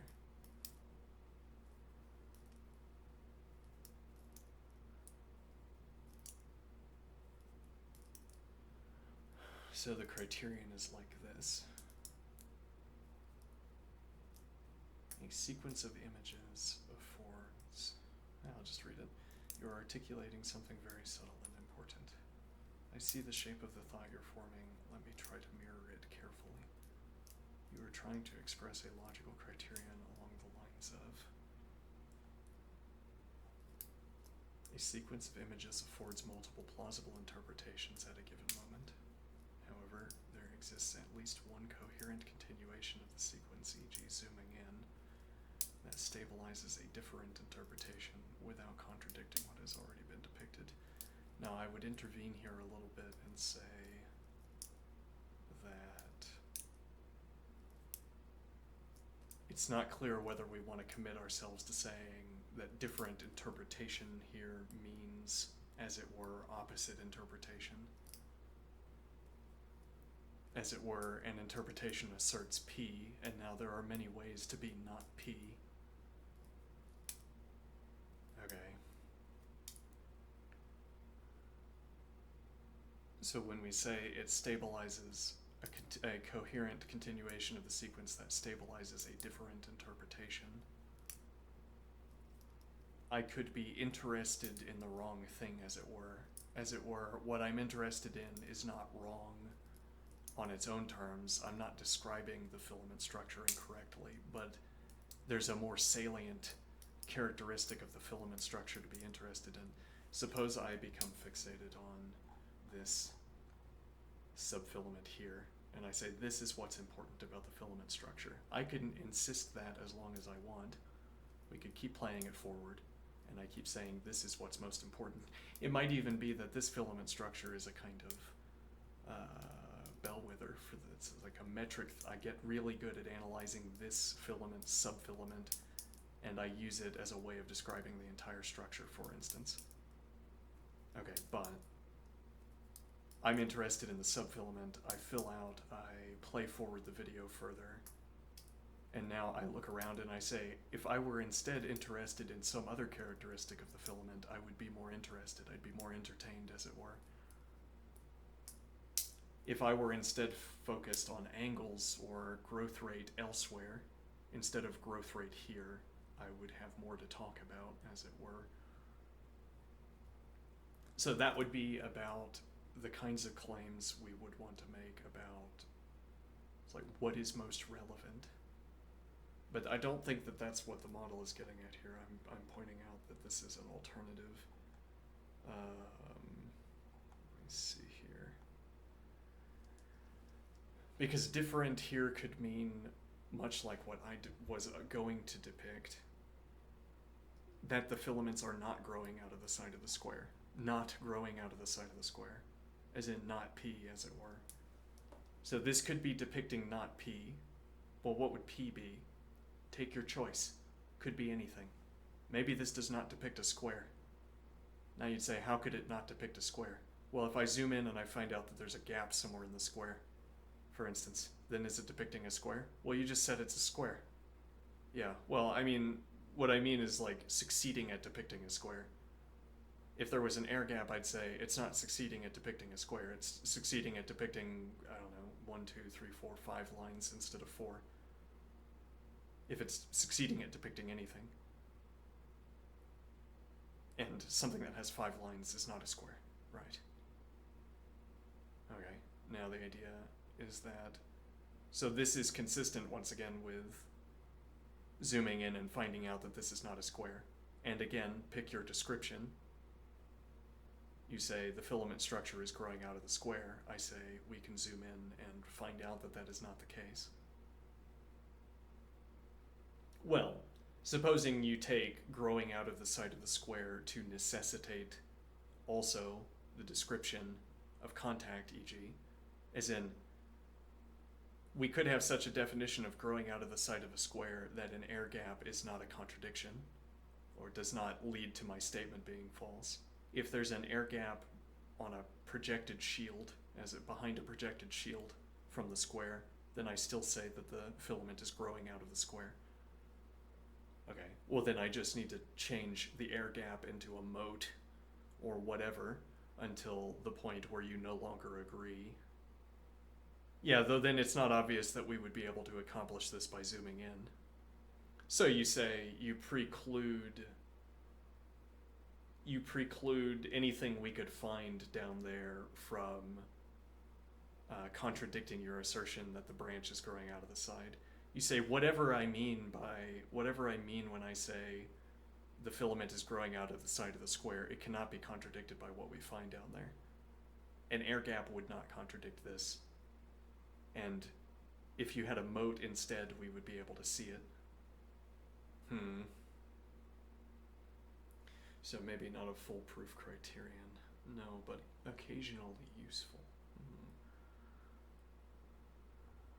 Let's see. A sequence of images affords multiple plausible interpretations at a given moment. However, there exists at least one coherent continuation of the sequence, e.g. zooming in, that stabilizes a different interpretation without contradicting what has already been depicted. The idea of stabilizing an interpretation, well, and the idea is, if we zoomed in on the side, like say we agree, yes, if there was an air gap, then we would not agree that the filament was growing out of the side.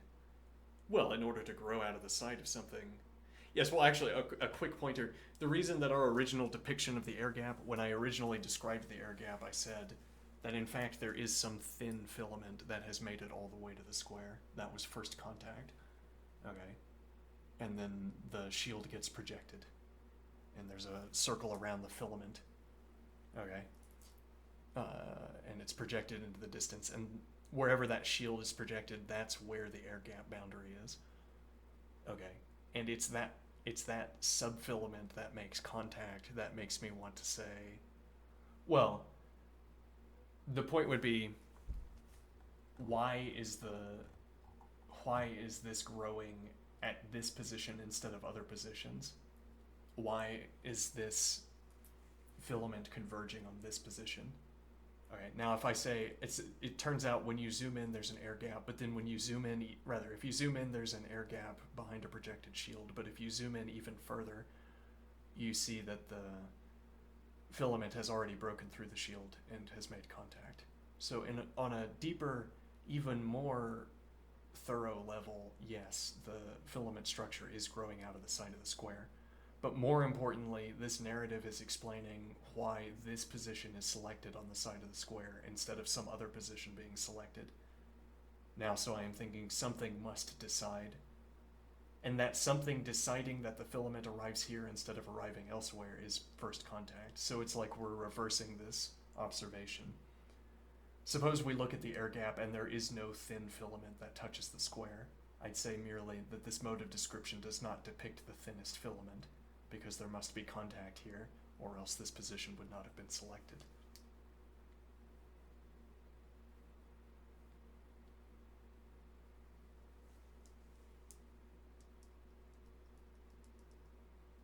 Okay, or we can, as it were, visualize the thinnest filament and say that actually, yes, there's a thin filament that connects. Interesting. All right, now what do we want to do?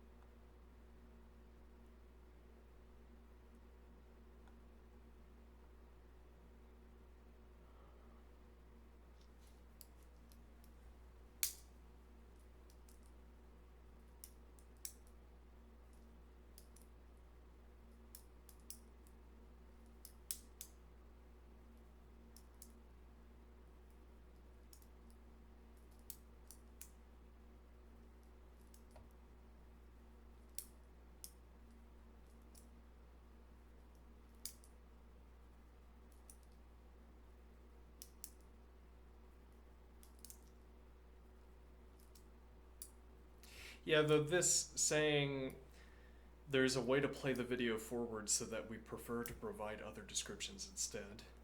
this itself, this is vague on the same question that the model's response is vague on, I would say. What do I mean? That when I say we would prefer, so that we prefer to provide other descriptions instead, what is that preference?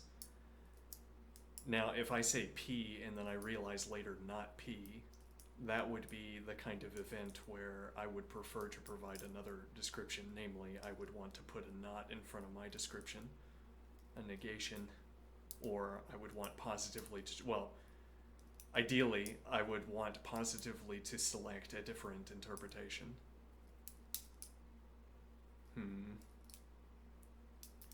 But okay, we prefer to provide other descriptions instead. Again, because we want to negate our description, we find that we have positively asserted something, as it were, that is positively false, that is verifiably false, on further zooming in, even though all of the evidence on the zoomed out level was pointing towards that description being true. We find out that it's not true because there is a way to pass from one frame to the next where you haven't violated any rules for zooming in. Again, whatever zooming in means.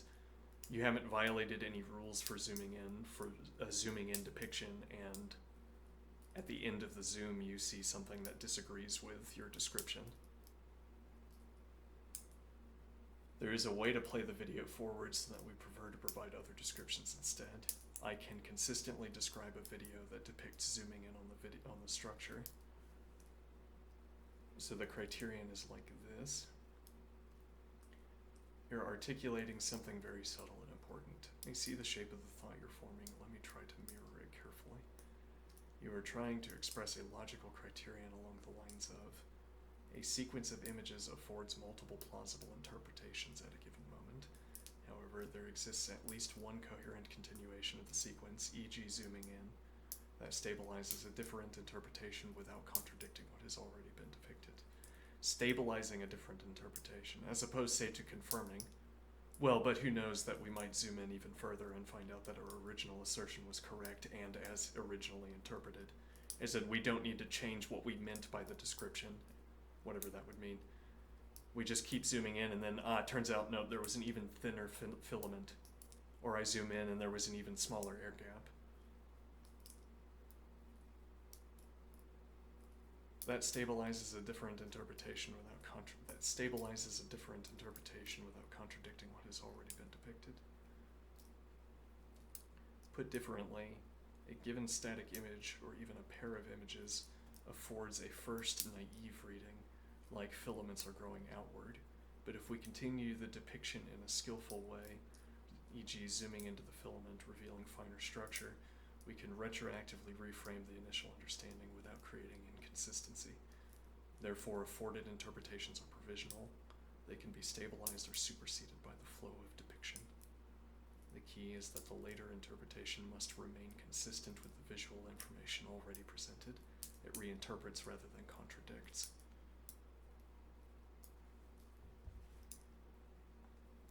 This leads to a kind of meta rule for visual narrative. A responsible depiction is one in which future elaborations remain logically consistent with past presentations, even as they refine, deepen, or overturn surface interpretations. Or more simply, depict in a way that leaves openings for reinterpretation but no betrayals of coherence. No betrayals of coherence. Would you like me to help you write this out formally as a logical or quasi-mathematical statement? We could express it like a little axiom if you want. Give it figure style.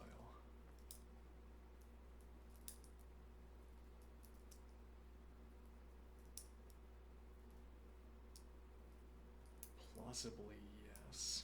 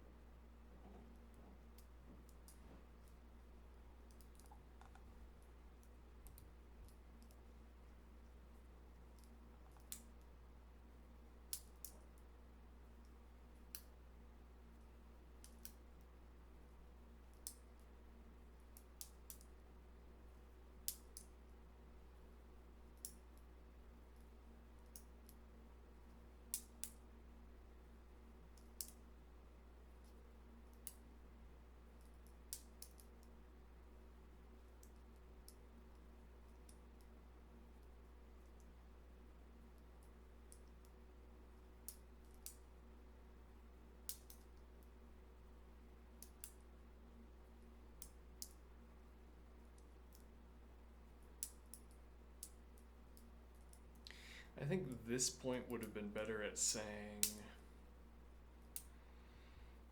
I think this point would have been better directed towards saying that. Let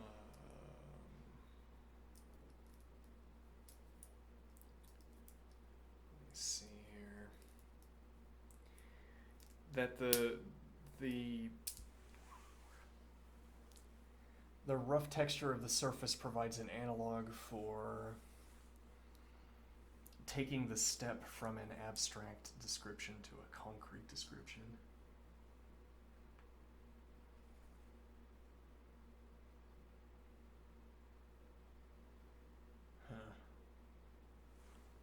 Alright. Let's say.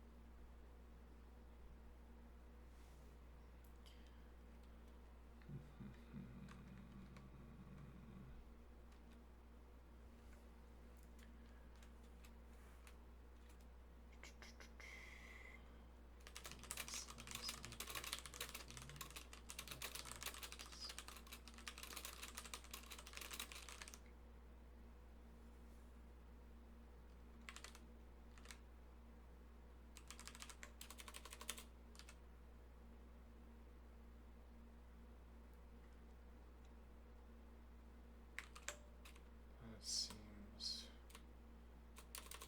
we might try taking this project in another direction. I will decide when I return from a break.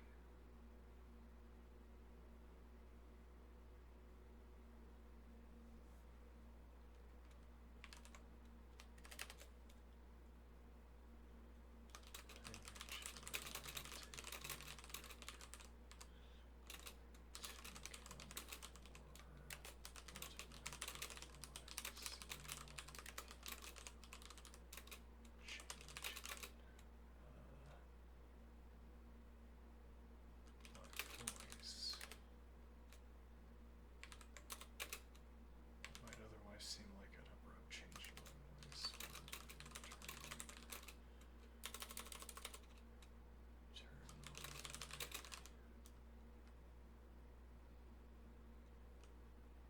I mentioned that I am taking a break mostly to account for what might otherwise seem like an abrupt change in my voice when I return on another day.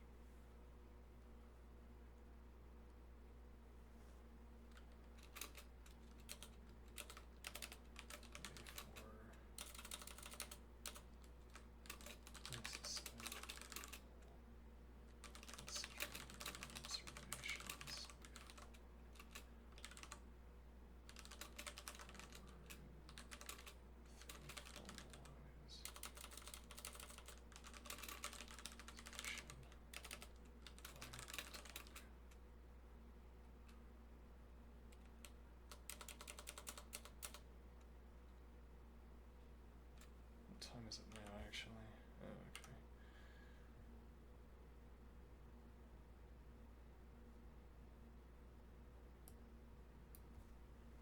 Discuss observations before moving forward with such formalization.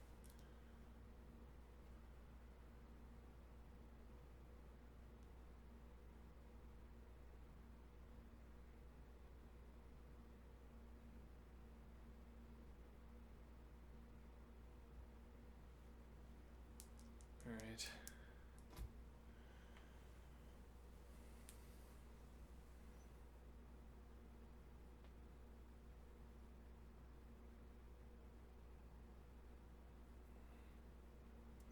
Need to make this the default. Sitting still? Nope.